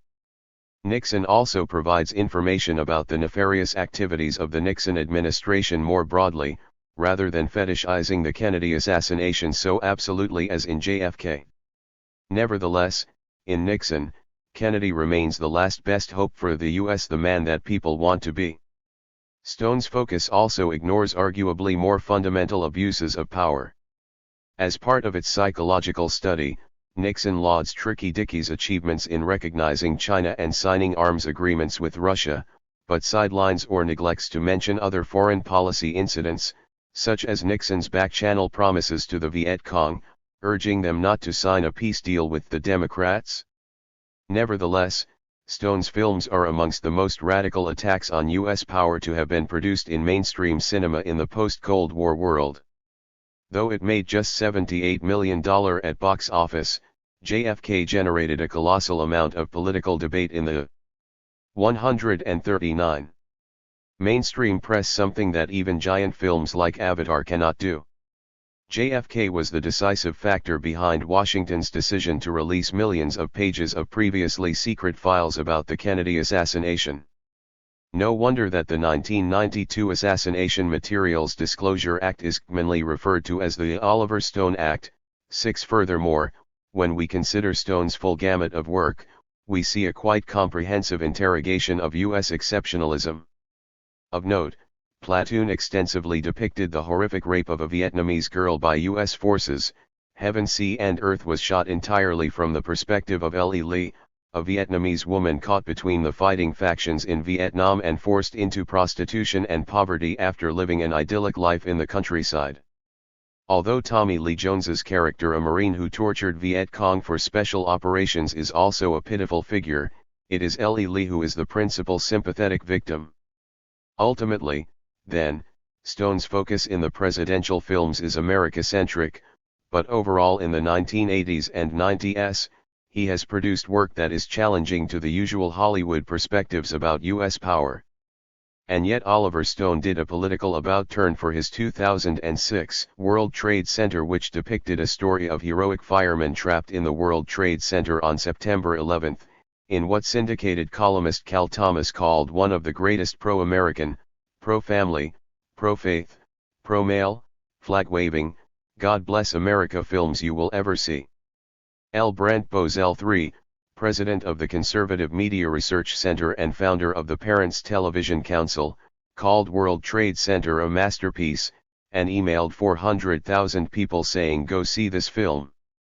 The marketing team behind World Trade Center was Creative Response Concepts, the same team which advised the group Swift Boat Veterans for Truth that had assaulted Democrat presidential candidate John Kerry's war record in the 2004 election. Strange that for all his fulminations about the New World Order, whatever that is, Stone seems happy to work with it. Stone added some all-American machismo to his World Trade Center script. U.S. Marine Dave Carnes sees the television news footage in his suburban Connecticut office, declares this country's at war, and later predicts that some good men will be needed to revenge this. Carnes visits his pastor, tells him the Lord is calling him, gets a regulation haircut, dons his Marine uniform and drives straight to Ground Zero, where he enters the disaster site. As the credits roll, we learn that Carnes re-enlisted for 2 more tours of duty and fought in Iraq. In Sight and Sound, B. Ruby Rich calls 140. Stone's Carnes a biblical warrior out of the New Testament by way of Vietnam, and asks, did ex-military man Stone, like Carnes, snap back into some wartime persona and forget all the political positions and conspiracy investigations of his career? Degree. In light of this, it is laughable that Paramount followed the usual procedure for any movie that seems political, namely telling the press that this is not a political movie. Strikingly, prior to World Trade Center, Stone had repeatedly denounced the film industry, hinted at believing the inside job story of 9/11, and had expressed the desire to make a balanced film about terrorism. In a panel discussion in October 2001, he exclaimed, "There's been conglomeration under 6 principal princes," referring to Hollywood corporations like Fox and Time Warner. "They are kings, they are barons. And these 6 companies have control of the world. Michael Eisner decides, I can't make a movie about Martin Luther King, Jr. There will be rioting at the gates of Disneyland. That's bullshit. But that's what the New World Order is. Stone was referring to his thwarted attempts to make Memphis, a film about the conspiracy surrounding the murder of Martin Luther King. In 1997, Stone was also reported to be considering scripts about the activist Randall Terry and the Israel-Palestinian conflict.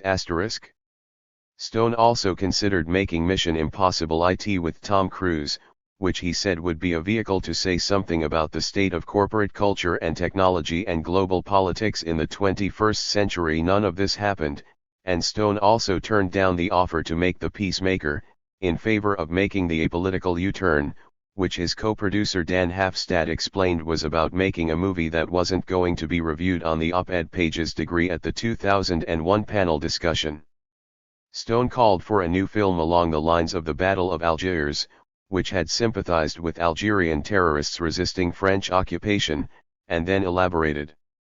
You show the Arab side and the American side in a chase film with a French connection, urgency, where you track people by satellite, like in Enemy of the State. My movie would have the CIA guys and the FBI guys, but they blow it.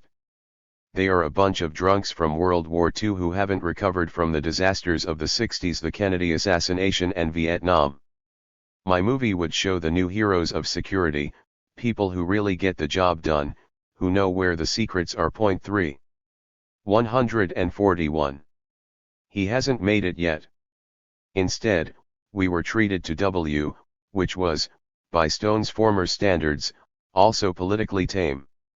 The tone does darken towards the end, as Dick Cheney gives an audiovisual presentation in which he explains the necessity of deploying force in the Middle East to secure resources.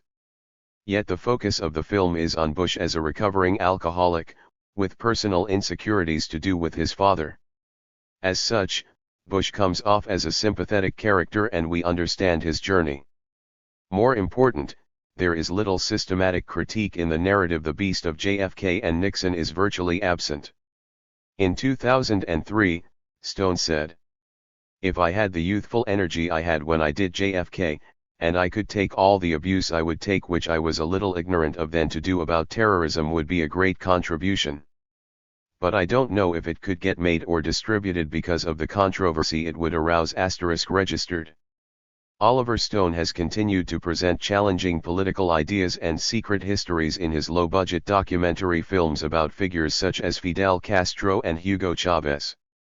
In terms of feature films, though, he has seemed neither willing nor able to provide a critical perspective on U.S. power for at least the 15-year period since the mid-1990s. Syriana.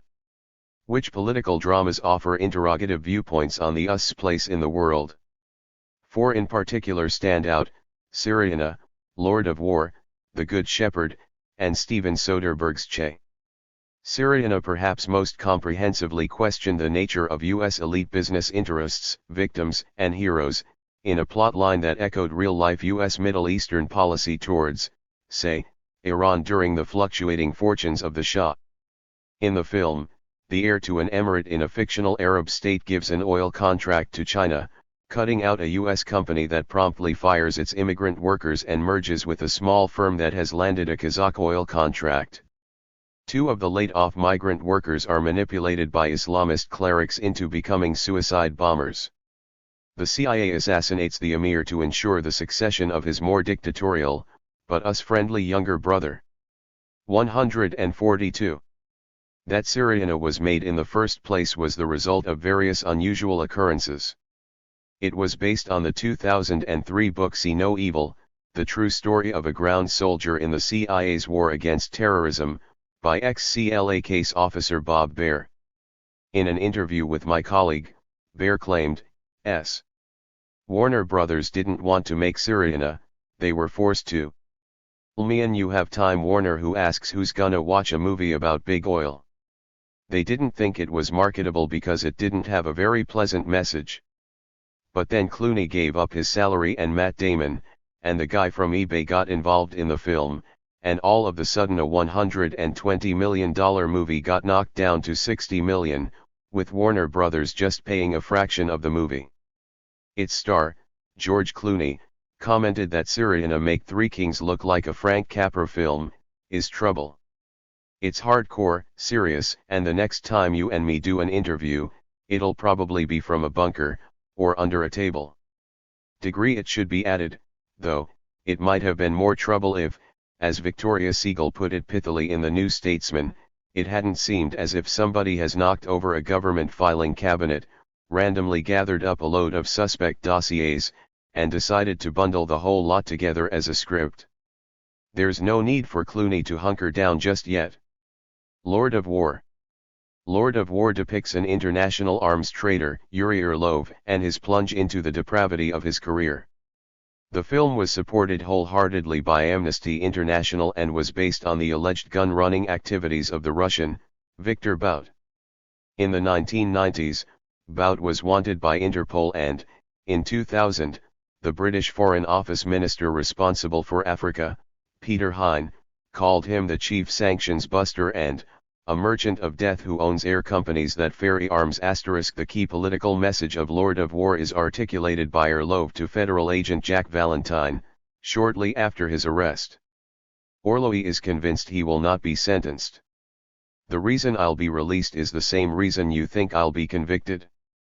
I do rub shoulders with some of the most vile, sadistic men calling themselves leaders today. But some of these men are 143. The enemies of your enemies. And while the biggest arms dealer in the world is your boss, the President of the United States, who ships more merchandise in a day than I do in a year, sometimes it's embarrassing to have his fingerprints on the guns. Sometimes he needs a freelancer like me to supply forces he can't be seen supplying. So, you call me evil, but unfortunately for you, I'm a necessary evil.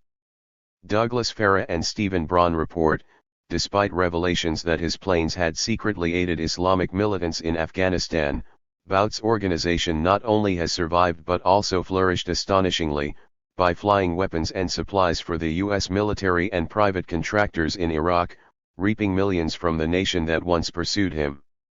The U.S. media was beaten to the story by Le Monde, which reported on May 14, 2004 that Bout's planes, flying under the name of airline company British Gulf, likely to disappear as fast as it was created, are assuring transport of materiel for the American Army in Iraq. Lord of War was remarkably prescient. Although Bout was not arrested prior to the release of the movie, in 2008 he was detained in Bangkok. On August 11, 2009, the court ruled in favor of Mr. Bout. U.S. officials were said to have been surprised by this decision, while a spokesman for Russia's foreign ministry stated that Russia was satisfied by the decision and we hope that Viktor Bout will return to his homeland in the near future. The Good Shepherd. The Good Shepherd also interrogated U.S. power, presenting a vision of the CIA from its beginnings in the Second World War to the debacle at the Bay of Pigs in 1961. Bill Sullivan says he wants his CIA to be the us, eyes and ears rather than its heart and soul, but his hopes are dashed.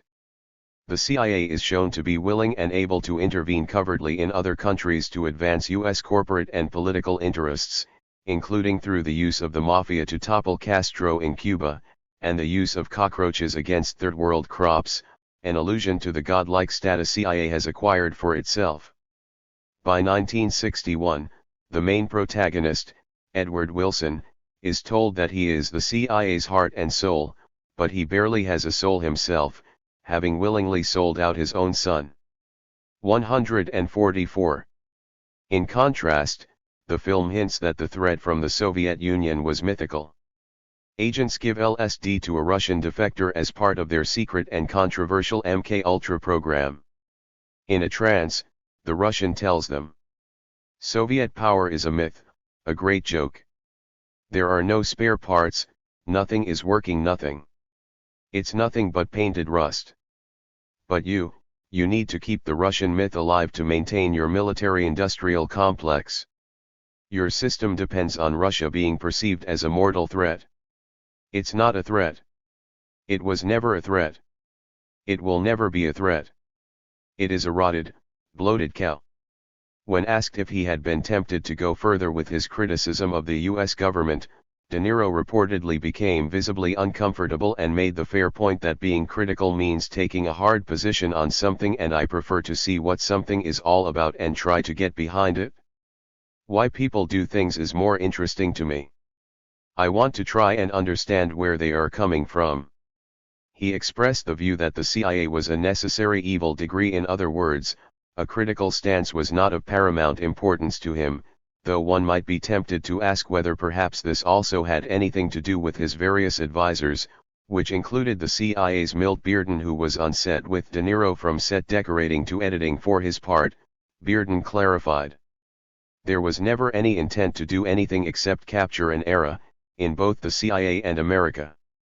I certainly wouldn't have been involved with any movie that was blatantly anti-CIA.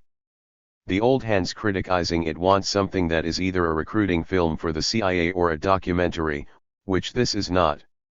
Bearden agreed that the CIA was a necessary evil, and added, "But I would say all intelligence services are necessary evils if you want to be philosophical about it. But, you know, put the stress on a necessary." 24 General John Singlaub, chairman of the OSS Society, attacked the film as a collection of all the evil things imagined and fabricated by our enemies and those disaffected employees searching for a scapegoat. CIA historians complained that the film wrongly suggested that the Bay of Pigs operation failed because someone leaked the name of the landing site, and that the Alan Dulles 145 character is wrongly shown to resign because he is caught embezzling money. The film also suggests that the CIA used armed soldiers to arrest people at the presidential palace in Guatemala, which the historians point out never happened. They complain that the story of Russian defectors was conflated with a story about the MK Ultra experiments, and that the main figures within CIA at the time were not members of the secretive Skull and Bones Society. Other CIA statements revealed what really bugged them about the film. The Good Shepherd is a Godfather-type tale told through the imagined lens of the Eastern establishment, and one of the themes you see throughout the film is a proto-Marxist position that economic interests of the capitalist elite are primary. What the CIA had wanted was an equivalent of the Marines' flags of our fathers as part of its desire for a culture of truth that was undermined by the Good Shepherd. What they got was a somewhat sinister historical critique of their organization. Munich. Steven Spielberg's Munich feigned a critical stance on the issue of Western use of force. The film is based on the true-to-life book Vengeance by George Jonas and tells the story of Golda Meir's Israeli government ordering an operation whereby a secret team of soldiers are tasked with killing members of a Palestinian terrorist group, Black September, that had murdered 13 Israeli athletes at the 1972 Olympic Games. The group is led by Avner, who, following numerous assassinations and extensive collateral damage, goes through a breakdown and decides to quit. Although the film deals with Israel, the parallels with the broader war on terror are drawn explicitly, complete with a final lingering shot of the Twin Towers and Israeli characters played by actors from throughout the West. Some Israeli and conservative groups thought that Spielberg had gone too far, with AIM complaining that the film is typical liberal Hollywood propaganda and a direct assault on the Bush administration. Copyright *. The Zionist Organization of America called for a boycott of the film, saying that one of the screenwriters, Tony Kushner, was an Israel hater. Mainstream commentators widely saw it as an even-handed cry for peace, with Roger Ebert complaining that it was in fact too impartial. Cent. 146. To be sure, Munich was politically exacting by Hollywood standards, and Spielberg presented rather less cartoonish Arab villains than his previous efforts such as Raiders of the Lost Ark. There are even some special comments that criticize U.S. foreign policy quite forcefully for fleeting moments. The most reluctant Israeli assassin, Karl, makes the point. How do you think we got control of the land? By being nice.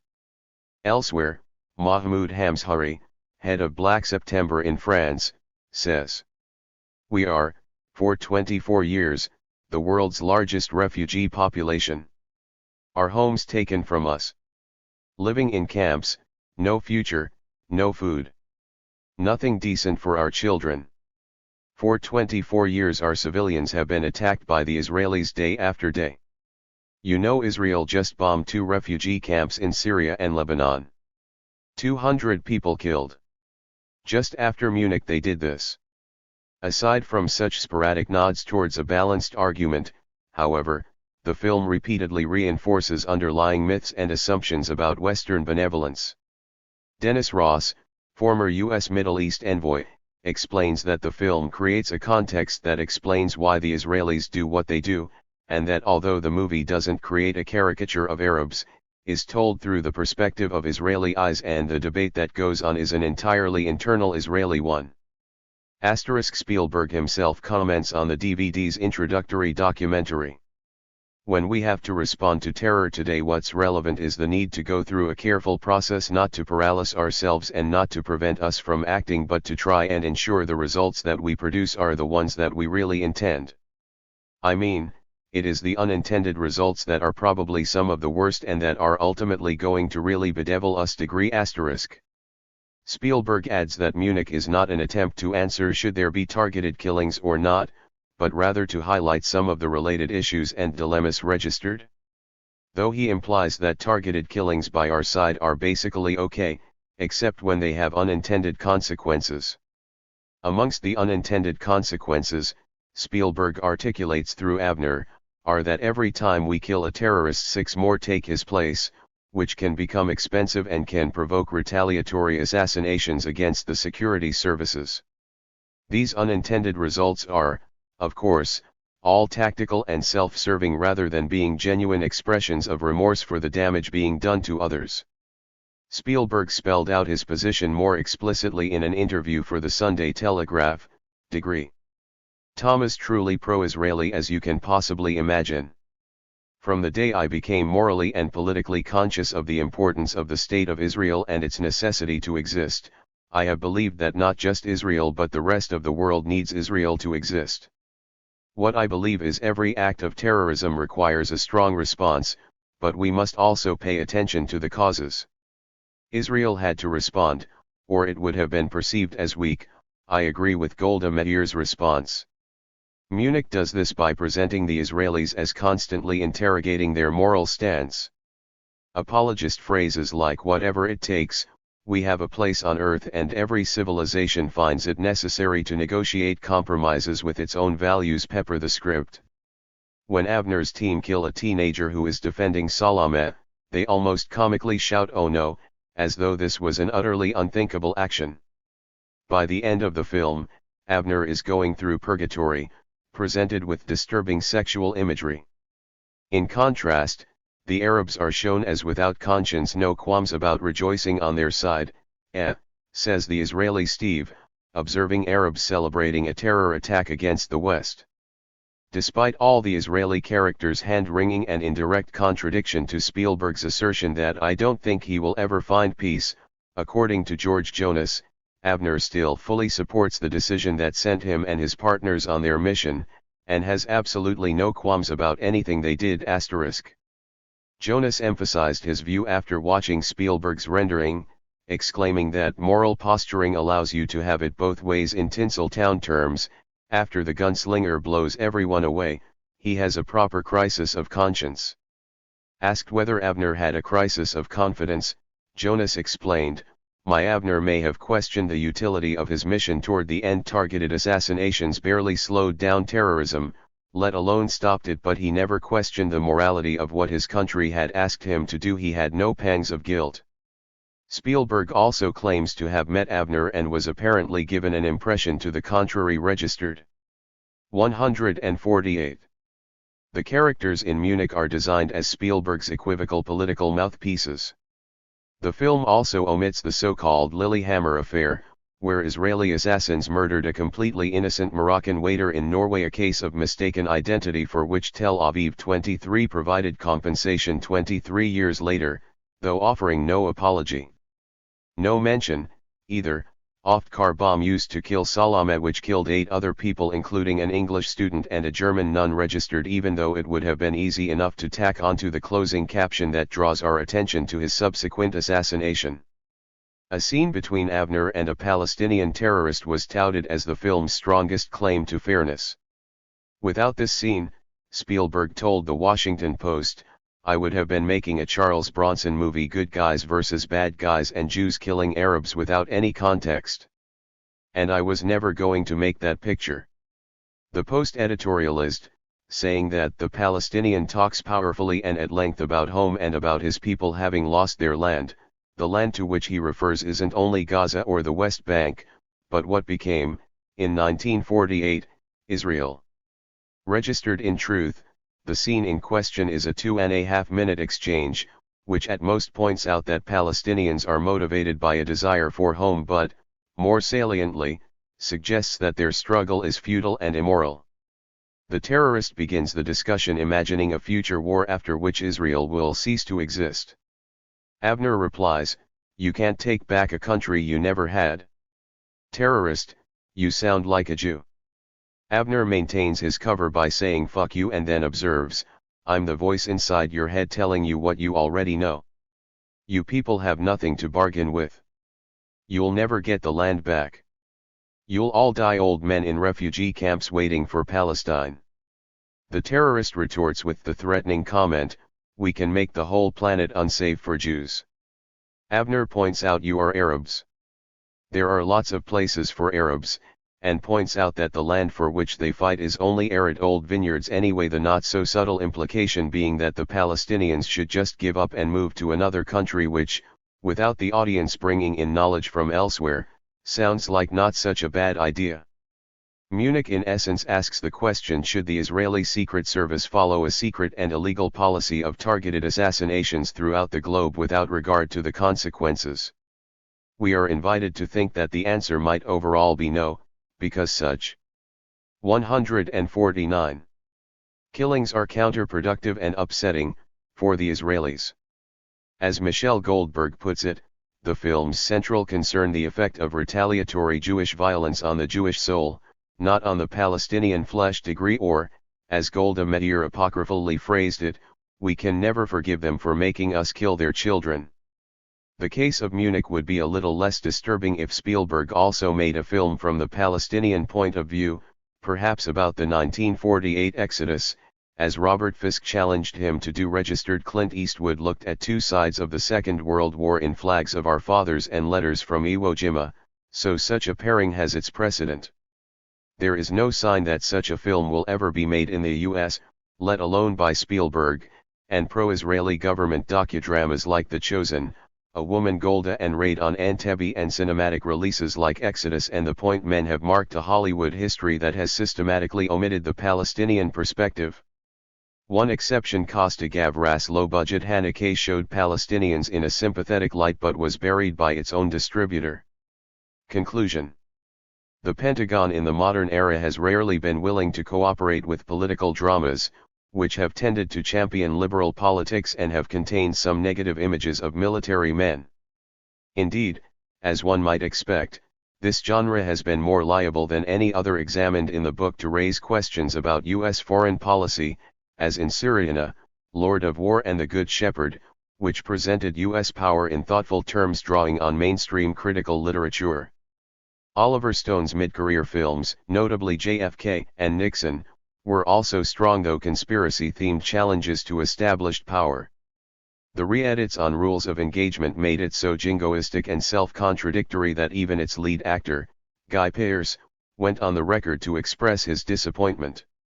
However, it is the liberal-leaning films in this category that are most disturbing.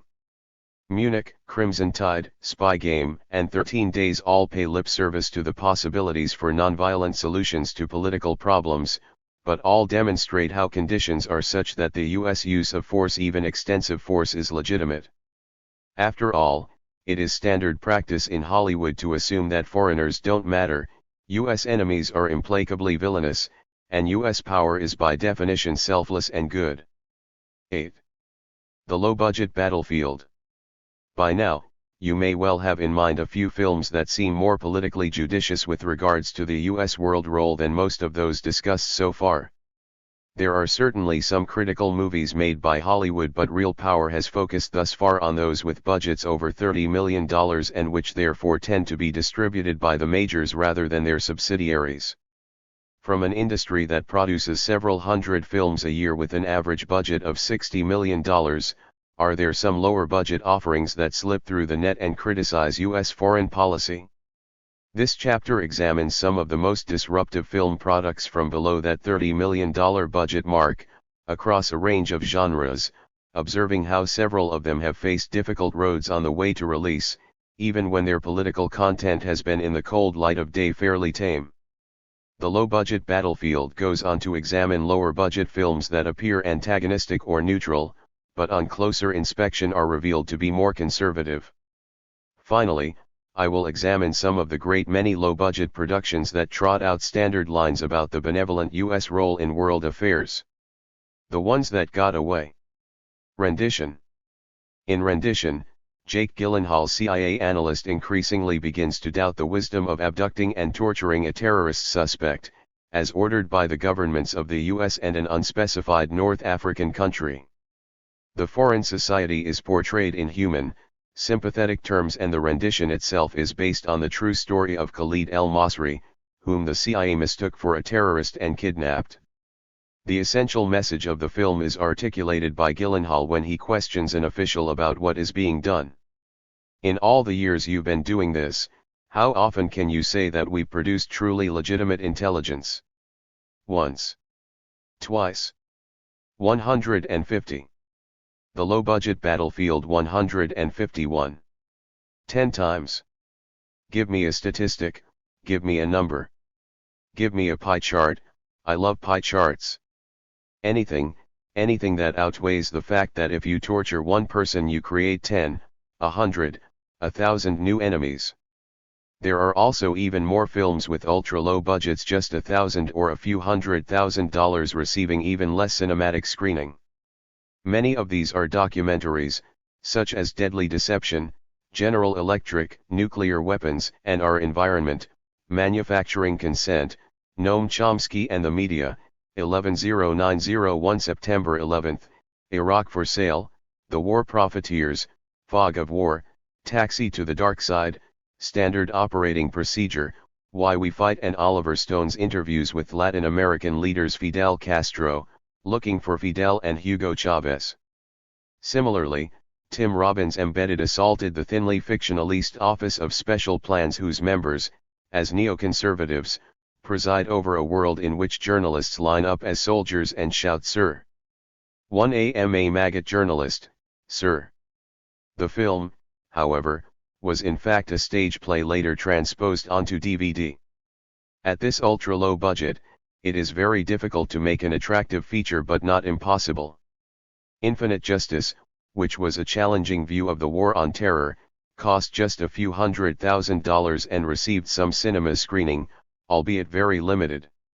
A British comedy, Armando Iannucci's In the Loop, in which an ineffectual British government minister is used by the US political system as a pawn during the wind-up to a new war in the Middle East, also gained some screen time in both the US and Europe, and was even nominated for an Oscar in 2010.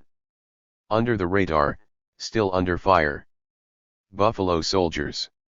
However, where there is stronger potential for success, the political system is more likely to close in. Buffalo Soldiers charts the life of Army clerk Ray Elwood on the Theodore Roosevelt U.S. Army base in Stuttgart, West Germany at the end of the Cold War. Elwood is making money illegally by selling giant plastic tank cards of Army issue Mop and Glow on the black market, and by his involvement in the base's supply chain of heroin. 152.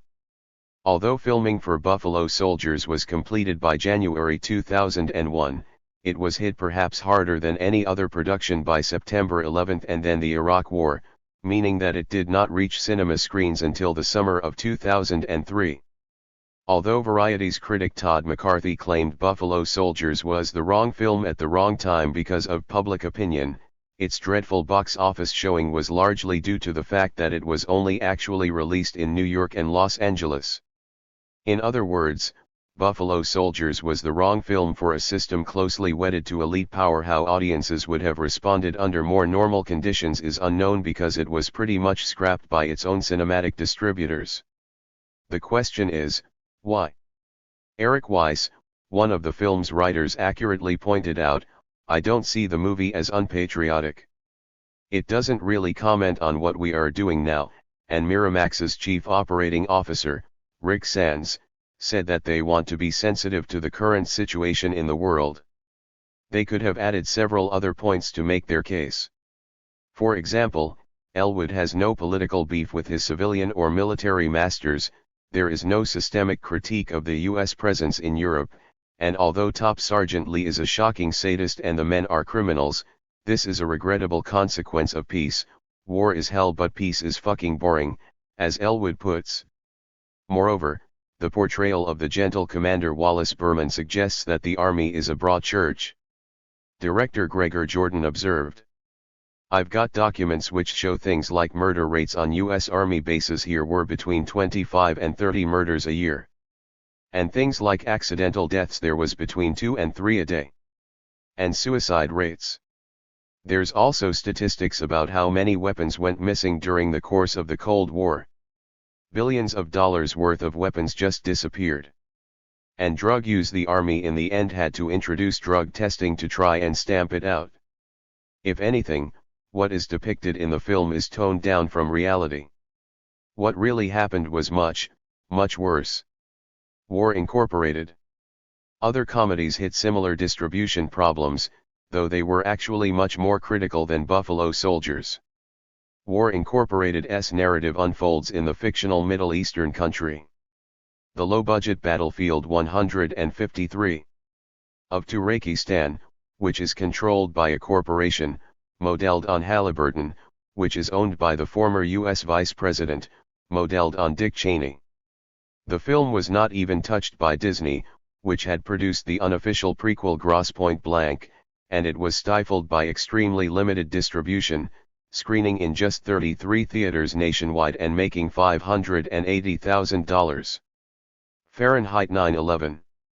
Michael Moore's documentary Fahrenheit 9/11 depicted the U.S. as a corporate monolith, headed by an idiotic President George W. Bush.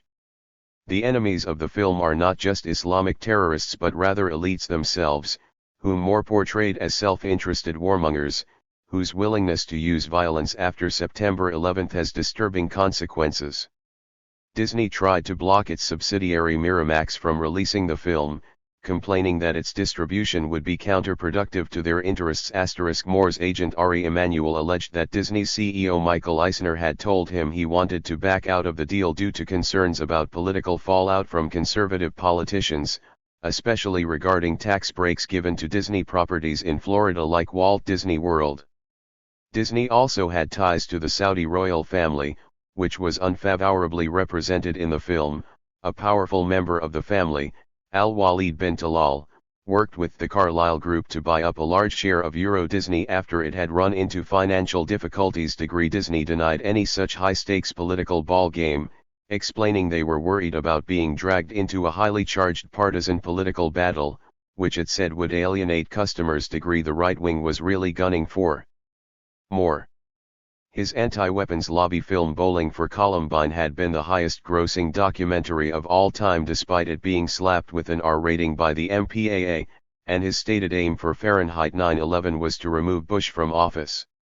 The film provoked a wave of defamatory websites, fulminations from the usual pundits and, amazingly, even several counter-documentaries. Michael Moore Hates America, Celsius 41.11, Michael and Me, Fahrenheit 9/11 and Manufacturing Dissent.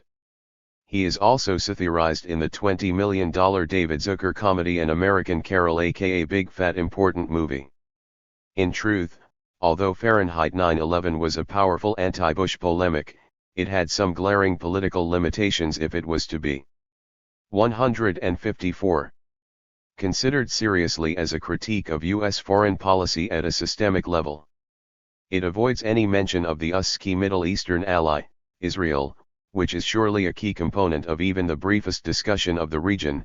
Given Israel's controversial position, perhaps any comment would have gone against the likes of Moore's agent, a signatory of the 2006 petition supporting Israel's war on Lebanon and brother to Obama's White House Chief of Staff. Moore also stymies his views in Fahrenheit 9/11 with regard to the controversial history of 9/11 itself. He said elsewhere that official investigations haven't even told us half the truth, and he called for the release of Pentagon surveillance footage from the terror attack. Additionally, although in the real world it was certain Muslims and Islamic nations who were most severely punished by the U.S. government, Fahrenheit 9/11's victims are white Americans such as Lila Lipscomb, the group of peace activists that were infiltrated by the police, and the American military. The film's fleeting depictions of the world outside the U.S. are an Iraqi mother saying Americans are murderers, a brief shot of a wedding party, and some boys playing with a kite in Saddam-era Iraq. The film ends with Moore asking, "Will they ever trust us again?" with reference to the government's betrayal of our military, sending them to fight an unjust war in Iraq. Thus, while Fahrenheit 9/11 does draw on a mass of critical literature and the deep well of public hatred for George W. Bush, it remains in the same hermetically sealed American-centric universe that characterizes the rest of mainstream Hollywood. The film functions as a morally dubious piece of agitprop and pulls back from a more sweeping and legitimate critique of U.S. power. This was arguably a major strength of the film, as it was able to draw on American patriotism and the Democrat base, but it also meant that it was a shallow, partial, and transient commentary on U.S. power. The Quiet American. The Quiet American was also a victim of the post-9/11 self-censorship culture. The New York Times reported that test audience reaction was okay when Miramax acquired the film on September 10, 2001, according to co-chairman Harvey Weinstein. "What freaked me out after the 10th was the 11th. I showed the film to some people and staff, and they said, 'Are you out of your mind? You can't release this now, it's unpatriotic. America has to be cohesive, and band together.' We were concerned that nobody had the stomach." The low-budget Battlefield 155. "For a movie about bad Americans anymore," explained Weinstein. Miramax released the film in 2 cities for 2 weeks, reportedly because its star Michael Caine mobilized his star appeal to argue that the film could make Miramax a lot of money if he won the award for Best Actor, which requires a 1-week commercial run in LA to qualify for the Academy Awards. The Quiet American revolves around the relationship between Thomas Fowler, an aging English reporter, and Alden Pyle, a young American CIA agent masquerading as a relief worker. They compete for the affections of Fwang. Fowler discovers that Pyle is providing support, including plastic explosives, to General The, a military leader of what Pyle calls the Third Force, which is neither allied to the Communists nor the old colonialists. Although Fowler likes Pyle personally, he disagrees with his tactics and is ambivalent about his goals. The film was certainly critical of U.S. foreign policy, depicting Pyle as a wrong-headed and criminal ideologue, albeit affable. Still, as we might expect from the director of Clear and Present Danger, the film perpetuates the idea that the war was a regrettable tragedy, which resulted from the U.S. blundering idealistically into a situation it did not fully understand and was unable to control. Director Philip Noyce explained, "I thought at the time, it's weird how his portrait of the American political evangelist of the early 50s contained the same zeal that has guided American foreign policy through to the present, zeal born out of the best intentions. The fact that this movie, which discussed U.S. foreign policy from the 1950s in critical but hardly radical terms, was given restricted screening by its own distributor was an indication of the remarkably low level of criticism of U.S. power that the film industry was willing to countenance screening, and believed its audiences could tolerate at the time." Wag the Dog. There is also the case of Wag the Dog, which did not have trouble being released but was made under fairly unusual circumstances. It was actually produced during an unscheduled break in the production of Sphere, an $80 million, mainstream sci-fi flick also directed by Barry Levinson and starring Dustin Hoffman that was suspended due to budget concerns. Levinson directed Wag the Dog in the intervening period for $15 million. 156. In Wag the Dog, White House advisor Conrad Bream and Hollywood producer Stanley Moss fabricate a war with Albania to divert the country's attention from the president's sexual wrongdoings. U.S. power is dictated by its constituent interests. The White House is campaigning for the president without questioning the morality of defending a child abuser. The CIA and NSA initially act as a check on the White House, arresting Bream, but he convinces them that it is in their interests to allow the war to go ahead. Bream equates fighting for their way of life, the textbook reason to go to war, with fighting for their own jobs. Without a credible enemy, what good are you? He asks. Again, the film is critical of U.S. institutions and foreign policy. Again, it is perhaps tamer than first impressions suggest. So, for instance, Wag the Dog portrays Bream and Moss as fictitious mavericks that amuse the audience with their audacious and ridiculous spin in an absurd situation, but this ignores the more obvious and more challenging notion that real-world U.S. foreign policy is routinely accompanied by a multimillion-dollar corporate propaganda machine. The 1990-91 US-led Persian Gulf War, for instance, was sold by a huge public relations exercise. 9 days after Saddam's army marched into Kuwait, the Emir's government funded a multi-million-dollar PR front company called Citizens for a Free Kuwait, run by Hill and Knowlton, then the world's largest PR firm. The campaign included outright fabrications, such as a young woman, later identified as the daughter of the Kuwaiti ambassador to the U.S., claiming to have seen Iraqi soldiers taking away baby incubators from Kuwaiti hospitals. Additionally, the war in Wag the Dog is victimless. No one is killed on either the American or Albanian side. Wag the Dog is therefore something of an American in-joke, but one which might be rather less shocking or outrageously amusing if the wider context of U.S. propaganda was better known to audiences. Operation Whitewash. Hotel Rwanda. Other low-budget films gave the impression of neutrality or critical perspectives on U.S. foreign policy, but they actually obfuscated reality in ways that are arguably more insidious than Out and Out. The low-budget Battlefield 157. Fantasy. Consider United Artists' Hotel Rwanda, which even Salon magazine, usually well-versed in challenging establishment narratives, compared favorably to the muckraking films that Warner Brothers turned out in the early 30s, that aimed to shake up audiences' sense of justice and moral outrage.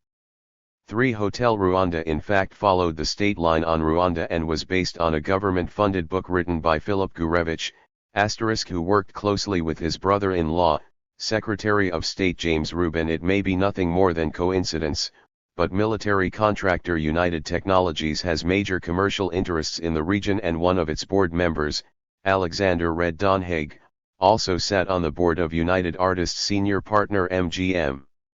Hotel Rwanda is about the true story of hotelier Paul Rusesabagina during the 1994 Rwandan genocide, who saves his family and more than 1,000 other refugees by granting them shelter in the besieged Hotel de Mille Collines. The standard story about Rwanda, replicated in the film, is that the U.S. turned a blind eye to the 100-day frenzy of genocide pre-planned by the Hutu government against the Tutsi minority and some moderate Hutus. Supposedly, the U.S. was concerned about putting its troops in harm's way, especially given the debacle in Somalia the previous year, thus it ignored what Gurevich called the Jews of Africa and became bystanders to genocide, as Samantha Power famously put it. In short, the U.S. is tortured by its own temporary soullessness, Africa suffers, the Rwandan Patriotic Front are disciplined and heroic, America should deploy troops next time. The problem is that consensus over the Rwandan tragedy is far from established, as the official narrative has come under sustained attack. Phil Taylor, former investigator for the International Criminal Tribunal for Rwanda, claimed that for anyone who followed closely the 1994 crisis in Rwanda, the highly touted film Hotel Rwanda is merely propaganda statements interrupted by bouts of acting. Some critics argue that not only did the U.S. fail to intervene to prevent genocide, it intervened both before and after the massacres to ensure its side the RPF won. So, for instance, according to a French judge, it was Paul Kagame and his Tutsi associates who shot down the Hutu president's plane, killing all on board including President Habyarimana himself and President Ntaryamira of Burundi, commonly accepted as the trigger for 158. The genocide. This act was part of the Kagame Tutsi final assault to seize power after a 4-year war, with the assistance of the US-sponsored Ugandan military. A third Hutu leader, Melchior Ndadaye, an earlier president of Burundi, had been assassinated by his Tutsi military in October 1993, which was followed by an anti-Hutu pogrom that killed tens of thousands and drove hundreds of thousands of Burundian Hutu refugees into Rwanda. The RPF gained power, and their preferred status in the West cleared the ground for Kagame and Yoweri Museveni, Kagame's ally and fellow U.S. client and dictator, periodically to invade and occupy eastern Congo without international community opposition to clear out the genocidaires. This led to the killing of hundreds of thousands of civilian Hutu refugees in a series of mass slaughters, and also provided cover for a wider Kagame-Museveni assault in the Congo that has led to millions of deaths in what has been commonly described as Africa's World War.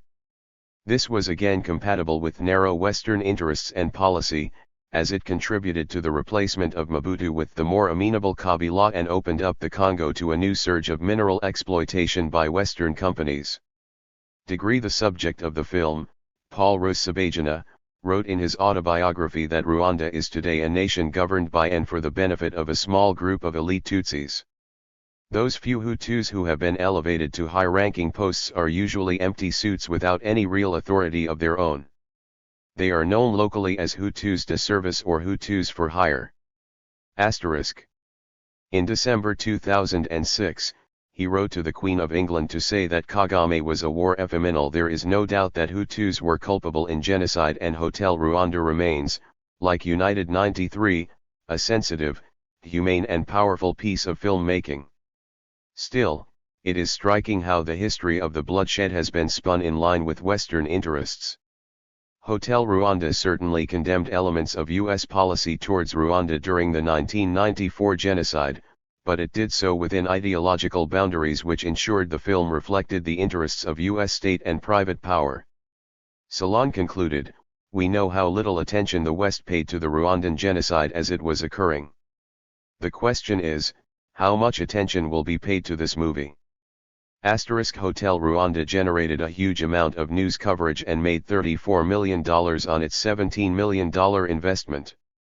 People are paying attention. The real question is, should they? The low-budget Battlefield 159.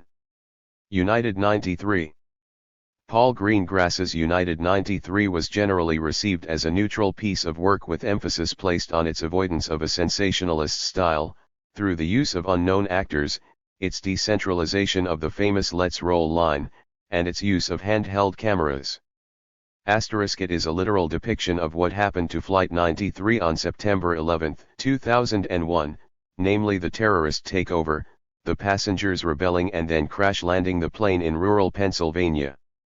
In other words, it was not a jingoistic piece of Hollywood trash, but rather a sensitively made piece of work that dealt respectfully with the human beings who all lost their lives on that day. Still, a closer look at the film suggests it is not as neutral as it appeared. 9/11 had occurred whilst Paul Greengrass was making Bloody Sunday, which recreated the 1972 massacre in Northern Ireland. Greengrass commented, "Made what I was doing seem a bit irrelevant. But then, as we carried on working, it became for me oddly relevant, because Bloody Sunday was really about how we overreacted, how we militarized the early stages of the conflict and made it much worse." United 93 raised no such issues, so it is hard to see how Greengrass saw it as oddly relevant. The film's Bible, as Greengrass put it, was the Bush administration's official 9/11 Commission report, which simply presented the events as described on the day. Perhaps this is what Bush had in mind when he said, "See, in my line of work you got to keep repeating things over and over and over again for the truth to sink in, to kind of catapult the propaganda." The film was embellished with a few artistic flourishes which further added to the film's Bush-friendly ethos. First, Greengrass characterizes a German passenger, Christian Adams, as the only character counseling appeasement, which led to his real-life widow refusing to cooperate with the film. In contradiction to the White House press release that Greengrass had the blessings of survivors of all 40 individuals killed aboard the plane.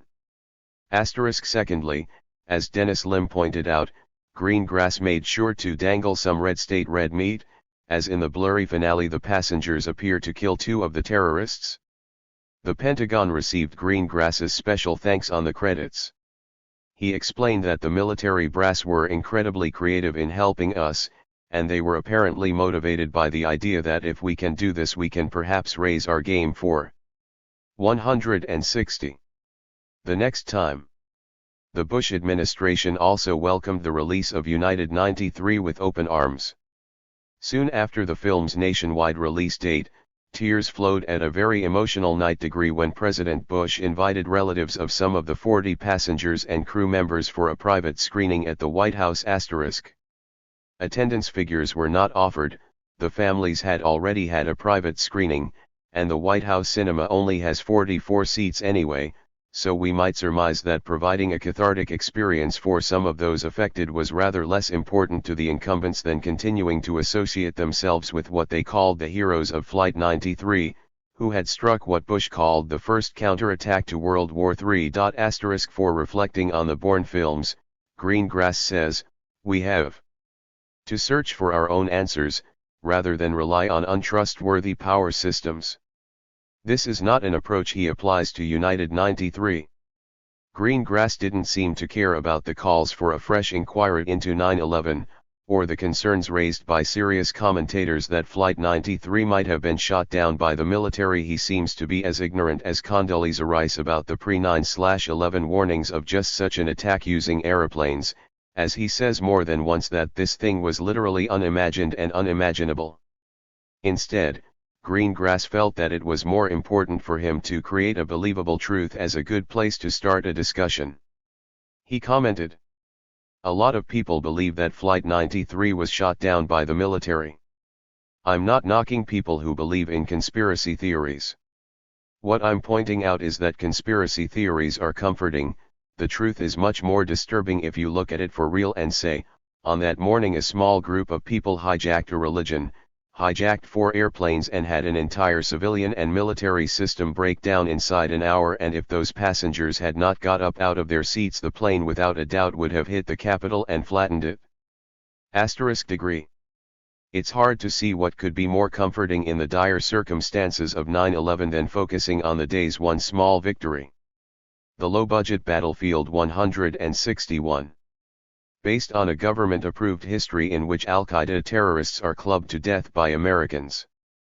Discussing the decision to shut down U.S. borders in the immediate aftermath of the Twin Towers attacks, Greengrass points out that in the aftermath of a terrorist attack civilian life begins to close down, military response becomes predominant, the delicate systems of a democracy become compromised.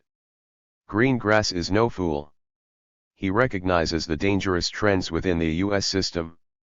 He just doesn't seem to appreciate that here he supported them. Home of the Brave. Similarly, Home of the Brave was promoted as a thoughtful anti-war statement, turned down for assistance by the Pentagon and refused screening on Army bases. In reality, it was a subtle endorsement of staying the course in Iraq, which the Pentagon wanted to sanitize still further by removing references to soldiers smoking cannabis. Samuel L. Jackson plays Colonel L.T.C. William Marsh, dealing with civilian life after returning from Iraq. Marsh argues with his teenage son. Marsh, so you're against the war? You don't know a damn thing about it? Billy, it's not a war, it's an occupation. They hate us. Marsh, we're trying to build a country. We did the same thing here a couple hundred years ago. It's not easy. Billy, yeah, right, and we're doing a good job of it. Maybe if we flushed a couple more Qurans down the toilet at Guantanamo to help speed things up. Marsh, so you think we should just leave, huh? Let them rip each other to pieces? It's not an easy decision, is it? There are some bad guys over there. Billy, ha, what bad guys? What is this, a Schwarzenegger movie? Why don't you just admit it? We went over there for oil and the everything else is bullshit. Shortly afterwards, Billy asks rhetorically, since when did our country decide it was our job to just piss everybody else off? Marsh, You don't know what the fuck you're talking about. You should read a history book. Billy, I will, when you go read a newspaper. Marsh, I don't have to. I was there. 162. The exchange is thus rendered a battle for truth between father and son, history books and newspapers, the mature and the adolescent, primary knowledge and second-hand opinions. There is some room for interpretation, but ultimately for all these reasons Jackson's view is more convincing. A similar discussion occurs earlier in the film, where a petulant female character is silenced and then brought to tears after her army friend expresses his genuine belief in his mission in Iraq. Home of the Brave ends with one soldier returning to Iraq, narrating a letter he has written to his parents, which deftly makes the case for ignoring the politics of the war. Maybe the leaders of our country didn't know what they were getting into. Maybe the people don't want us there, and maybe this whole thing is just making it worse. But even after all that, I can't stay behind knowing there are soldiers over there getting attacked every day and dying every day. I don't feel like it's wrong for me to want to go back over there and help. It's a hard job being a soldier. Not just for me, but for the people we leave behind. We all carry scars of war. But I know that if I do my part, then maybe we'll all get out of there and get home to the ones who love us just a little bit quicker. In other words, the experienced soldier, as a final thought in the movie, dismisses the anti-war stance, characterizes the Bush administration as blunderers at worst, and suggests that applying further force is the solution to the Iraq crisis. Makes perfect sense to me, he concludes. A similar political argument was promoted by the Hurt Locker, endorsed by Obama's Defense Secretary Robert M. Gates. But at least it did away with Home of the Brave's hand-wringing and essentially conformist politics in favor of telling a story with an engaging lead character. Let's roll. Air Marshal. A considerable body of lower-budget products trot out standard political lines, often beefed up with some all-American machismo, particularly in the action-adventure genre. In Flight of the Intruder, a Navy pilot, frustrated with the pace of the war, takes the low-budget Battlefield 163 unsanctioned bombing mission to North Vietnam. In Sniper, the U.S. government sends Special Forces operative Tom Berenger to take out rebel Panamanians. In The Point Men Made in Israel, heroic Israeli Secret Service agents neutralize a Palestinian bad guys trying to destroy the successful peace agreement. In Stealth Fighter, the war on thugs is explicitly discussed as being a fig leaf to allow U.S. pilots to destroy weapons factories in enemy territory. There is even a lucrative industry in Christian fundamentalist films, such as the apocalyptic Left Behind series, in which American Christians are whisked off to heaven and the UN Secretary General is revealed to be the Antichrist. In Air Marshal, Islamic terrorists hijack a passenger plane and an air marshal saves the day. Unlike in Executive Decision, to which Air Marshal bears many similarities, even the U.S. senator on board the plane is heroic. When trying to take control of the plane, the senator actually pilfers the "Let's roll" line from the real-world 9/11 hero, Todd Beamer. A little all-American boy helps fly the plane to safety at the end. The film exudes a particular hatred for the bad guys. All of the Muslims are villains, young, old, male, female. It comments favorably on racial profiling and pointedly highlights that lots of passengers are called Mohammed. Jamal wants to smash the plane into a U.S. aircraft carrier. He threatens the terrified passengers, "You think we are playing by the old rules? Western rules? Human life on this earth is sacred? No. But for Mohammed to die a martyr is the most holy of acts. For you to die an infidel is our sacred duty." An exchange between Jamal and the senator exposes the heart of the movie. Senator, the United States of America does not negotiate with terrorists. Jamal, terrorists. Who are the terrorists? The ones that bomb from 10 miles up, killing women and children. The ones who have no remorse whatsoever. Senator, why do you hate us so? You obviously live in America. You know us. Jamal, exactly. Know your arrogance. Your contempt for the rest of the world. Your moral corruption. And your so-called freedom. Senator, yes, freedom that the rest of the world envies us for. 164. Jamal, your freedom is a joke. The rich control everything. Control you, Senator. Senator, you're fanatics. That's not religion. Jamal, you Americans are fanatics about money. Money. Money. Senator, I stand for family values, spiritual values. You people have no respect for human life. You treat women like cattle.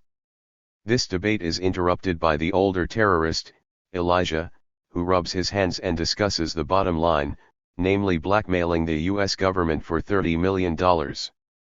If the government doesn't pay up, he insists, he will start to deduct passengers. In other words, it is not capitalist America which is obsessed with dollars, but rather other factions of the Islamist movement. But we only need sit through a few seconds of Air Marshal to find a good indicator of its politics, since the film actually begins with US Special Forces assaulting Libya. The fact that the country is spelt incorrectly is not so much an indication of the filmmaker's level of literacy as it is of the casual contempt with which Hollywood feels it can depict countries that have already been thoroughly debased by the media. In the Army Now. It is not just formulaic action adventures that endorse state violence, either. The comedy Spymate begins with Minky the chimp blowing up an Arab terrorist compound and beating up the Arabs just as they are about to detonate a missile at a peace summit held by world leaders. A similarly convenient nutcase Arab dictator with a missile appears in earnest in the army.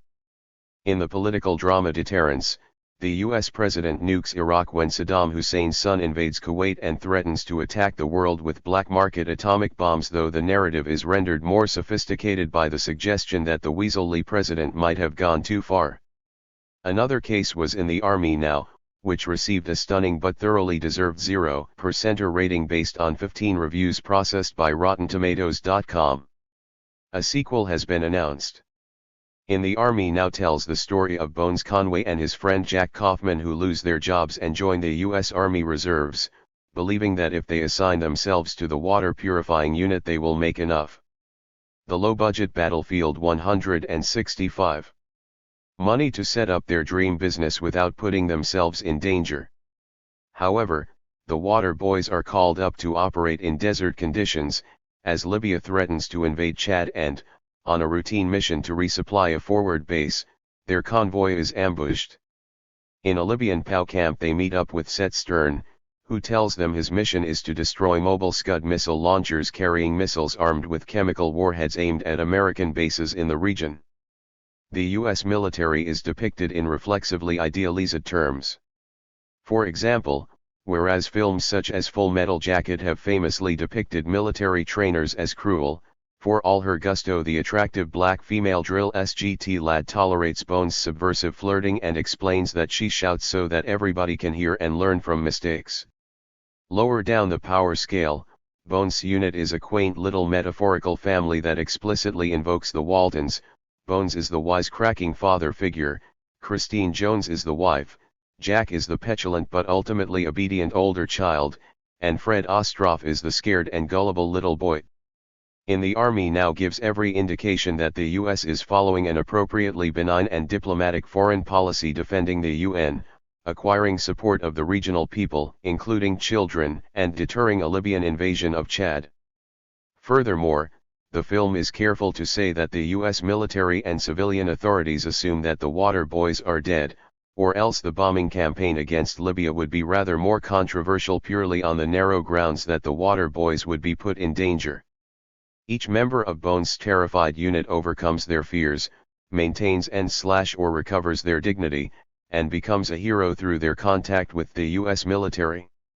The water boys have to take the place of the incapacitated special forces and destroy the chemical weapons launch facility. Their experience also allows them to be better civilians when they leave. Christine fights in a war as she had always wanted. Bones becomes a real leader, who gets together with Christine, and who runs a shop with Jack right next to the army recruitment store. The lame-brained black chap even conquers his fear of insects, which must have been nice for him. Libyans have attacked UN forces, are preparing to launch chemical weapons at US installations and, of course, all look the same: filthy, ugly Arabs. By the end, even their own animals turn against them, as an Arab sneaks up on Bones, the camel he had been. 166. Petting earlier jumps on the Arab and pins him down. Side-splitting family fun from Disney. The Pentagon saw in the Army now as an important propaganda and recruiting tool, especially for 13-18-year-olds. Its technical advisor Major Thomas McCollum explained that it shows the military has the capability of teaching an irresponsible individual responsibility for his actions and the ability to help others. This responsibility involves applying force without any indication of future consequences against aggressive Libyans who, implausibly, have the means and desire both to invade their neighbor and launch preemptive chemical weapons strikes against U.S. bases. Conclusion: there is great potential amongst lower-budget productions to push the ideological boundaries and challenge the common self-serving assumptions about U.S. benevolence. Numerous films like War Incorporated, The Quiet American and In the Loop have done so, and particularly documentaries by the likes of Michael Moore, Mark Akbar, and Oliver Stone.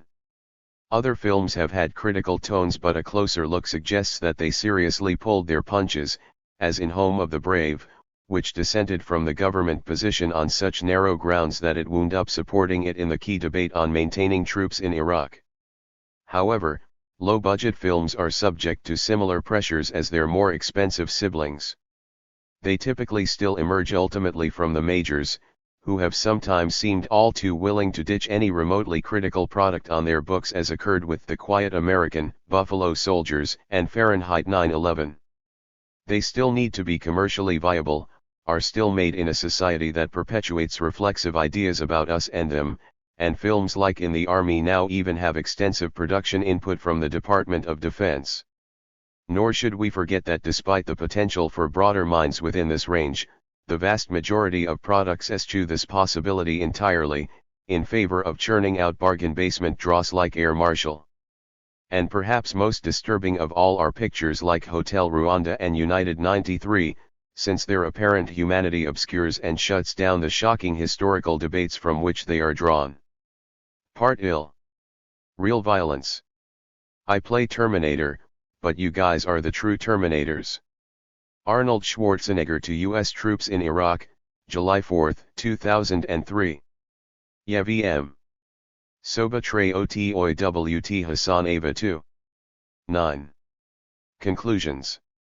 The liberal magazine American Prospect alleged in 2000 that Hollywood is manifestly leftist, and that it loves to warble the plaintive song of lefty idealism. Similarly, The Washington Post recently bought into the right-wing perspective that for 30 years Hollywood has been telling lies loudly, constantly, and almost always in support of a left-wing point of view. Calling for regime change in Los Angeles, producer and screenwriter Andrew Klavan wrote in the celebrated newspaper that the Hollywood left-wing establishment was responsible for grinding out this propaganda which, he explained elsewhere, should be replaced with gung-ho patriotic war movies that celebrate our fight. Of course, there are prominent liberals in Hollywood, but is there a left-wing establishment?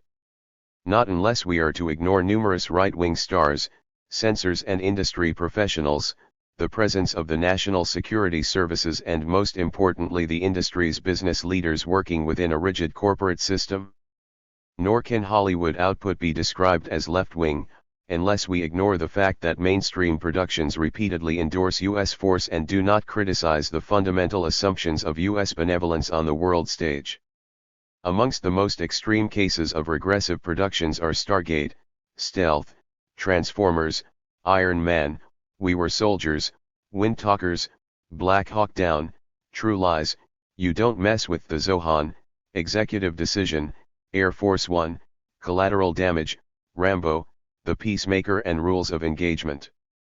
But almost all films either ignore, marginalize, or denigrate critical viewpoints on U.S. power, so the issue is more all-encompassing than a simple worst list, or what we might call a body of national security cinema.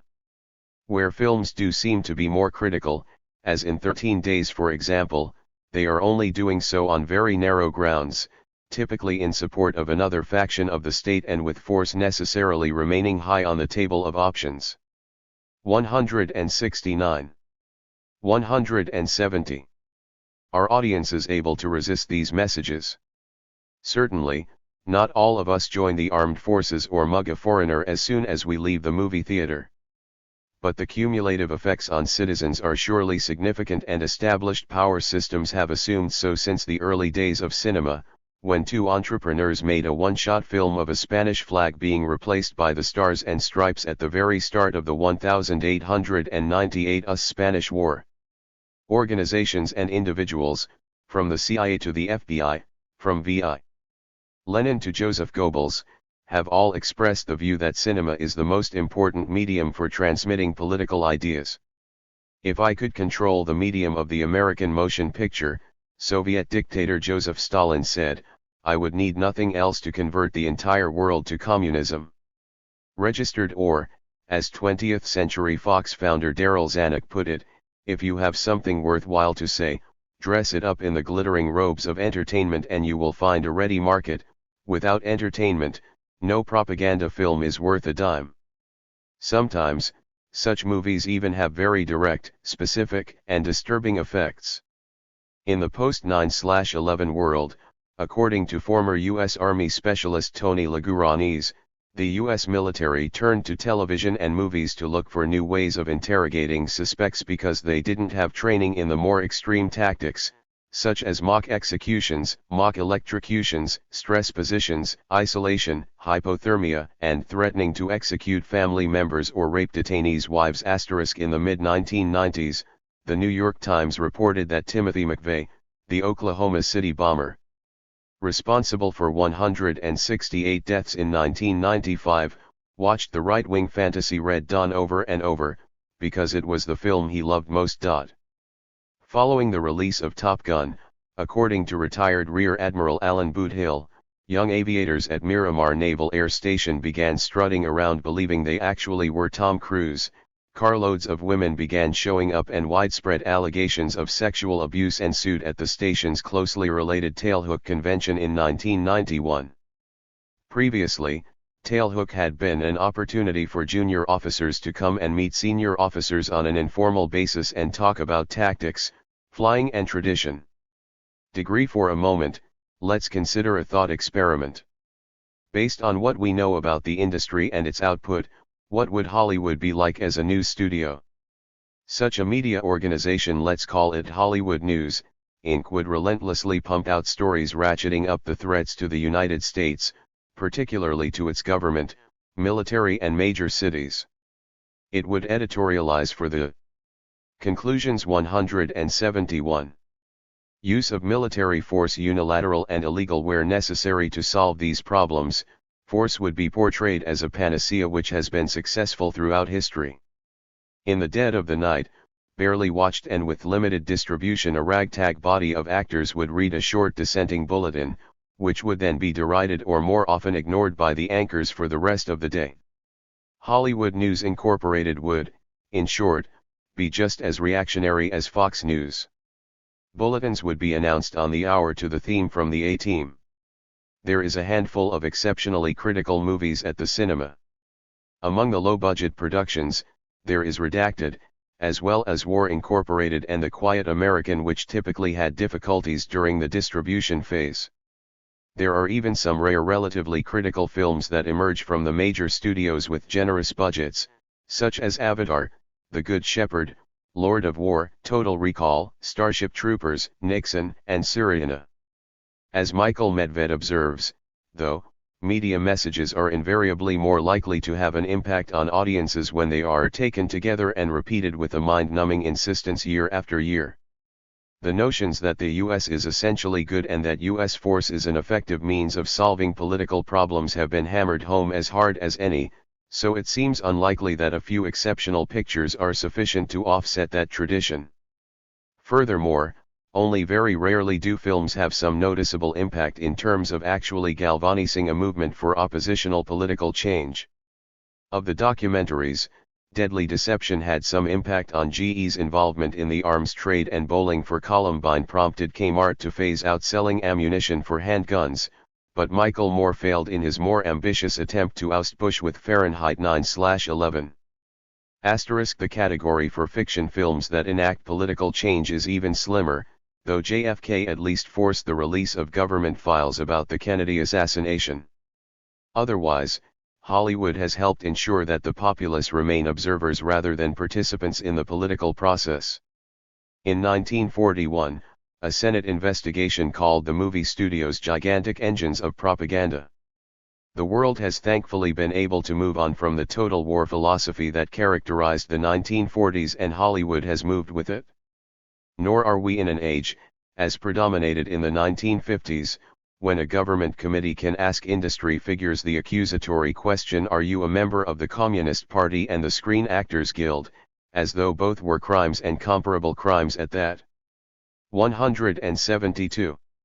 However, this is still an era of conformity in Hollywood over the essential elements of U.S. power. In some ways, this is more serious than ever, as corporate and financial pressures on films to support the status quo and to cleanse critical content have increased. There are clear cases of scripts being toned down to take account of left-wing concerns and pressure groups, as in Collateral Damage and Sum of All Fears, but with few exceptions they remain fundamentally reactionary products nonetheless. More frequent are the film products that began as intelligent or even progressive books, scripts, or concepts, but demonstrably became reactionary during the development/production phases, as with The Peacemaker, Black Hawk Down, Jarhead, Behind Enemy Lines, Rules of Engagement, Charlie Wilson's War, Munich, the Terminator franchise, and arguably with Tears of the Sun. National security organizations, namely the CIA and the Defense Department, were rarely the clear and direct cause of extensive changes, but their presence on the sets of roughly a third of contemporary films with foreign policy themes is a hefty counterweight to any filmmaker trying to break the mold. The other pressures are harder to demonstrate on each and every film product, because decision-making processes on scripts are not usually subject to much scrutiny, but who can doubt that the desire to provide placement deals and commercial gimmicks did not contribute to the lightweight tone of films like Transformers? Mostly, though, films were designed to operate within predefined conventional lines right from their inception, since the culture in which they begin life is very hostile to challenging political narratives. As Jack Valenti put it, Hollywood and Washington are sprung from the same DNA. It wouldn't take a gifted script writer to make films more favorable to many commentators on the right. In the New York Sun, Michael Fumento asked, just how many Hollywood movies have been made in which the bad guys are Islamist terrorists? If you have to guess none. Degree to win the argument, which he made in 2005, Fumento excluded films about 9/11 itself and documentaries and the flight that fought back. Our guess of none would also neglect Team America, as well as made-for-TV or straight-to movies such as Air Marshal and Made in June 2001, but distributed in 2002 after the attacks, Chuck Norris's The President's Man, A Line in the Sand. Fumento also sidelined several TV series such as 24 and Jag, which depicted Islamist terrorists, and the docudrama Saving Jessica Lynch, which Conclusions 173 smeared specific Iraqis who had behaved impeccably in real life. Still, in 2009, another conservative commentator, Andrew Breitbart, made the flimsy claim that you cannot get a film produced now that has Islamist terrorists, ignoring recent cinematic releases like United 93, American Dreams, The Kingdom, Vantage Point, Iron Man and An American Carol, plus numerous films about Iraqi terrorists and insurgents. Hollywood can be vindicated for such depictions of Islam because verisimilitude is the all-important consideration, opined Daniel Mondale in the pages of Middle East Quarterly. There are simply no Jewish versions of Osama bin Laden or black versions of Sheikh Omar Abdul Rahman, he explained, so substituting Muslims for blacks or Jews would be inappropriate. Mondale is right in the sense that some narratives do make more sense with Islamic villains. But should such villains be presented as identical bad guys? Should Hollywood keep churning out so many pictures involving hijackings and insurgency against American targets? Wouldn't it be better for Hollywood to present Arabs and Muslims more frequently in other roles as well? And is it really true that no other groups, militias, Nazis, cults, threaten the kind of terrorism Mondale is talking about? The call for more depictions of Islamist terrorists also misses the fact that Hollywood has been awash with offensive images of Arabs and Muslims for a century, as Jack Shaheen observed from a lifetime of research. While Shaheen's Real Bad Arabs only endorsed 65 of 950 films from 1914-2001, his research indicates that there truly has been relative restraint on the demonization of Islam post 9/11. In his 2008 book Guilty, which looked at the 100 or so relevant films made since the attacks, Shaheen actually recommended 23 and only placed 18 on his worst list. The likes of Fumento want to reverse and stamp out this trend, which is very much in its infancy, even while the portrayal of Arabs and Muslims remains extremely negative across all media right up to the present day. Would it really have been preferable for the filmmakers behind Sum of All Fears to have stayed faithful to Tom Clancy's book and depicted an Iranian government-sponsored Palestinian nuclear attack on U.S. soil? Furthermore, is the West really so infested with dumb pacifists in positions of power that we need to produce propaganda films to stiffen its resolve? Are Islamists the only real-world enemies the West has? Is the vilification of North Korea in just a handful of modern movies, Team America, Behind Enemy Lines, Axis of Evil sufficient for people like 174. Fumento, Clavin, and Mark Stein? The Chinese dictatorship has barely been used as a villain at all.